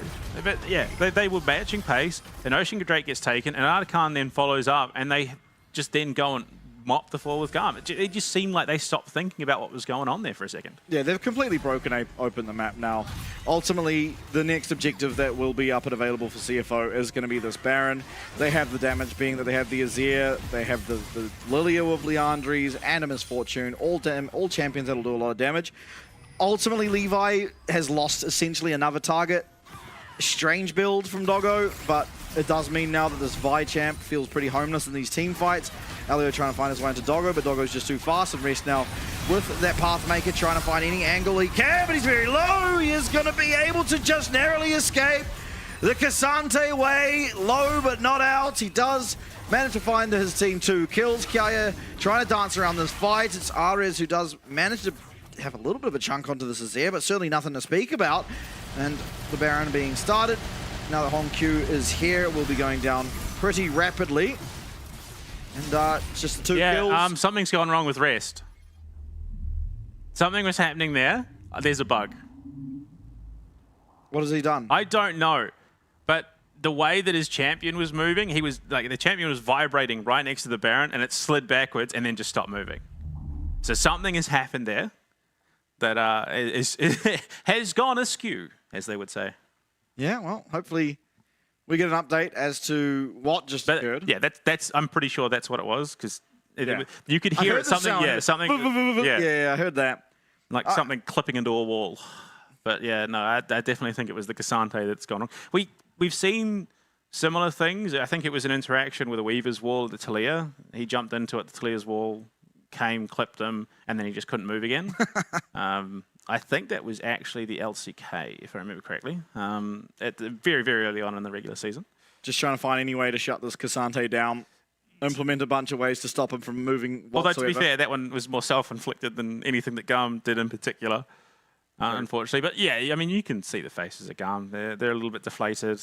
Yeah, this is, for GAM, the worst possible time to have a pause. Yeah. Because you can't talk about anything. So you're not, like this is the point of the game where they probably just need to be talking about next game. Yeah, yeah. And you can't. So you're just sitting there stewing on the thoughts that you are getting completely outplayed. Yeah. Essentially is what has happened here. And, you know, they are from the BCS. They can probably look back at what happened in the Viking series and be like, you know what? It doesn't matter that we're getting kind of outplayed here in game number 1 because Vikings were as well. Vikings got completely demolished in game. I think it was a bit different in the way that it happened, though. Vikings were just manhandled. Yeah. Whereas for GAM, whatever it was, it definitely felt like the attention slipped or whatever the case may be because they knew that the Drake had just gone down and then they just do nothing to respond to a potential Articon. They don't have vision down on that bot side. So, yeah, I mean, you look at it here, we'll see the team fight at the very least. Elio just overcommits. He's way too deep. I think this is the worst showing we've had out of Elio, purely because there just hasn't been any opportunities that have presented themselves. He gets a Magnet Storm, but by that stage, he's just too far gone. Hey! Yeah, so I think it kind of may have started there, because if you watch, he's going to come to the Baron. Oh, okay, we miss it. But yeah, he just starts, I think, aggressively vibrating. So what I believe has happened is there has been some form of bug because he used All Out on the Vi while the Vi was unstoppable. Yeah, that could do it. So I think there's been some weird interaction, and it could have even been that Poppy's involved in it somehow because Poppy was also using Steadfast Presence. So there's a whole lot of like movement abilities. Things that should negate other things, but haven't negated other things, and the game doesn't know quite how to make sense of it. Yes, and so Cassante has unfortunately paid the ultimate price, and he is stuck looking one direction. Well, he does ultimately end up turning and facing the Baron, and then for some reason things just went a bit haywire. I want a replay of that. Yeah, it's going to be... look, maybe this is like, you know, Cassante's had enough. He can't take it anymore. He's just collapsed under the mental pressure of fighting on the Rift day after day. But yeah, no, like... it is definitely two very drastically different ways that these games have played out for Vikings and GAM respectively. Yeah, like I said, Vikings, they were just manhandled off the Rift by TALON, whereas GAM... they're definitely not feeling up to the same caliber that they were yesterday. They definitely feels like some of these things are slipping away from them. Well, I think in part because they're up against stiffer competition. Where yesterday they were against Team Secret Wales, who ultimately, and I think we all agree, we're not playing how we expect Team Secret Wales to play. They're playing much more passive. Now they're playing against a team that kind of likes to play passive, kind of likes to scale up. They've got Ginger, who that is essentially what he likes to do. He likes to control the pace of the game, and they're playing exactly how Ginger wants to play. This guy is very possibly, and at least in my opinion, he is the star player of the entirety of the LCP thus far. For me, he has been that. The reason why CFO have found success is basically off the back of Ginger. Obviously, they've all been playing Raul. Rest, I would argue, is probably a close second. I mean, to be fair, Rest and Driver have both had good moments. Rest has had the showier moments. I would also say you can't really say that are the top laners because they've shared so much time where Ginger's played every single game. Yeah, Rest has been flashy. He's definitely been the one that's made those big impact plays. And I mean, it's crazy to me that Rest has played the least games of those two top laners. But it's still interesting to see how they sort of pivot him out. Look, I wouldn't even be surprised if he gets subbed out going into game 2 and Driver comes in, because that has been the way that they've just consistently been doing he just things. broke the game, so that too, yeah. Yeah, look, Honq, there is no doubt that Ginger is the star player of this roster and has been probably the highest impact player in the competition so far. But it also does then allow the rest of the CFO roster to shine, because Honq's looked very, very good coming into the home stretch. Doggo and Kaiwing have looked brilliant. Sure, but my main point was the reason why GAM are looking a little bit flat-footed here is because they're playing exactly they're trying to play someone else's game. Yeah. Which, to be fair, they did start off playing their own game. They were looking a bit skirmishy. They were looking for fights. But then, unfortunately, they just fell into pace behind CFO, who are quite happy to slow things down, get some of those big items online, and now they've just been completely outpaced. And that's exactly what CFO wanted. They were just looking for their opportunity to create gap, and then from there, the game is essentially over. Yep. Hopefully, we are able to get back into the swing of things, because look, all I'm saying is this wouldn't have happened with Jace, but purely because Jace wouldn't be in the same position that Rest is in currently. Yeah, that is true. Yeah. So once he was again, also banned, so like it's largely irrelevant.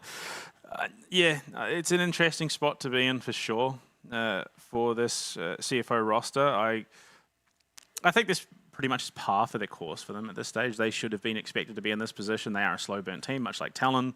And we've also got to be honest, if not for that secret win out of nowhere, CFO likely would have finished the split. In fact, they would have. They 100% would have finished the split in first place. So it's going to be interesting to see, obviously, as the bracket progresses, if we see more of these matches played out, and especially as we get to the best of 5, it's going to be very interesting to see which team joins what I'm imagining is going to likely be TALON CFO in that grand final, whether it's an all PCS final or, is it going to be VCS coming out of nowhere and taking a bit of an upset? Because going into the best of 5, there's going to be at least one VCS team there. I'm going to be interested to see just how they pace in terms of not just the draft, but in terms of overall stamina. For sure. Doggo looking zen.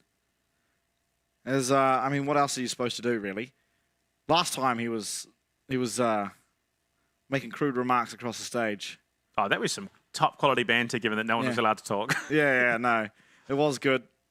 It was good. I mean, it's a little bit easier to do those things when you're going up against TALON for him, because I'm sure they have some form of brotherly relationship between the two teams, being the two PCS representatives in the league. So a bit more bonding time, I imagine, more so than the CFO do alongside GAM. But look, I think it's going to be very interesting to see sort of the standing between teams come the end of the year, because they are all playing over in the same space. They're going to be around each other a lot more often than they would have been otherwise. It's going to be interesting because we've already got the CFO TALON relationship. We've got the TALON GAM relationship.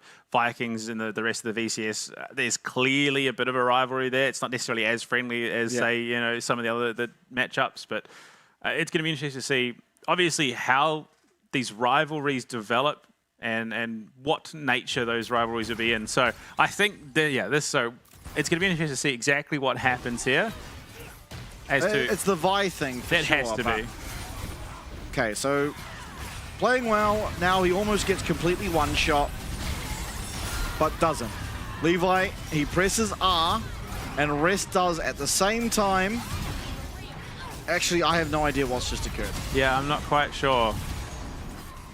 But I think I think the game thinks he's been clipped by the Magnet Storm, I think is what's happened there. And so it's trying to pull him back.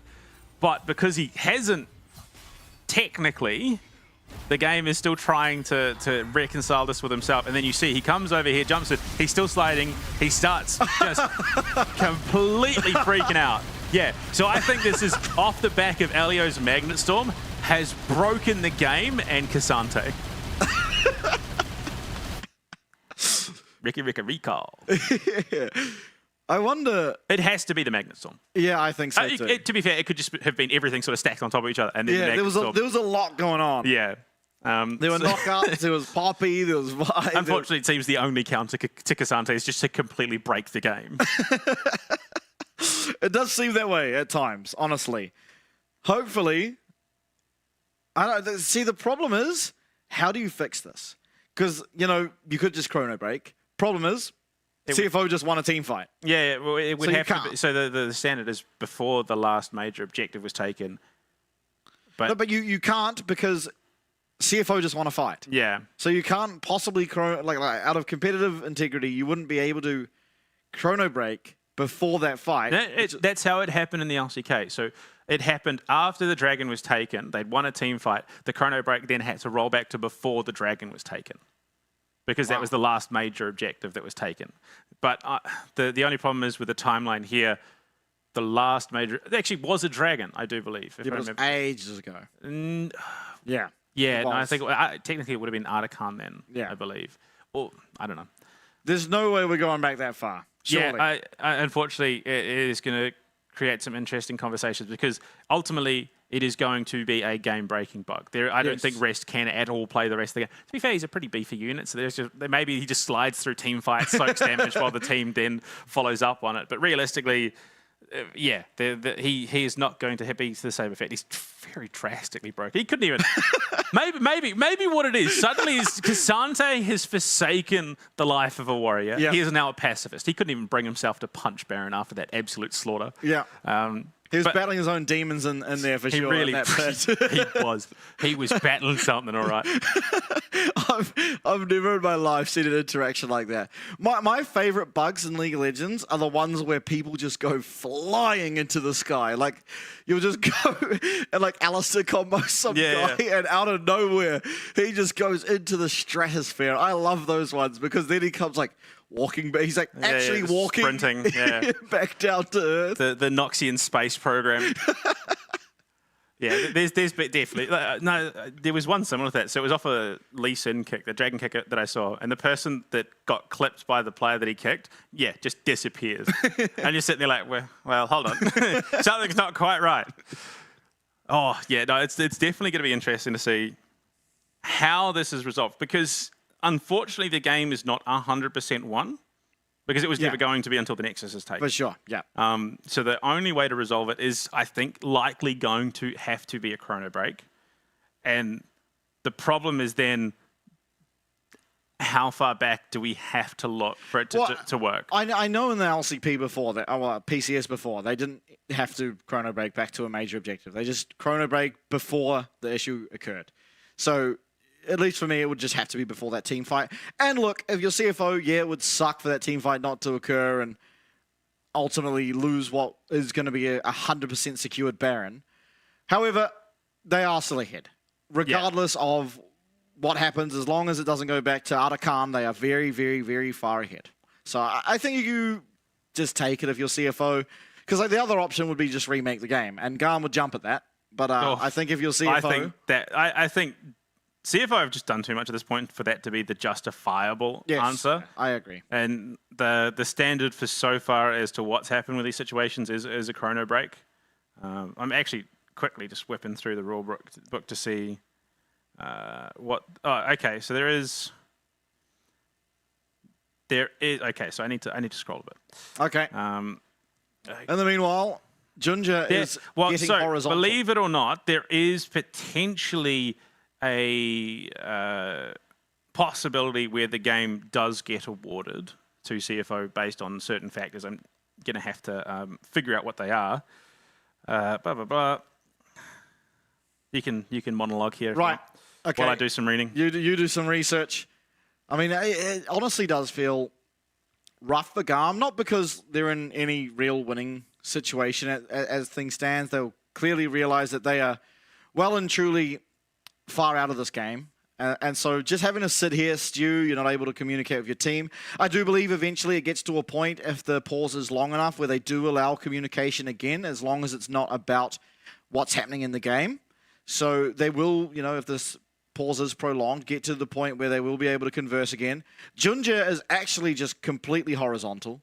Like, this guy is having an absolute laydown right now. He's loving it.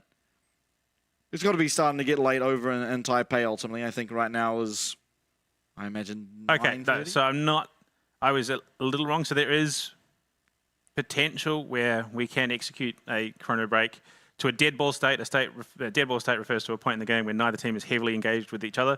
So I think that could realistically be the next case, but there has been a lot of skirmishing.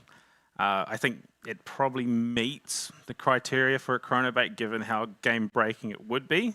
Yeah. The only issue is if it does happen and the bug then happens again, it could justify a remake. So it does make for an interesting set of circumstances, potentially.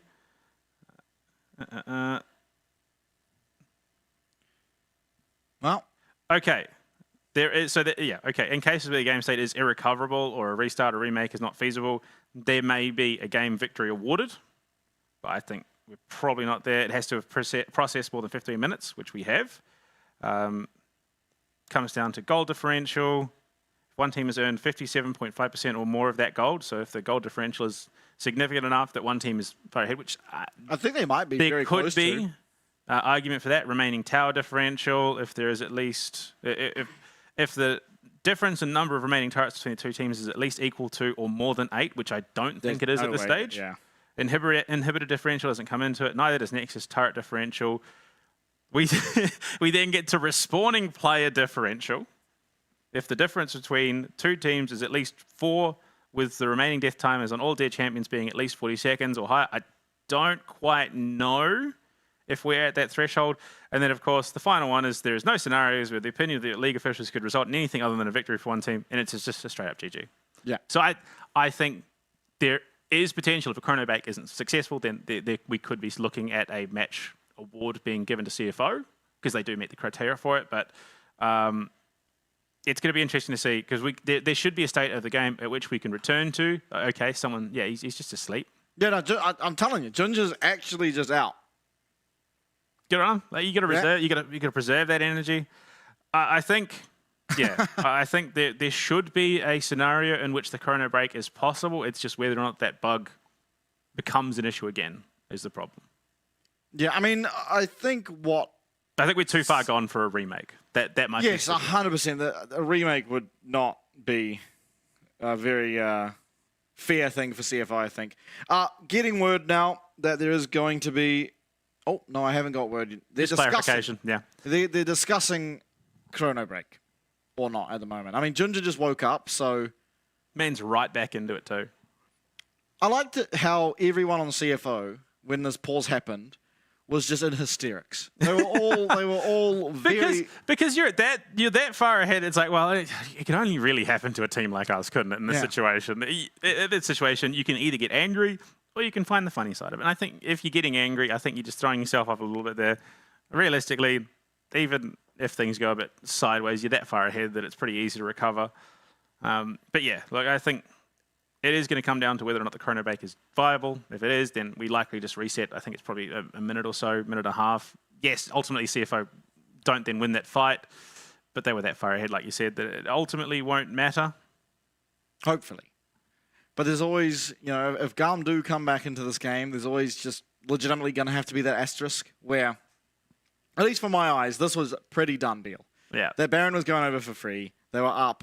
We thought the same thing about Secret versus Talon, though, and I'd argue these two competitors are on a similar standing to those two. Sure, but the team that you'd expect to win is the one that's ahead. Yeah. Is the big difference. So, yeah, I mean, people now are rising, Junja notably. Hopefully that means whatever's occurring in the game is being worked out. West even moving his mouse. Levi, however, definitely not. Yeah. Well, I mean, if it does go to a victory being awarded to CFO, ultimately I don't think that's the end of the world for GAM. I think realistically that then allows them to sort of reset, go into game 2, looking into a more favourable draft. Plus, given so many of those champions that have been problems for them already won't be available due to the Fearless draft.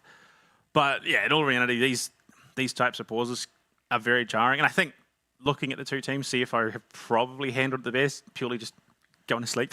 Yeah, well, like you want to conserve energy. You don't want to strain yourself mentally, and I think definitely some strain coming out of GAM because they're probably trying to figure out how do we dig ourselves out of the situation and get back in with a real chance. Where CFO, we're ahead. Even if we lose a fight, we're probably staying ahead unless it's a bit of a gamble on Baron. They take it and we all die. That's the only situation realistically where CFO find themselves in great trouble. And even then, I don't think the respawn time is that short that it should be an issue. I could be wrong, but in the grand scheme of things. So the bug encountered during Baron is still being discussed. The thing is, I still think the bug occurred before Baron. Baron just made it worse. I'm inclined to agree based on the fact that Rex was literally moonwalking. Yeah, I think what we do is probably start to a break and come back when we know more. Yeah, sweet as. Sounds good to me. So hopefully this all does get resolved in the near future. So we are going to go to a quick break, but we will come back as soon as the action is close to being brought back to our screen. So I'll see you very shortly.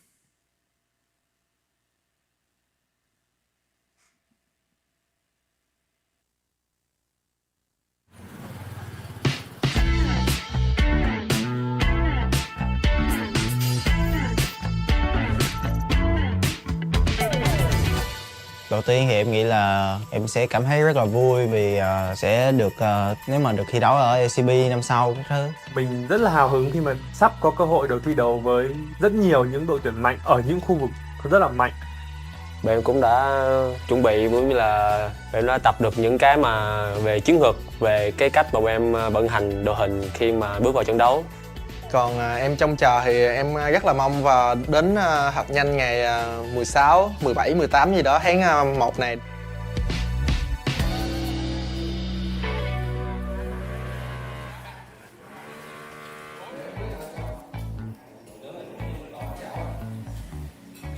Hiện tại thì team của mình có 7 thành viên thi đấu chính thức tính cả mình. Em nói từ trên xuống dưới, kia da thì kiểu ngầu, chỗ dựa vững chắc. Giống như kiểu khi mà mình gặp khó khăn thì cứ nhìn về kia da thôi thì mọi thứ nó sẽ ổn hơn rất nhiều. Khi mà em khi mà đi đường với tới bên kia thì em rất là để ý và rất là kiểu quan trọng về cái việc đi lên và cũng như là tìm kiếm lợi thế trên lane đó. Thì điều đó chứng tỏ việc em cũng rất muốn solo kill top lane bên họ. Kiểu đúng là chỗ dựa của team. Em thấy anh Khánh là một người đội trưởng khá là có tâm và có tầm, bởi vì anh ấy là một người luôn dẫn dắt đội, luôn có những cú call mà khá là hiệu quả và luôn đưa team tới chiến thắng. Emo thì đi mid. Còn về Emo thì trẻ, nhiệt huyết. Tuy là ít nói chuyện nhưng mà khi nói chuyện thì mọi người đều hiểu cười á, kiểu vì hay nói xàm xàm á anh. Ares thì cũng ngầu luôn. Anh rất là trưởng thành về lối chơi á, kiểu như là anh là một người đi lane hay và kiểu như là anh đưa ra quyết định rất là tốt, và những thứ đó em nghĩ là em sẽ cần học hỏi về ảnh nhiều hơn. Anh Hưng thì Hưng thì kiểu em nghĩ anh ấy là một người chơi khá là thú vị, nhưng mà em sẽ không tiết lộ gì nhiều. Em sẽ để cho mọi người mong chờ hơn khi mà được xem anh ấy trình diễn ở LCP mùa sau. Team em nhìn ra cũng ngầu quá. Hưng thì ngầu, anh An thì dễ thương. Esport chọc cười mọi người khá là nhiều, kiểu là hay làm cho mọi người có cảm giác tích cực hơn anh. Mặc dù là em đi ở vị trí là xạ thủ á, là một vị trí mà cần được dồn tài nguyên, nhưng mà so với tính cách của em nó tác động vô game nhiều á, nên là em thích hậu cần, nghĩa là hỗ trợ về mọi người nhiều hơn. Và một hỗ trợ là Elio. Em thì cũng dễ thương. Tính dài vậy. Bởi vì Elio thì mọi người thường đánh giá thấp Elio và bản thân mình thì đánh giá rất là cao. And we're back. So, bug resolved, I think. All right. Well, he's not sliding. He's not vibrating uncontrolled. But yeah, Rex has given us the thumbs up. Oh, don't. I take it back. He cannot auto-attack.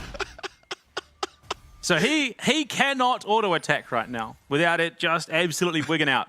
You ready? He's gonna, yeah. Bug not resolved. Close, but not quite. The issue is that Casante cannot smack anything. Yeah, that I can see why that would be a problem. Yeah, I mean, to be fair, you could still play around his abilities. Not ideal. Yeah, look, his abilities also give him something that empowers his auto attack. I mean, to be fair, we don't even know if his abilities like work properly either. So true, he hasn't. He I imagine dashed. he did. Oh, he did dash. He dashed. So his dash works. I think. I'm pretty sure we saw one, but yeah, close but no cigar. Which, so I don't know if we chrono broke. No, we don't. Exactly. So I think that will be the next step. And if they can't do that, I think the game just goes to CFO. Because they've just got Baron. They're pretty far ahead. We really should have looked and seen just how far ahead they were. But either way, they're massively far ahead. Maybe we get lucky and they bring a replay up and we can probably see. But I mean, yeah, I think at that stage they were that far ahead. They've just taken Baron. They've just won a fight. At this point, barring the entirety of CFO running into GAM's fountain, or either setting up the perfect team fight and allowing just absolute mayhem to reign, I think the reality is this is just going to be CFO systematically ending the game within the next 5 to 10 minutes, at most. Yeah, I'm inclined to agree. I think ultimately there doesn't seem to me like a realistic world in which GAM bring this one back. It would rely on a series of massive misplays. Yeah. Essentially. Which, unfortunately, is kind of how they ended up here. To the point that they are. I think realistically, your best bet is to go next. if you are GAM. It actually might be beneficial for them too. Not just in terms of the current game state, that is a lot of energy to expend to try and even bring it back to even, let alone then go and win it. But it also allows you to reset. It does take a lot of champions off the board, especially that broken Cassante, literally.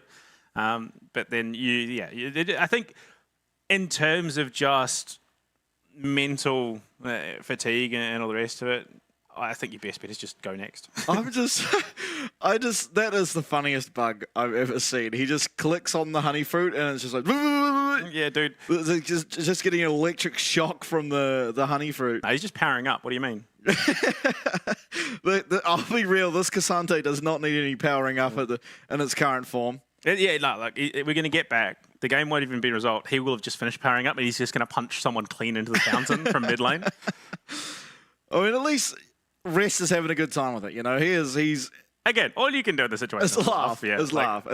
To be fair, a lot of the bugs that happen in League of Legends are pretty funny. They're like, this is a harmful one, of course, because it just disallows him from playing his champ for the most part. He didn't queue the minion wave either, which makes me think that there's a good chance his Q doesn't work. Yeah. Because the only ability we've seen him use. And even then, I'm not 100% sold. I actually saw it. No, he definitely did. Yeah. When he was moonwalking away from the team fight while getting Magnet stormed in, he did eat. Yeah. No, but I think, he also then dashed towards the honey fruit and then started losing his darn mind again. Yeah, to be fair, it's far from the most egregious bug I think we've seen. I mean, you just look back at Invisible Nunu, who was all of a sudden snowballed into your lane and you had no idea what was going on. Yeah. That was a pretty rough time to be playing ranked. Yeah, there's been a few of them. But I have been informed we will be taking a break for about 5 minutes. But again, if we do come back into game, if things are resolved, we will, of course, jump straight back in. So don't go anywhere, but we will see you very shortly.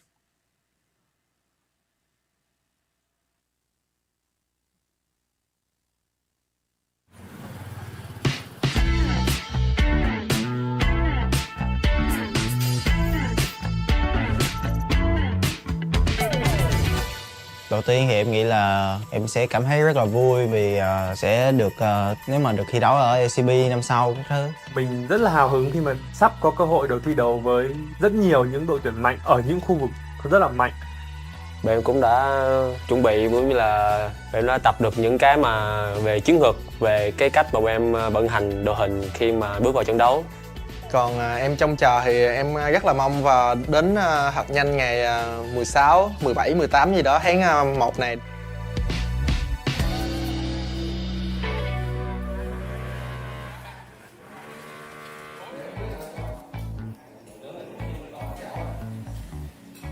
Hiện tại thì team của mình có 7 thành viên thi đấu chính thức tính cả mình. Em nói từ trên xuống dưới, kia da thì kiểu ngầu, chỗ dựa vững chắc. Giống như kiểu khi mà mình gặp khó khăn thì cứ nhìn về kia da thôi thì mọi thứ nó sẽ ổn hơn rất nhiều. Khi mà em khi mà đi đường với tới bên kia thì em rất là để ý và rất là kiểu quan trọng về cái việc đi lên và cũng như là tìm kiếm lợi thế trên lane đó. Thì điều đó chứng tỏ việc em cũng rất muốn solo kill top lane bên họ. Kiểu đúng là chỗ dựa của team. Em thấy anh Khánh là một người đội trưởng khá là có tâm và có tầm, bởi vì anh ấy là một người luôn dẫn dắt đội, luôn có những cú call mà khá là hiệu quả và luôn đưa team tới chiến thắng. Emo thì đi mid. Còn về Emo thì trẻ, nhiệt huyết. Tuy là ít nói chuyện nhưng mà khi nói chuyện thì mọi người đều kiểu cười á, chỉ vì hay nói xàm xàm á anh. Ares thì cũng ngầu luôn. Anh rất là trưởng thành về lối chơi á, kiểu như là anh là một người đi lane hay và kiểu như là anh đưa ra quyết định rất là tốt, và những thứ đó em nghĩ là em sẽ cần học hỏi về ảnh nhiều hơn. Anh Hưng thì Hưng thì kiểu em nghĩ anh ấy là một người chơi khá là thú vị, nhưng mà em sẽ không tiết lộ gì nhiều. Em sẽ để cho mọi người mong chờ hơn khi mà được xem anh ấy trình diễn ở LCP mùa sau. Team em nhìn ra cũng ngầu quá. Hưng thì ngầu, anh An thì dễ thương. Chọc cười mọi người khá là nhiều, kiểu là hay làm cho mọi người có cảm giác tích cực hơn anh. Mặc dù là em đi ở vị trí là xạ thủ á, là một vị trí mà cần được dồn tài nguyên, nhưng mà so với tính cách của em nó tác động vô game nhiều á, nên là em thích hậu cần, nghĩa là hỗ trợ về mọi người nhiều hơn. Và một hỗ trợ là Elio. Em thì cũng dễ thương. Em tính dài vậy. Bởi vì Elio thì mọi người thường đánh giá thấp Elio và bản thân mình thì đánh giá rất là cao Elio, cũng như là mình tin rằng Elio sẽ làm được điều bất ngờ đến cho các bạn fan hâm mộ. Đối với fan GAM thì anh nghĩ là khi một đội tuyển thành công thì đối với họ là những cái người mà cổ vũ họ giống như fan GAM farm á, thì rất là quan trọng đối với GAM. Thế là khi mà em đang cảm thấy là được nhiều thứ như vậy á, thì em sẽ cảm thấy thi đấu nó rất là tự tin. Em sẽ cảm thấy là kiểu như mình không có gì đã mất hết, mình có nhiều tài nguyên như vậy thì lý do gì mà mình không chiến thắng những đội tuyển khác. Và ở LCP sắp tới là một cơ hội để khiến cho các đội Việt Nam có thể chứng minh cho mọi người thấy như vậy. Hy vọng là mọi người sẽ vững tin vào GAM và mình tin rằng GAM sẽ giành được chức vô địch tại mùa giải năm nay. Cảm ơn các bạn.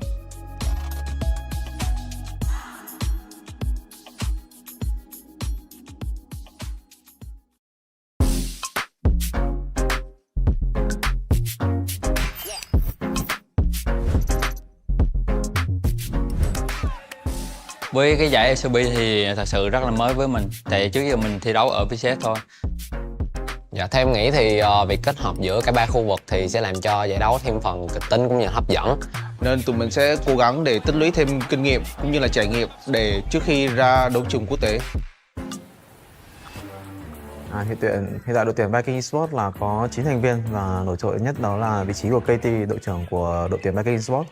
Anh KT trong game rất là hot. Đội trưởng team em là một người trong game thì luôn là điểm dựa cho mọi người.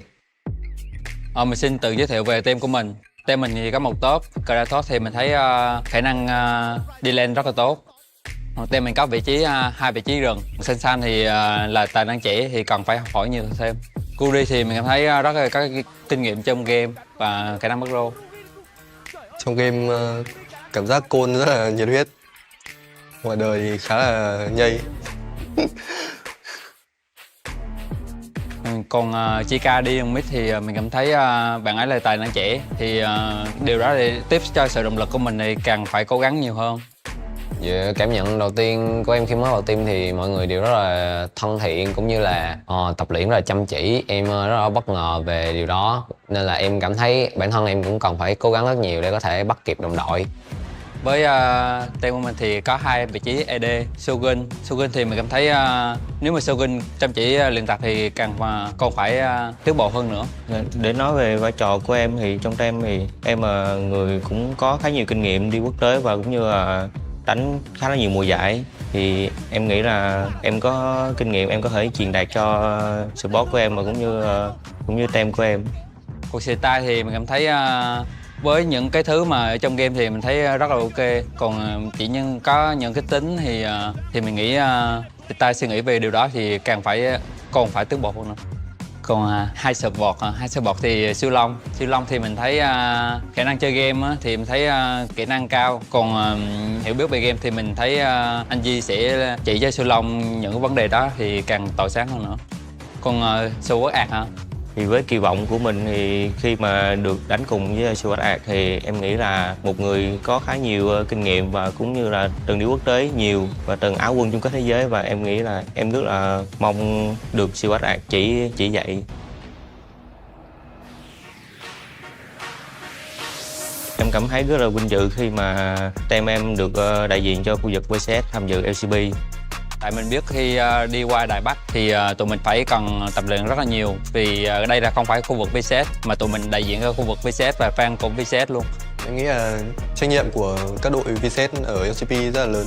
Đội của em đã tập luyện rất là chăm chỉ cũng như là toàn bộ các thành viên đều hướng đến chức vô địch của LCP, nên em nghĩ đó là điều quan trọng nhất giúp cho đội của em chắc chắn sẽ giữ được cái slot này.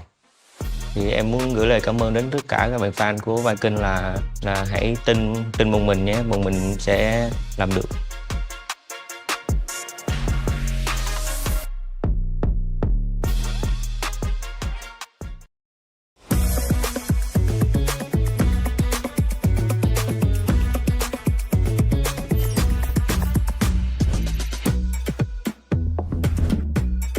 在今年 LCP 是一个完整的新赛区，然后也包括很多就是越南、日本，还有我们自己。我觉得在这种赛区的话，就是会非常有竞争性嘛，而且喜新程度应该会拉得挺满。但因为今天融入了越南跟日本，我们可能会去分析其他玩法可能会不会更好，对我们来说。在2025的 CFO， 我觉得最特别的是我们选手都很年轻，然后他们也乐意去学习，那就非常适合现在的这个赛制，就是全局 BP 嘛。因为其实他们也是有非常多的角色词可以想要给观众去看、去表现。我觉得我们的学习力跟随机应变能力是很强的，所以不用太怕他们的那些风格。可以被选上，就感觉自己肯定还有潜力哦，然后可以为团队带来很多帮助，就觉得蛮开心的。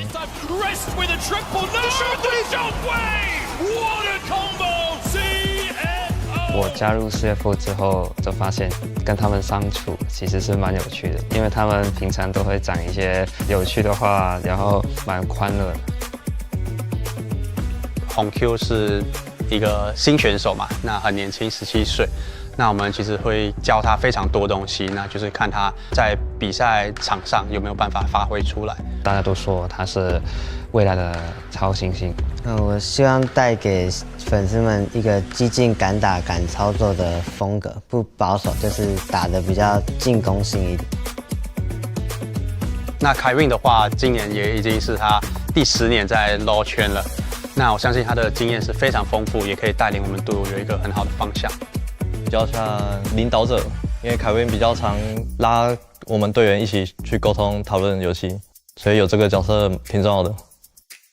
刚入4节的话，可能就游戏内，我觉得话也算蛮多的，就是然后操作也蛮好的。我会说我自己应该是算是老大哥吧，就有点牺牲自己，比较团队，然后因为我是上路位置哦，我可以自己顾好我自己。那 Dogo 的话，他自己本身在 LoL 打了1年，就打出很好的成绩，然后就已经去 LPL 那边就是拼了好几年。这次回来的话，我相信他已经进步了非常多。自己在团练看到他的表现，还有他的操作，我觉得他非常那种明星的，还有领袖的气质，我觉得。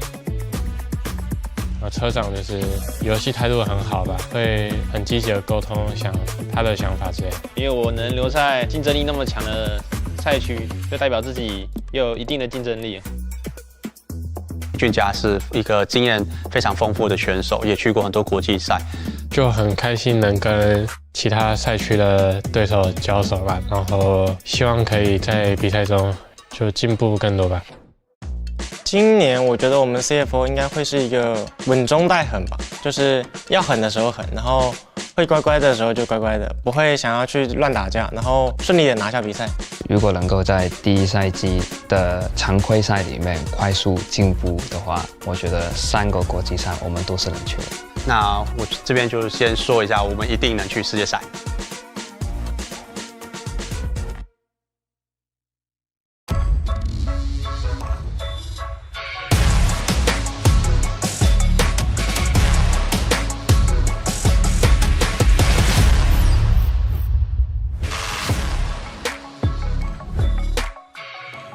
关于 LCP 的话，因为聚集了原本赛区很强的队伍嘛，然后接下来的竞争肯定会更加激烈。我觉得跟更强的队伍、跟更强的人对线的时候是会更进步的，而且对我来说是更有趣的一件事情。就我个人来看的话，越南进攻性特别强，然后还有大洋洲可能套路比较多。日本的话就是相对比较保守一点吧。因为新的赛制是全局 BP 嘛，就是选过的英雄不能再选，那这一方面会需要蛮多的思考，比起过往的话。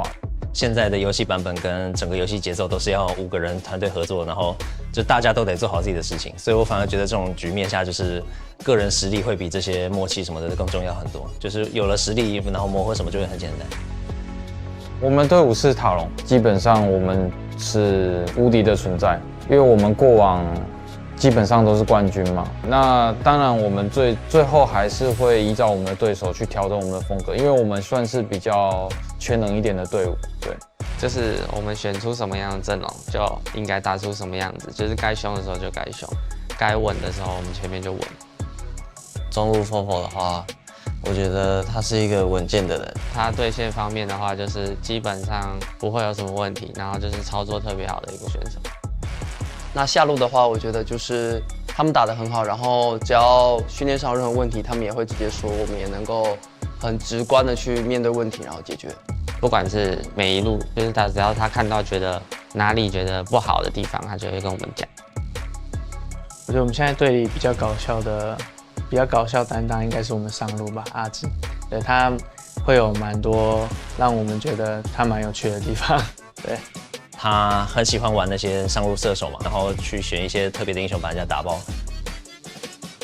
卡萨的话就是人挺好的吧，然后常常为队友着想，不管在游戏上啊，一直想着怎么帮助队友。我们的辅助是无敌。其实辅助位在今年这个赛制下面的话，我觉得辅助会冒出很多不一样的英雄。那刚好无敌会的蛮多的，那我觉得他可能会玩得更好一点。对。我觉得今年塔隆会拿很多的冠军。塔隆肯定是会参加所有的国际赛事，然后希望可以在国际赛事拿到好成绩。然后不管任何的比赛，我们都是要突破，比以往成绩更好的。我就希望是一步一步来，然后我们把每个基础都打好，然后我们就可以走到更高的地方。今年的话，大家加油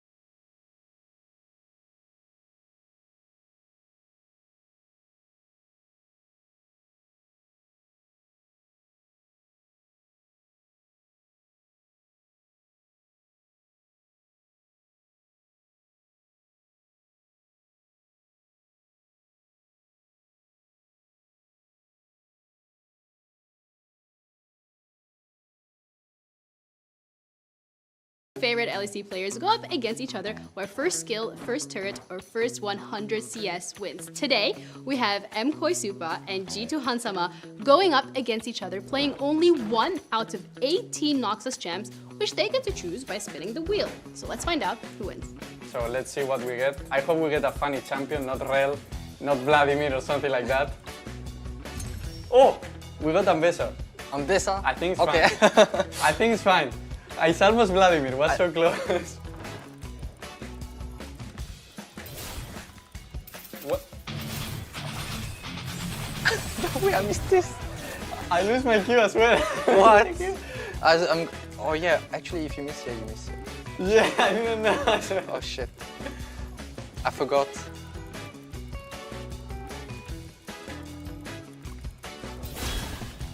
Oh my god, I missed it. Okay.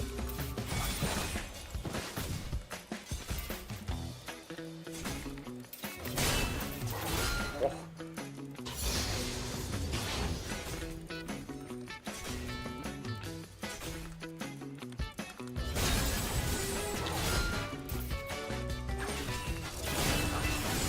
Oh. Guys. I don't know what I'm doing, no joke. But this champion looks so fun. No! But what is the damage? Actually, I don't know. Like, yeah. This champion is weird. I played into Ambessa in lane swap, and sometimes he can 1v2, it's crazy. Yes, he can.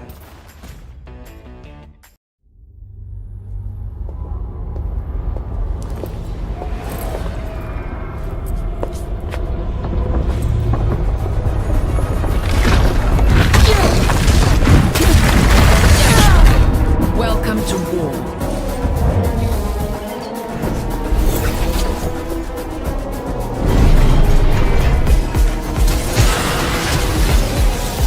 Do not test me.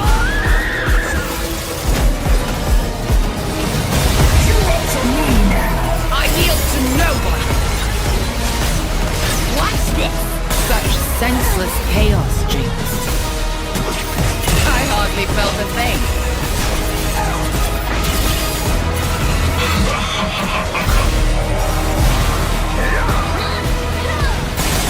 Nothing I couldn't handle.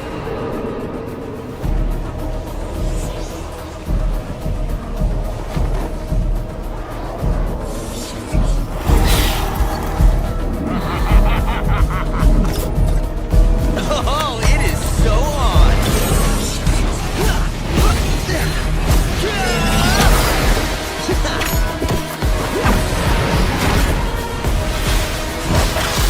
It's about to get messy!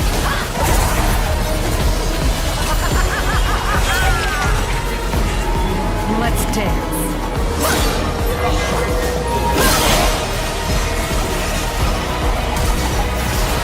Blood for Nazis!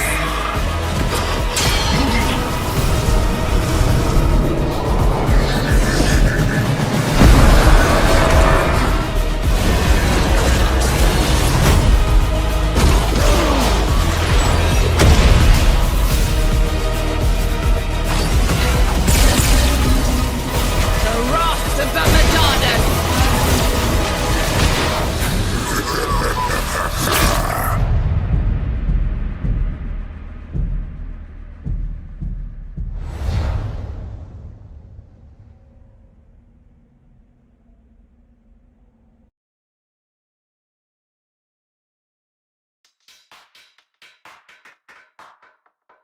Move it, shake it till you make it, you know I'm a star.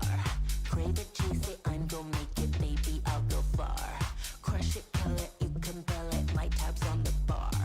Crush it, kill it, you can bill it, my tab's on the bar.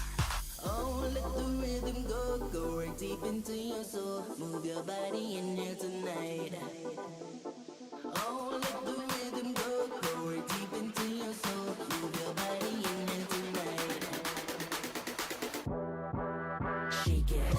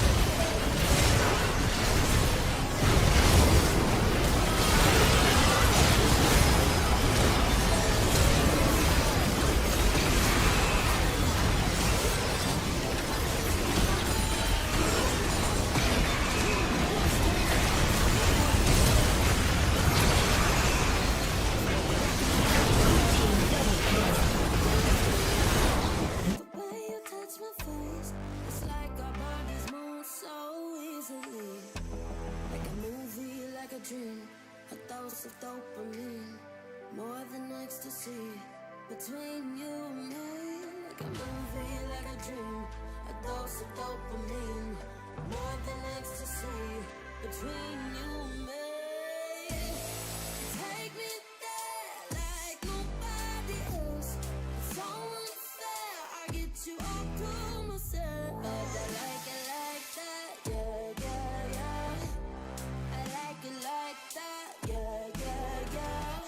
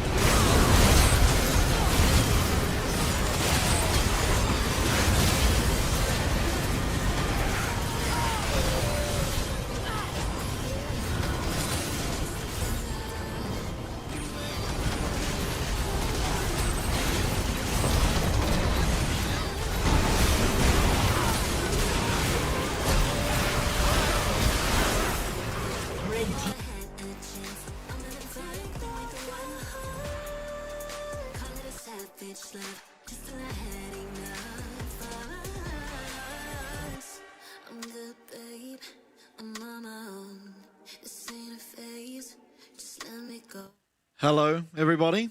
I have some good news, some bad news. So basically, the chrono break is happening, and we're getting updates as things go on about how long that's going to take. So we're not ready yet to go back into game, but we just figured let you guys know what's going on instead of having the videos play and leave you in the dark, essentially. But yes, we are going to go back into game very shortly. We're going to get a chrono break. I'm not sure exactly when that's going to be until, but we will find out very shortly. But until then, please enjoy the videos, and please stick with us because we will not be too long from now. Proving yourself in Noxus is no easy feat, and Mel will use every tool she can to do it, including her enemies' powers. In-game, Mel aims to catch out enemies, poke them down, and deal huge bursts of damage at exactly the right time. Mage players and Arcane fans, it's your time to shine. Welcome to the Mel Champion Spotlight. Any worthwhile venture involves risk. Before anything else, let's cover Mel's signature ability, her W, Rebuttal. Rebuttal gives her a small burst of move speed. It also grants a barrier that negates damage from anything except towers, and reflects enemy projectiles back at their casters. Auto attacks, waves, missiles, anything that would be blocked by Yasuo's Wind Wall gets reflected by Rebuttal. Reflected projectiles are converted into magic damage, but function as they normally would otherwise. Like this, and that, and this one, and that one. You get it. Now for Mel's passive, Searing Brilliance. Damaging an enemy with an attack or ability applies a stack of Overwhelm. You can stack Overwhelm infinitely, charging up potential damage. When this damage amount exceeds a target's current health and shields, Overwhelm detonates to execute them.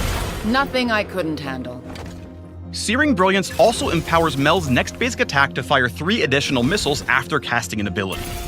She can cast up to 3 abilities in a row to gain a max of 9 extra missiles on her next attack. Mel's Q is Radiant Volley. She unleashes a barrage of explosions in a target area. Each one deals a small amount of damage and stacks her passive. Her E is Solar Snare. Mel sends out an orb of unstable energy that files wildly as it travels. Enemies hit by the energy take damage over time and are slowed for the duration. Those who touch the orb itself are rooted. Lastly, Mel's ult is Golden Eclipse. Passively, it increases her damage from Overwhelm stacks. On cast, she unleashes her power on every target marked with Overwhelm, dealing tons of damage based on how many stacks they have. Golden Eclipse does not consume these stacks, so targets are still vulnerable to her passive if she brings them low enough for an execute. Feel my light. While this ability can hit monsters, it's only castable if an enemy champion is affected by Overwhelm. So plan your Baron steals accordingly. Mel's damage potential makes her a serious threat in extended fights, but if an opponent can burst her quickly or disengage to wait out the stacks from Searing Brilliance, they'll extinguish a lot of her power. And even though her passive is an execute, it respects magic resist. So bulk up if you don't want to get overwhelmed. The reflect on her W is pretty powerful, but only if an ability is worth reflecting. For example, champions with sticky engage tools like Amumu and Nautilus won't mind rebuttal one bit. As a backline mage, Mel will really shine for players who like to poke from safety, so give her a try if you play Xerath, Lux, Hwei, or any other artillery champions. Let's skip the rest of the pleasantries, shall we? Get ready to rise with Mel, the soul's reflection. The arcane is at my fingertips.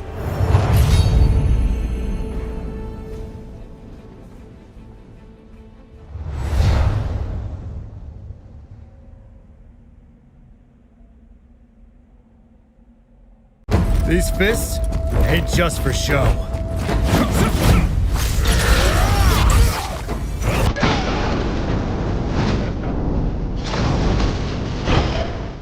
Come on! Who's next?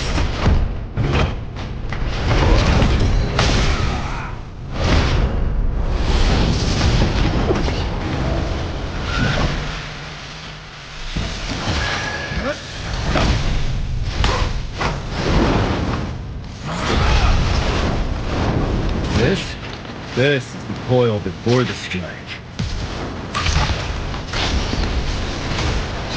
Let's settle the score. You'll want to get a close-up of this. Like the ivory serpent, I don't back down when it comes to family. You pick a fight with them, you pick a fight with me. Hometown hero coming through.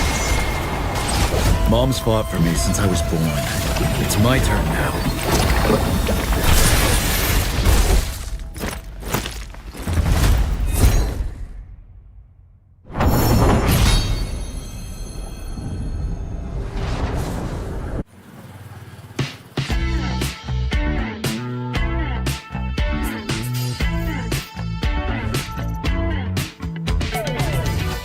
Đầu tiên thì em nghĩ là em sẽ cảm thấy rất là vui vì sẽ được nếu mà được thi đấu ở LCP năm sau các thứ. Mình rất là hào hứng khi mà sắp có cơ hội được thi đấu với rất nhiều những đội tuyển mạnh ở những khu vực rất là mạnh.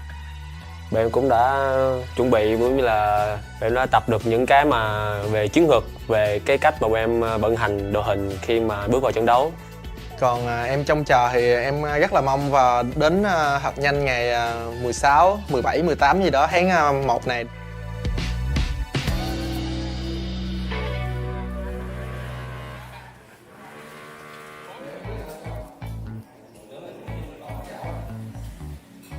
Hiện tại thì team của mình có 7 thành viên thi đấu chính thức tính cả mình. Em nói từ trên xuống dưới. Kia thì kiểu ngầu. Chỗ dựa vững chắc. Giống như kiểu khi mà mình gặp khó khăn thì cứ nhìn về Kia thôi thì mọi thứ nó sẽ ổn hơn rất nhiều. Khi mà em khi mà đi đường với tới bên kia thì em rất là để ý và rất là kiểu quan trọng về cái việc đi lên và cũng như là tìm kiếm lợi thế trên lane đó, thì điều đó chứng tỏ việc em cũng rất muốn solo kill top lane bên họ. Okay, well, update. So despite the fact Rest cannot auto-attack currently. He can, but only after he's used his ultimate. So it's only like the empowerment of it that can attack with right now, and then he stops attacking as soon as they turn back to normal. Yeah, So but regardless, despite the fact Rest can't attack, he has decided not to chrono break and just to go back in the game. And honestly, they probably from this position can just win the 4v5. Anyway. As long as his ult works. Because if he's able to ult, then maybe his abilities will start working again. A problem if they don't. But I guess we're going to find out. Anyway, regardless, he's decided that he will play it on. Now, if somehow, they then lose off the back of this, which realistically could happen. Yes, because Cassante, you can also see sliding around the map. So that hasn't been fixed. The auto attack issue hasn't been fixed. He's not going to be able to contribute to towers at all. So he's worthless in a side lane. So the only way that this is... They got to end with this Baron. CFO need to now end. Like, that is the only way. And even then, all he's going to be doing is soaking damage. And if you are GAM, you'd probably just ignore him. Like, oh dear. That's a bold call. We'll see if it pays out for them. This is... As Jason Bateman once said, it's a bold strategy, Cotton. Yeah, well, I mean, yeah.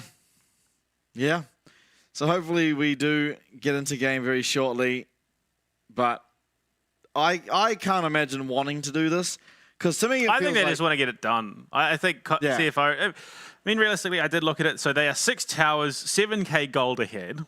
I'm pretty sure every lane that they were playing was winning. The only problem being that Rest is the vast majority of their bulk in the team fight. He's the one face tanking a lot of it and doing a lot of the setup and just being a nuisance. If CFO lose this game now and potentially find themselves in the lower bracket against, because I wouldn't be surprised if there was an actual argument to be made for them just being awarded the win because how far they were ahead. Yes, yeah. Because it was. I'd actually have to look at it. So it had to be 57.5%, I think it was, they said. So... Although, to be fair, it looks like he's almost machine gunning the minions. Levi's laughing at this point. Yeah. Okay, but like... Yeah, no, so it's a 10k gold lead now after the back of that. Now it goes down a little bit. I mean, ultimately, they have to just be trying to end. Okay, he's walking around like normal. So he's not drifting. Okay, so I'm pretty sure he just dashed. So the dash isn't actually traveling any significant distance. Well, I think he dashed onto his teammate, maybe. Let's have a look. I'm sure he'll use it. Hit the ward. Do it. Yeah, that's right. Hongyu. Big assist. Oh, no. Yeah, no. Okay. He is 100% costing this team fight. Between Worlds has come out. It's the Empress to fight. Okay, so now, sorry. He can attack now. Storm. He's free. He's free. Kazante is a free elf! And it does look like off the back of that, they are going to just end the game. But the thumbs up from Rest. I'm aware that there's a good argument that yeah. So I think he's just straight back to normal. All it required was another. Oh no, never mind. He's not. But either way, it doesn't matter. Doggo's in hysterics. All of that for them to end the game, which we figured was going to happen anyway. Okay, I mean, like, now I'm aware that the play-by-play on that last team fight was not particularly good, but it was just mostly seeing if Rest could do anything. I have watched League of Legends Esports since Season 2. Yeah. Never in my life have I witnessed something like that. Yeah, look, it is what it is. I commend CFO for their confidence in that situation. They're still in. That was a 12-kill game, which is just the most insane part of all of that. What? I mean, yeah. League of Legends, baby. Well, I mean, yeah, going forward, I'm at a bit of a loss for words at what just occurred, but essentially in what was a 4v5 team fight until Rest got in range of someone to then press ult, they were able to take the win. Damage pretty low across the board, Hongyu and RS doing the majority of it, and if you cast your mind back to the game, it was just early Dragons going over to GAM, CFO picking up all of the Void Grubs and massive leads in particularly the solo lanes due to the towers going down. So Hongqiu and Rest were very, very far ahead because they were getting the tower plates. And then when it came to that third dragon, CFO very clearly took it and then kind of just started running away with the game, honestly, at that point. Yeah, I mean, you can see it on the graph. Yeah. It was a pretty significant nosedive isn't the right word because they were blue, so yeah, upswing. At which point, I mean, it's mind-boggling. In a 28-minute game, combined, the junglers did roughly 6,500 damage. Yeah, I mean, that is just the nature of it when really these two champs, Lilia never got to the point of the game where she had to be a large contributor, and Levi didn't really have any targets. I mean, like that has to be some of the lowest damage numbers across a game that we've had this split, which is just all the more impressive. Yeah, it was a bit of a pacifist game where CFO were just ultimately, it ended as a pacifist game for K'Sante. Yeah, absolutely. Take a look at some of the highlights. I do very much hope that we get the highlights of K'Sante in that last fight. I mean, I don't even know what happened in the last fight. I saw a big Emperor's Divide, and majority of it I was just... Well, to be fair, for the most part at the start, it was Rest trying to kill a ward. Hongqiu then had to help, and then said, you know what, you can just do it, and then went on Emperor's Divide, got multiple people, and it was just an absolute wash. And yeah, GAM, I think, probably played a little bit too passively, all said and done. I think they just didn't accelerate the way that they traditionally do, like the VCS teams traditionally do. Here we go. It's time to break the game and then end less than 5 minutes later. And so I think what it is here. So Elio jumps in, the ult comes out, but for some reason K'Sante is considered both in and out of the ult at the same time. There, he's killing the ward. He's got the ward. Hongqiu then just says, you know what, forget this. They get rid of it. He goes golden. So he baits them in for a massive opening. And I mean, there was a lot of damage, and Levi just dies, unfortunately. I wonder what would happen if the same thing repeated itself. You know what I mean? If the Magnet Storm and All Out came out at the same time as second time in that game, would he then just lose control of his mouse entirely? Oh, we will never know. The rules of Freaky Friday would dictate that he goes back to normal. If you do the same thing that broke something a second time. Yeah, fair enough. Well, ultimately, that is game one done and dusted in a very odd fashion, but we will now head to a break once again. When we're back, we'll see game number 2. Hopefully, GAM able to bring things back, get their mental back in line, and give us a good series.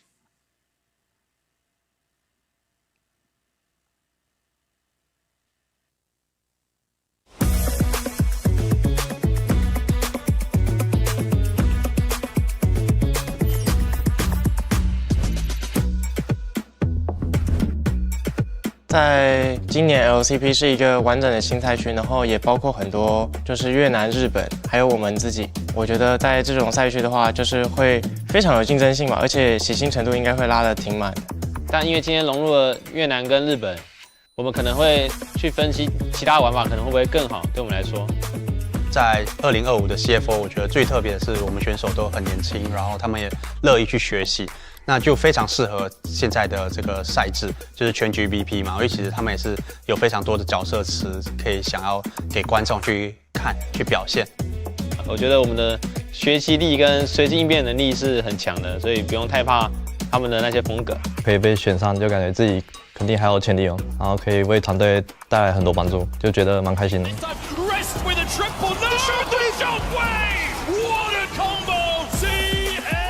我加入 CFO 之后，就发现跟他们相处其实是蛮有趣的，因为他们平常都会讲一些有趣的话，然后蛮欢乐的。Hongqiu 是一个新选手嘛，那很年轻，17岁。那我们其实会教他非常多东西，那就是看他在比赛场上有没有办法发挥出来。大家都说他是未来的超新星。我希望带给粉丝们一个激进、敢打、敢操作的风格，不保守，就是打得比较进攻性一点。那凯运的话，今年也已经是他第10年在 LoL 圈了。那我相信他的经验是非常丰富，也可以带领我们队伍有一个很好的方向。比较像领导者，因为凯文比较常拉我们队员一起去沟通讨论游戏，所以有这个角色挺重要的。刚入4节的话，可能就游戏内，我觉得话也算蛮多的，就是然后操作也蛮好的。我会说我自己应该是算是老大哥吧，就有点牺牲自己，比较团队，然后因为我是上路位置嘛，我可以自己顾好我自己。那 Dogo 的话，他自己本身在 LoL 打了1年，就打出很好的成绩，然后就已经去 LPL 那边就是拼了好几年。这次回来的话，我相信他已经进步了非常多。自己在团练看到他的表现，还有他的操作，我觉得他非常那种明星的，还有领袖的气质，我觉得。车长就是游戏态度很好吧，会很积极的沟通他的想法之类的。因为我能留在竞争力那么强的赛区，就代表自己有一定的竞争力。俊佳是一个经验非常丰富的选手，也去过很多国际赛，就很开心能跟其他赛区的对手交手吧，然后希望可以在比赛中就进步更多吧。今年我觉得我们 CFO 应该会是一个稳中带狠吧，就是要狠的时候狠，然后会乖乖的时候就乖乖的，不会想要去乱打架，然后顺利的拿下比赛。如果能够在第一赛季的常规赛里面快速进步的话，我觉得3个国际赛我们都是能去的。那我这边就先说一下，我们一定能去世界赛。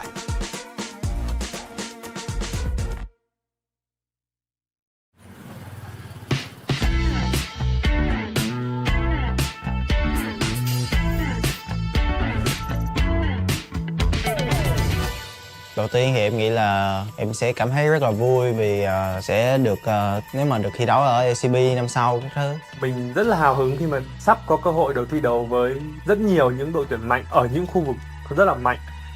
Bạn cũng đã chuẩn bị cũng như là bạn đã tập được những cái mà về chiến thuật, về cái cách mà em vận hành đội hình khi mà bước vào trận đấu. Còn em trông chờ thì em rất là mong và đến hạt nhanh ngày 16, 17, 18 gì đó tháng 1 này.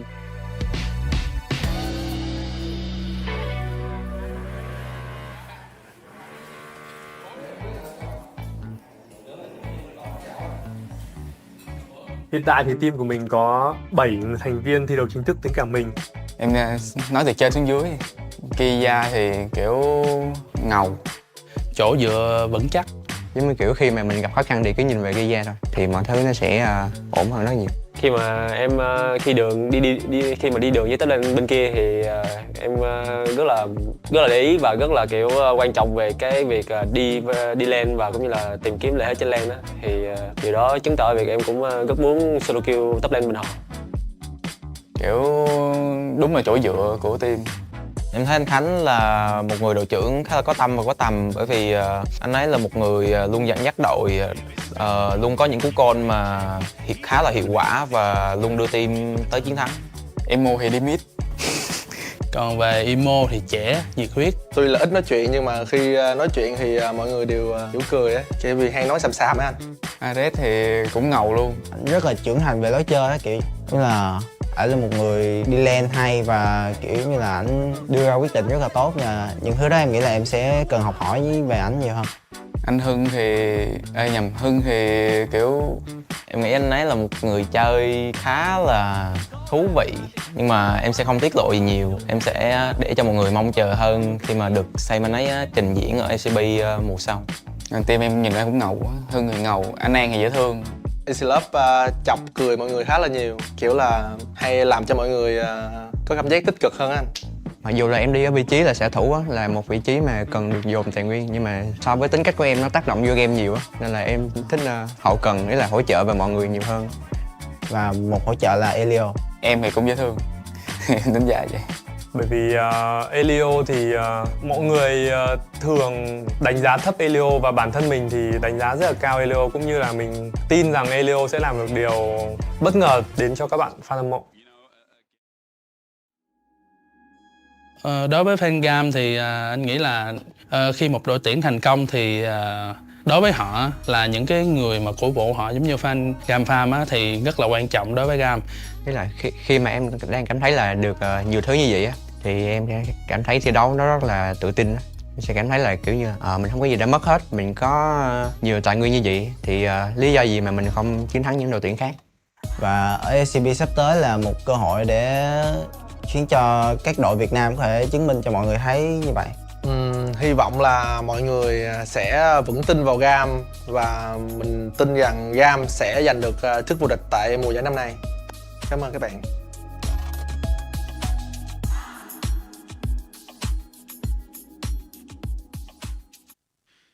And it's time for game number 2, very, very shortly. Rest is out. CFO is still struggling to hold it together after that game. You can see it on their faces. But yeah, poor Rest, you can't get your break, eh? His champion breaks mid-game. We wait to try and get it fixed. They decide, you know what, we're not going to fix it. He can just suffer. They end the game, and then he subbed out immediately. GAM chooses the blue side. I mean, has been the stronger performer in the playoffs, for sure. TALON did catch their first loss on it, however. So GAM looking to pick up their first win in the series, hopefully take us to a game 3 and follow the success of their VCS brethren and try and meet them up there in the upper bracket. I mean, GAM 4-4 on both sides of the map, actually. They've picked up 4 wins on each. They're consistent. Yeah, consistent across the board, whereas it has very much been a blue-sided affair for CFO. I think they're 9-5. 9 wins on the blue side, 5 on the red. So I think they do all right, but definitely they're a blue-sided team. That much is for certain. Coming into it, I mean, luckily there will be no more issues with Kasanti because he can't be played. Yeah. Although, I mean, it's cool to see Riot trialing a new dance for him. He's got that sprinkler going. I liked how the particles would play as well. There was just like explosions on his auto attacks everywhere. Yeah. Look like he was using a machine gun. Underbarrel Gatling gun. It's the new... The Warriors make their own weapons. Yeah.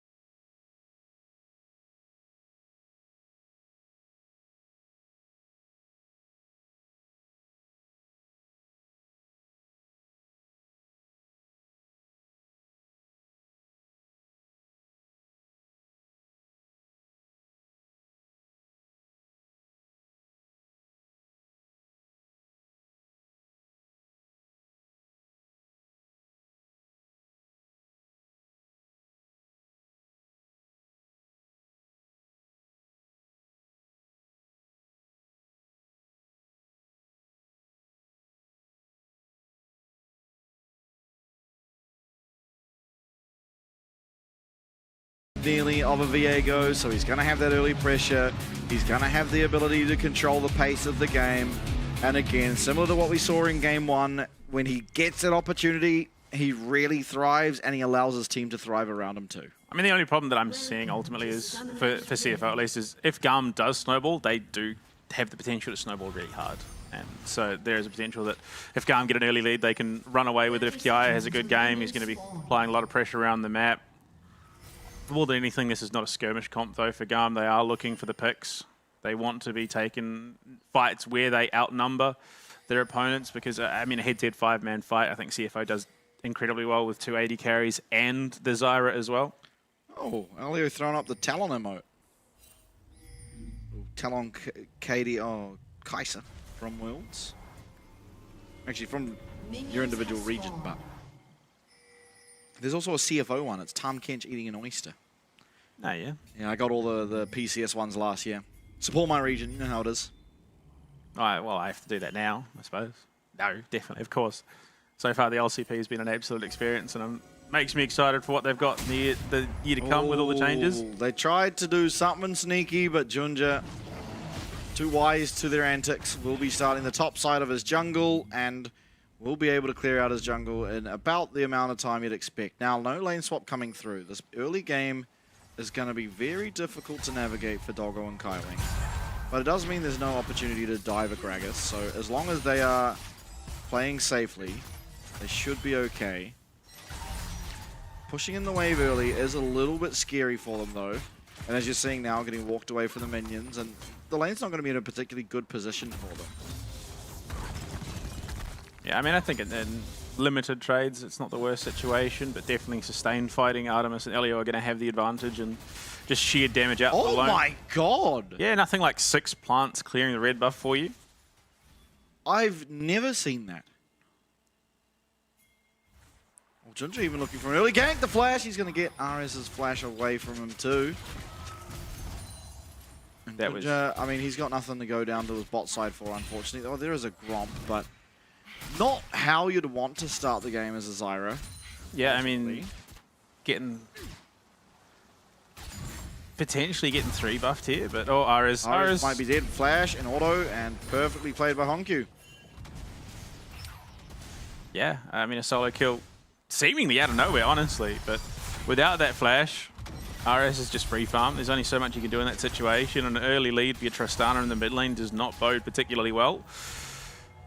Unfortunately, yeah, unfortunately for Junja, he's not going to get his blue buff, but for a jungler that farms as hard as Zyra does, I think there's definitely ways to get back into this. And poor Junja's just looking for anything at this moment, and there's nothing for him to even steal away. Yeah, unfortunately, that's the situation he finds himself in. Maybe an incorrect read on Levi's pathing. Oh dear, RS is dead again. Yeah, he is. There's no way out.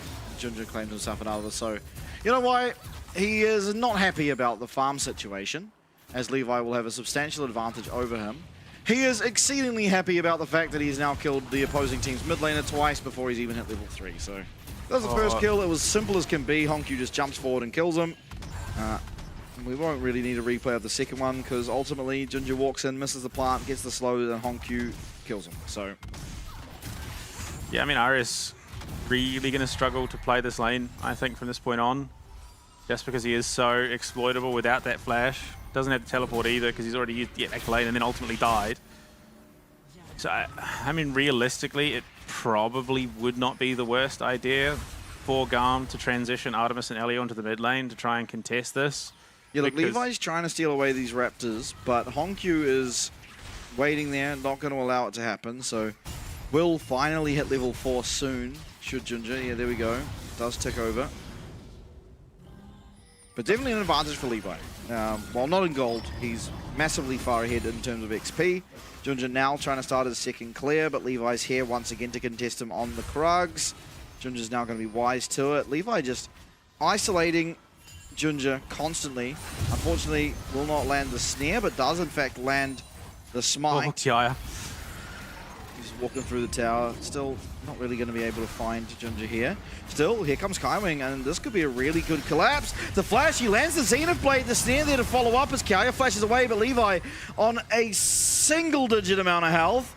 trying to find a way out, but Driver is going to be able to get there, gets the barrel roll, and will get himself a kill as well. So oh no, that's that. Blue buff into the hands of Driver as well. I mean, that is just a massive overstay in the enemy jungle, and once again, it feels like GAM falls to the same trap that we've seen out of VCS teams so many times before, where a couple of misplays forces them into desperation mode, and they try and force the issue and ultimately lose out worse than they already were. Yeah, recalls coming through.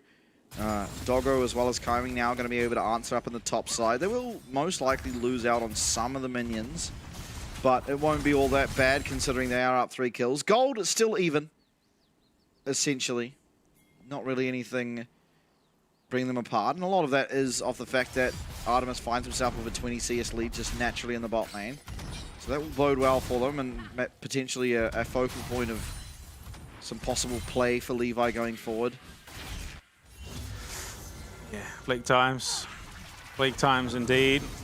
The VCS fans, at least it will be PCS versus VCS in both the upper and lower brackets going into the next playday. If obviously GAM don't somehow pull out a victory here, which is looking further and further from what could happen. Just, yeah, it's a rough spot. They're not out of it for sure, but to put themselves in this position is a bit of a rough one. Yeah. They are being saved by the fact that Artemis is naturally just finding himself so far ahead. Jin can do a lot with a little, based on the fact he has got a reasonable amount of utility in his kit, and base damages are fairly high. Nara's now trading a lot better for himself in the mid lane. Doesn't have flash yet, so does have to be a little bit careful of Ginger potentially looking on him one more time before that flashes up. But in the current state of the lane, Tristana will just naturally push it out, and Honku most likely wants to try and find himself a recall at some point. Well, Honku, in fact, maybe overstaying in the mid lane. Levi will be able to chase him. Flash is not going to be up, so we'll have to rely on the jump if he does want to get out. He's going to just try and trade the damage over. Ares getting over that wall. Will be able to pick himself up a kill. I believe Weaver's wall was committed for him to get there. But a massive kill back nonetheless. It goes over to Levi, who is ahead of Ginger. I think some really intelligent early game pathing from him has led to that, despite Ginger finding 2 early kills. And so they can be pretty happy that they've been able to answer back. And ultimately they're up gold, despite the early shenanigans. Yeah, I mean, it's a discussion. You know, do you really want... What do you prioritize? Do you bail out the mid laner who's struggling against his lane opponent, or do you look to accelerate your jungler, which is ahead, and try and put him into a position where he can really snowball going into the later stages of the game? I think the answer is likely that you want Levi to get ahead, because he has just been such a powerhouse in this roster. Not to say that RS hasn't been, but ultimately RS is still going to be able to contribute, even though he's not had the cleanest of laning phases, whereas if Levi gets ahead and find some gold and big items, he is going to be doing a lot. Oh my, Doggo. Doggo's in a world of hurt. Doggo's suffering. So he's suffering a lot. I mean, it's really strange to me that they didn't opt into a lane swap. It's really, really strange to me. I think Jin, Leona, ultimately just cannot interact with the Caitlyn. Especially when there's an Elise paired alongside it. Yeah, for sure. Driver, that 1 kill has definitely helped him accelerate. It's a repel being used by Alio for a solar flare, so again an amazing trade really, all things considered. But again, Ginger on the rat through this GAM jungle. If Iris is not careful, he'll find himself dying in much the same way he did earlier. It does have the flash this time, so it's a little bit less secure, but it does mean that if it is blown, Honku has that priority in a 1v1. Yeah, and Honku trading well. Oh, nice buffer of that rocket jump. Looked a little dicey, but able to buffer that one out. Now, Driver fairly low here up in the top lane. He is trying to drink from that barrel, but he might just be taken out. The stun comes through the follow-up as well. But Driver, he's tanky enough. He gets himself out. It's a good play by him. It's going to cost him his flash and ult, but Levi loses the same, and Ginger's here to mop up this minion wave and won't be under any threat whatsoever. Yeah, look, best of a bad situation. Also, we'll finish up the Rod of Ages, so he is just going to keep scaling off the back of that. Just the inbuilt ramp up that item does possess. CFO, look, I don't think realistically, Driver going down there would have been the end of the world, but it's gold that probably would have gone a long way to helping GAM just remain relevant, which is the issue they struggled with last game. They did hit a bit of a plateau, failed to remain relevant, and ultimately just was slow bled out of the game. For sure. I mean, they are up 1.1k, which is, again, on Artemis, he's massively far ahead of Doggo. Unfortunately, just a terrible lane assignment means that, yep, Doggo's going to be suffering. Oh boy. Oh, this is dodgy. Okay, rocket jump's going to be there. Climbing's here as well, but Hongq using his jump aggressively. And Junja's here. Aria's getting locked up. Hongq might just go down to the ignite and probably will. There it is, the final ticket is a trade, however, and somehow Hongq gets it. The bomb probably exploding, perfect timing. So it is a trade.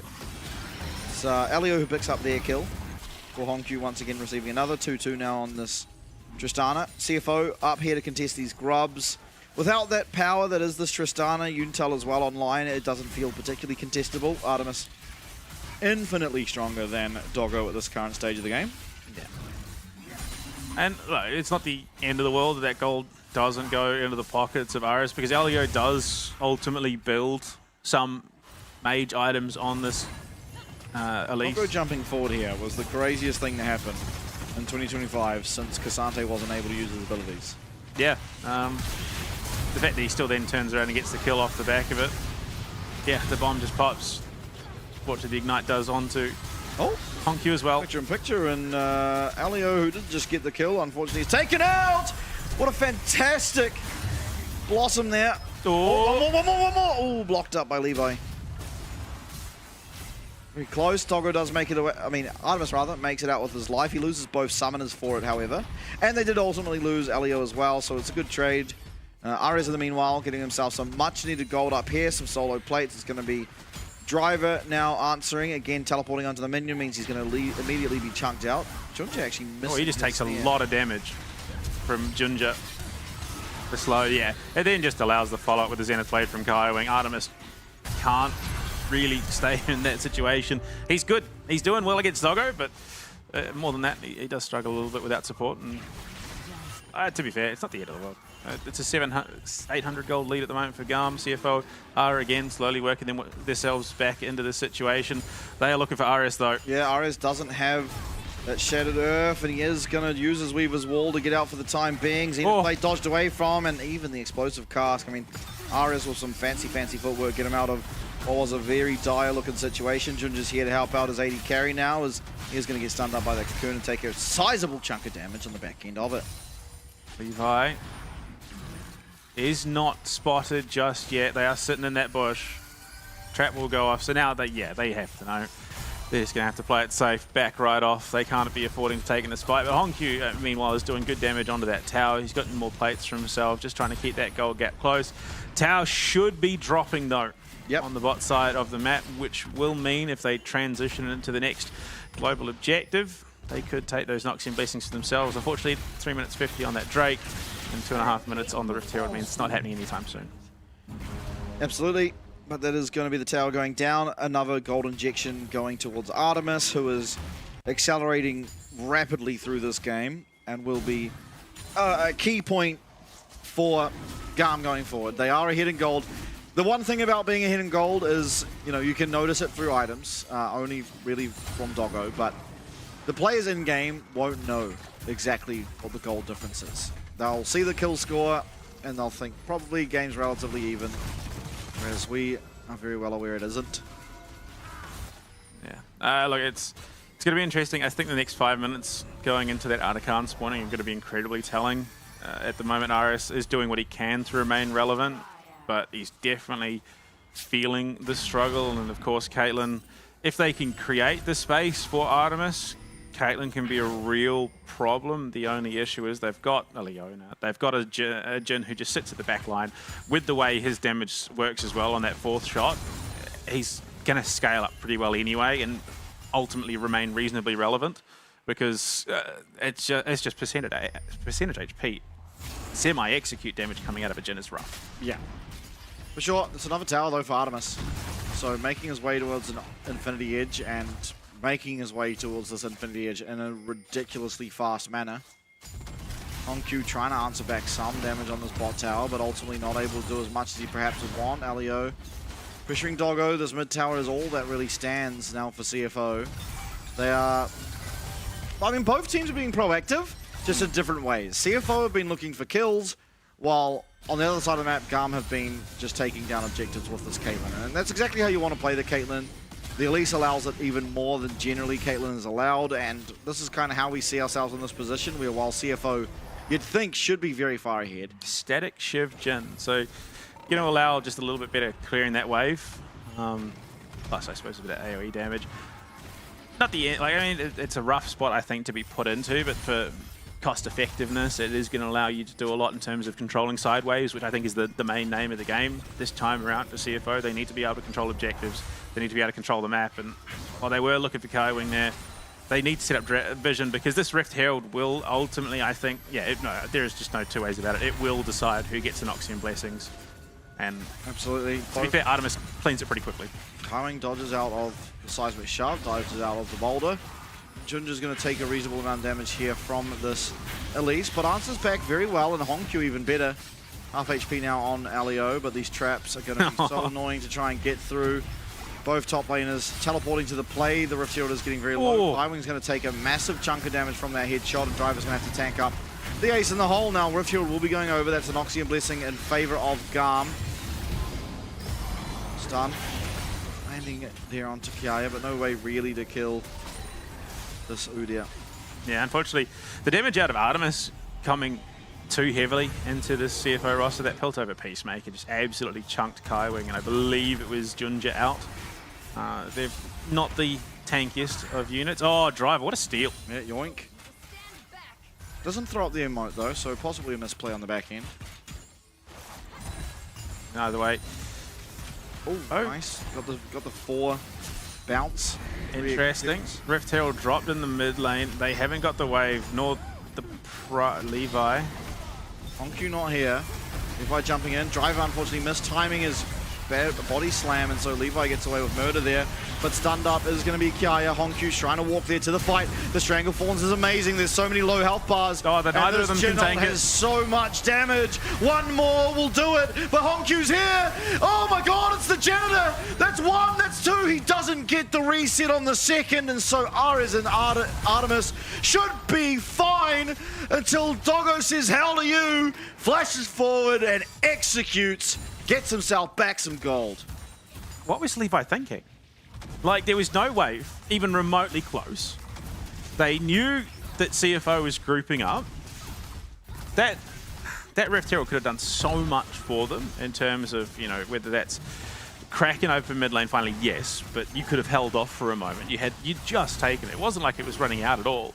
But he just runs in, gets caught. Kiai has to come in and try and bail him out. Ultimately gets caught as well. The rest of the team just gets absolutely wiped the floor with. And all of a sudden, you've just given them an avenue back into this game. Because, yeah, the next minion wave was at the inhibited tower. Yeah. It's unfortunate. Kiaya just gets locked up, and Jin, while not that impactful so far in the game, finds his impact here. He's slowing everyone up. They're able to buy enough time for Honku to get in. He gets his first reset. They're so lucky that he doesn't get a second one. Otherwise, this is even worse for them. And honestly, they're very lucky that Driver mistimes his body slam as well as misses his explosive cast, because they got completely wiped while so much went wrong for CFO. Yeah, I mean, that was just a ridiculous call for Levo to make, unfortunately. And they will now have to bear the consequences and try and recoup. They're still trying to fight here. The Weaver's Wall coming out. That tower's still alive. Taking a lot of damage, but stunned up will be Elio. He's very low on HP. Driver and Kaya joining the team, but Kaiwing goes down first. Levi going to be just able to get out, but it's a snipe on the back end. Doggo gets the lock up too, and Honku, who is so far accelerated in this game, gets himself yet another kill. That's going to be his 4th of the game, and he's feeling pretty good about things. There's once again another siege on this mid-wave. It goes awry, and CFO pick up the scraps. I am just so perplexed. So up until that moment where they run it into the mid lane tower, GAM were ahead. They were in a commanding position, and then for some reason, they decide to do the exact same thing again. And while it doesn't go nearly as bad as the last time, it still doesn't go any better. Certainly doesn't. Back to picture-in-picture, though. It looks like Driver might just be taken out. Kyling trying to peel for this Gragas, and he is buying a reasonable amount of time. He's living. He's got unending despair. He's back to about a quarter HP very shortly, as he does get some extra resistances from that barrel drink and the explosive cask. And the picture-in-picture looked pretty dire for Driver, but he's all right as Kiai tries to heal up, but he's got no damage. Down he will go. They will finally, at long last, secure themselves that mid tower, but again, it's going to be at the cost of two of their teammates. A rough spot, for sure, for GAM to be in. But CFO, realistically, should have at this stage in the game been in a lot worse spot due to the ability to them to capitalize on some poor play. They now find themselves in a position to pretty comfortably close out this series 2-0. I mean, for a situation where you are well up by a pretty decent margin, you are now sitting down 2k gold, and that gap is growing. You're down 10 kills in and of itself. You only have one winning lane, and that is Artemis right now. And the swing of it all is every other role is winning by at least 1k, and you are 2k ahead in the mid lane as we hit the 21-minute mark. For sure, and I think one thing you didn't mention is the Dragons, which CFO are on the sole point. Only 21.5 minutes in. After the 23-minute mark comes through, there will be a soul potential, and the Cloud Soul at that. For the side of CFO, which, you know, they're poised to be able to pick up. Ultimately, you found the effect you wanted out of this Elise Caitlyn, but just threw it away.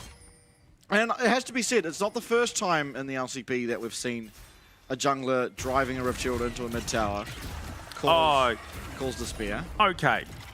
Now, Mears, you could understand as a bit of a mistake. Like, you could see the way that he was passing, he accidentally clicked on it. Levi 100% dropped that, 100% jumped into it, and then drifted his team into a 4-man wipe. It happens. Nope. 0-5. It shouldn't. RS is... Oh, it's a dire place to be in. Honku is that point of strength for CFO, and he is ultimately roughly even with Artemis, largely because of all the tower gold picked up. This is a game-ending fight. I'm sorry.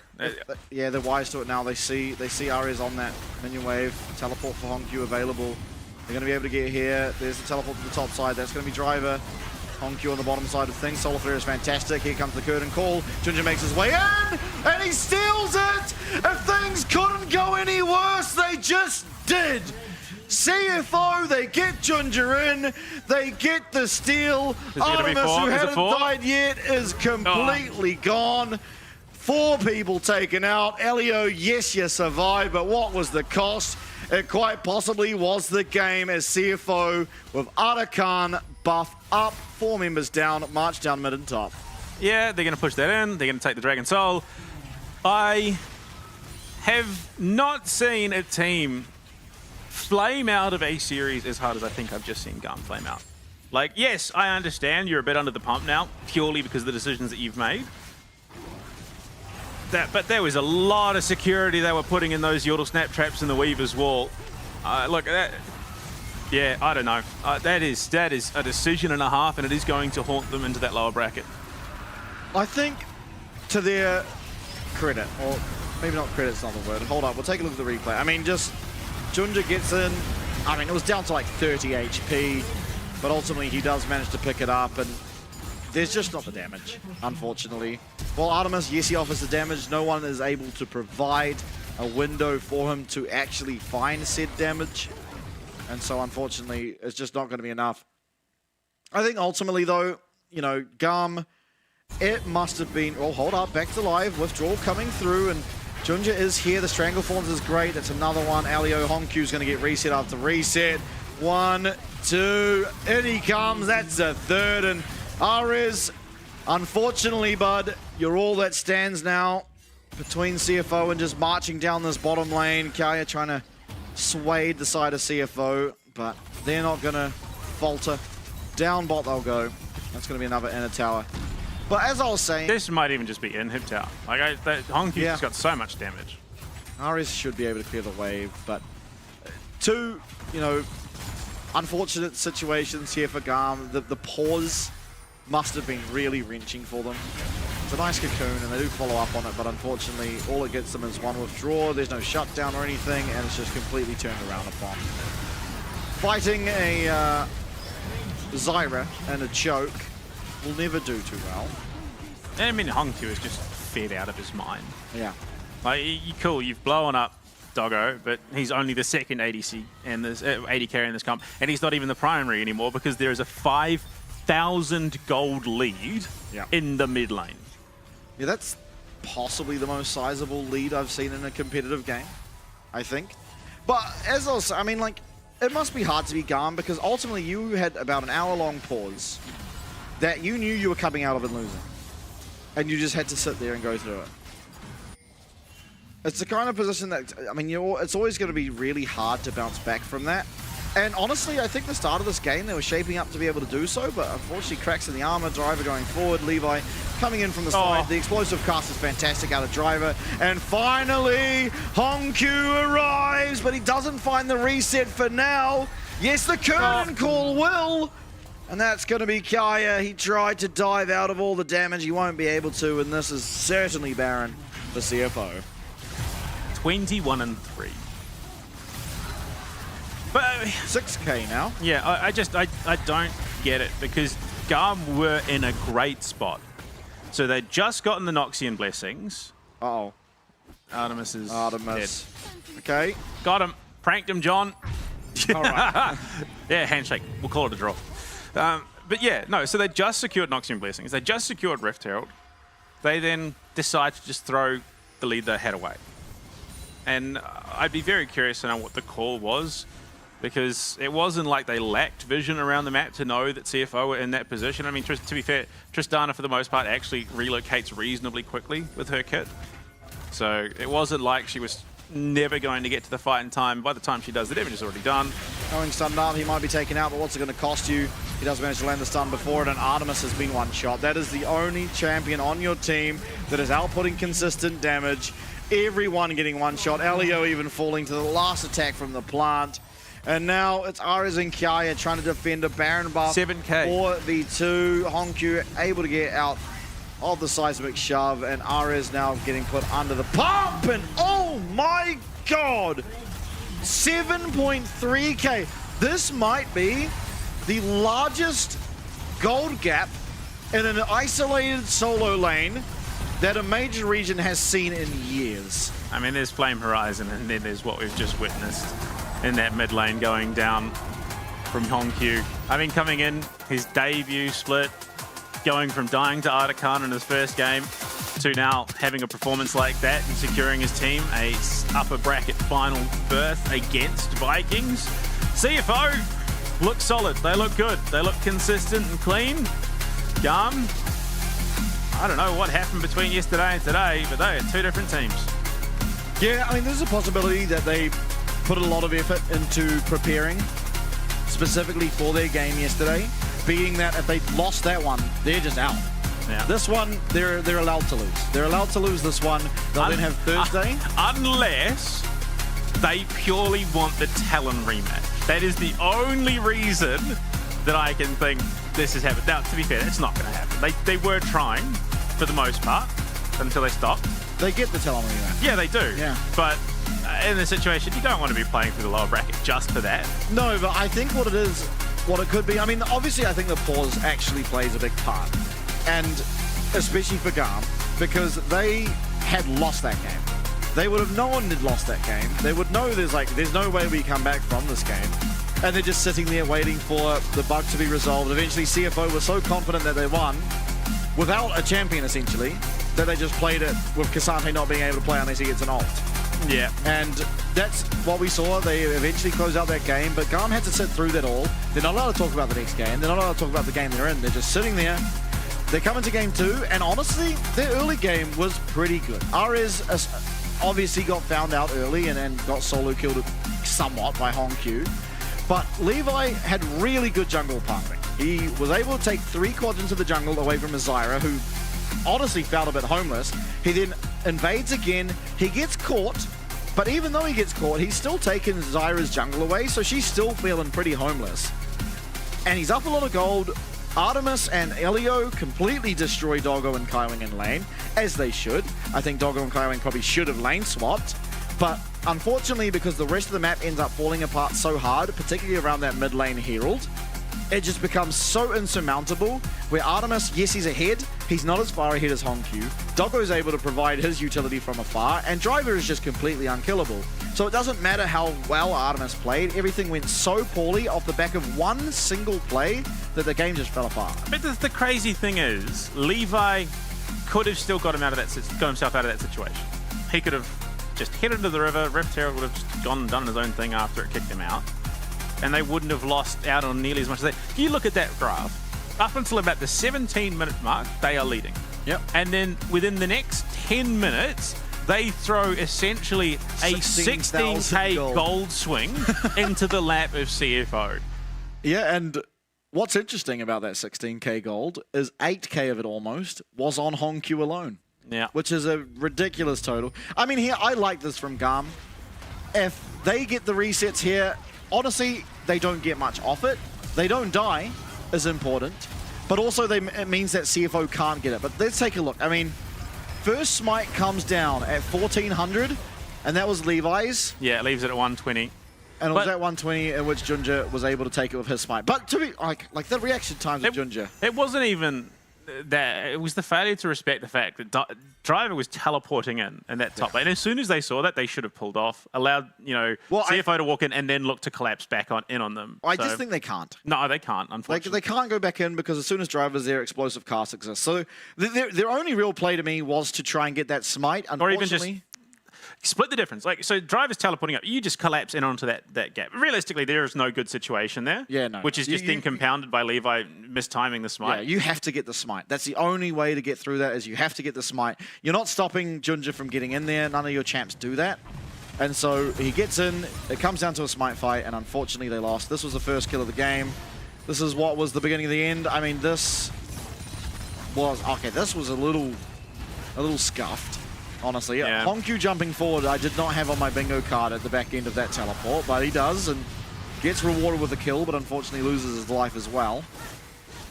I mean, just look at the damage. Yeah, I mean, Junja was just doing so much, and I mean, justifiably was integral to that success. I mean, Artemis could do nothing.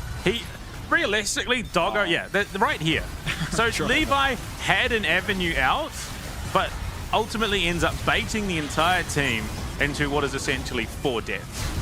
For no other reason than he's figured, why the hell not? And yeah, look, at this point, Doggo is essentially a second support. From here on out, it's set up Hongq, because he's got all the damage, he's got all the gold, he's got everything. He's going to be the one just chewing through. And yeah, look, the fact that Doggo can just do that completely unpunished, I think at that stage speaks to what they're... And then for some reason, they decide to double down and force it again. Yeah. And look at how good the Stranglethorns is in situations like this. It just stops anyone from Driver just threw Levi into one of those curtain call shots too. What a beast. Here it is. I mean, this was... The game was already feeling over here, but this is where it just felt completely done, unfortunately. Even Hongq there, for good measure, has the bomb, throws the buster shot, and collects a second with the explosion of the bomb. Artemis... Yeah, does actually finally go down. I believe that was his first death this game as well. He had a pretty good game for himself, I think, all things considered. Yeah. Artemis can probably look at himself and how he performed and be pretty happy. Obviously, he won't be, being that they did lose, but... The good news for GAM, of course, is that they do have another life. Because they won yesterday, they are not eliminated. They will, however, go up against TALON Friday, so in 2 days' time, where we will get to see if they're able to take down TALON. I mean, both teams kind of off to a rough start. Although, I guess GAM went off to a good start, but then turned out rough. Yeah. Oh, dear. Imagine dying to the fauna, or the flora, rather, in the jungle. Yeah, unfortunate. Today's results. Game number 1, an absolute banger. Absolutely. Especially the third game of our first series was so back and forward, and it resulted in a 2-1 in favor of Vikings, who now move on to our upper bracket. And facing against them, we got a whole day of VCS versus PCS, baby. It's going to be CFO, who took the win over GAM. We just saw it there, 2-0. It was a long 2-0. Yeah, we flipped the LCP Civil War on its head going into Friday as well. So look, we did. I don't know. It was an interesting way to close the day for sure. Yeah, absolutely. But ultimately, it was CFO who, for my money here in the playoffs, have now looked the strongest out of every team. Even able to win what was essentially a 4v5 at the end. As, Cassante... if there's one way to remove Cassante... Look, Riot have been trying to remove that guy from competitive for a long, long time. I've discovered how. You just make him permanent Cassante alt, Rel alt, aftermath. And he will not exist anymore. Well, look... At the bracket as well, I mean, Vikings versus CFO, I think there is justifiable arguments for both sides, VCS and PCS, as to who they think will be the ones to make it through that upper bracket final. I would be very surprised if it wasn't a VCS versus PCS finals matchup. I'd be very surprised if it was just straight PCS, because Vikings have been looking absolutely on fire. Really? Okay. Maybe it's the PCS shilling me, but I would expect... It's the VCS shilling me, so... I would expect the finals to probably be between CFO and TALON, but again, I said this at the top of the playoffs, any of these 4 teams making it to the grand finals, and honestly, any of the 4 teams winning the grand finals would not surprise me. Because when GAM look hot, they look real hot. And the same can be said for TALON, for Vikings, for CFO. So... you get to those grand finals, as long as you're playing peak League of Legends as far as your team's concerned, I think every single team has an avenue forward, an avenue to qualify for the First Strike tournament. But of course, Friday's games, here they are on your screen. It is a big one. Possibly 8 games on that day, as our first match will be a best of 3 between TALON and GAM, followed by a best of 5 between Vikings and CFO. Keep in mind that while we usually start at what is 11 o'clock our time, it will be starting 2 hours earlier. So whatever time the LCP generally starts for you, wind your clock back 2 hours. That is when it will start on Friday. Obviously allowing for the time that extra games are, because over in Taiwan right now, it is something like 11 p.m. So obviously if you start at the same time, it does go to 8 games. You're getting some pretty late games in there for a competitive series. So definitely make sure you are aware of that. You've got the alarm set, or however you tune into the LCP, because it is sure to be a good game, or a good day of games, I suppose. Yeah, no, it's going to be some exciting League of Legends. We are going to be seeing, how that best of 5 draft rounds out as well. So I'm excited. Absolutely. Thank you so much, everyone, for joining us today. It's been an absolute pleasure to present to you the League of Legends Championship Pacific qualifying series. We will see you all on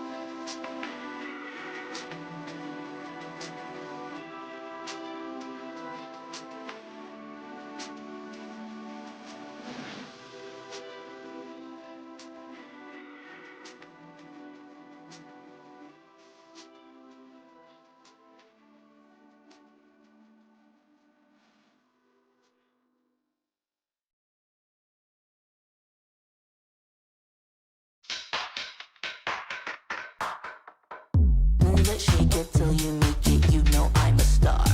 Crave it, chase it, I'm gon' make it, baby. I'll go far. Crush it, kill it, you can feel it. My tabs on the bar. Crush it, kill it, you can feel it. My tabs on the bar. Oh, let the rhythm go, go right deep into your soul. Move your body in there tonight. Oh, let the rhythm go, go right deep into your soul. Move your body in there tonight. Shake it.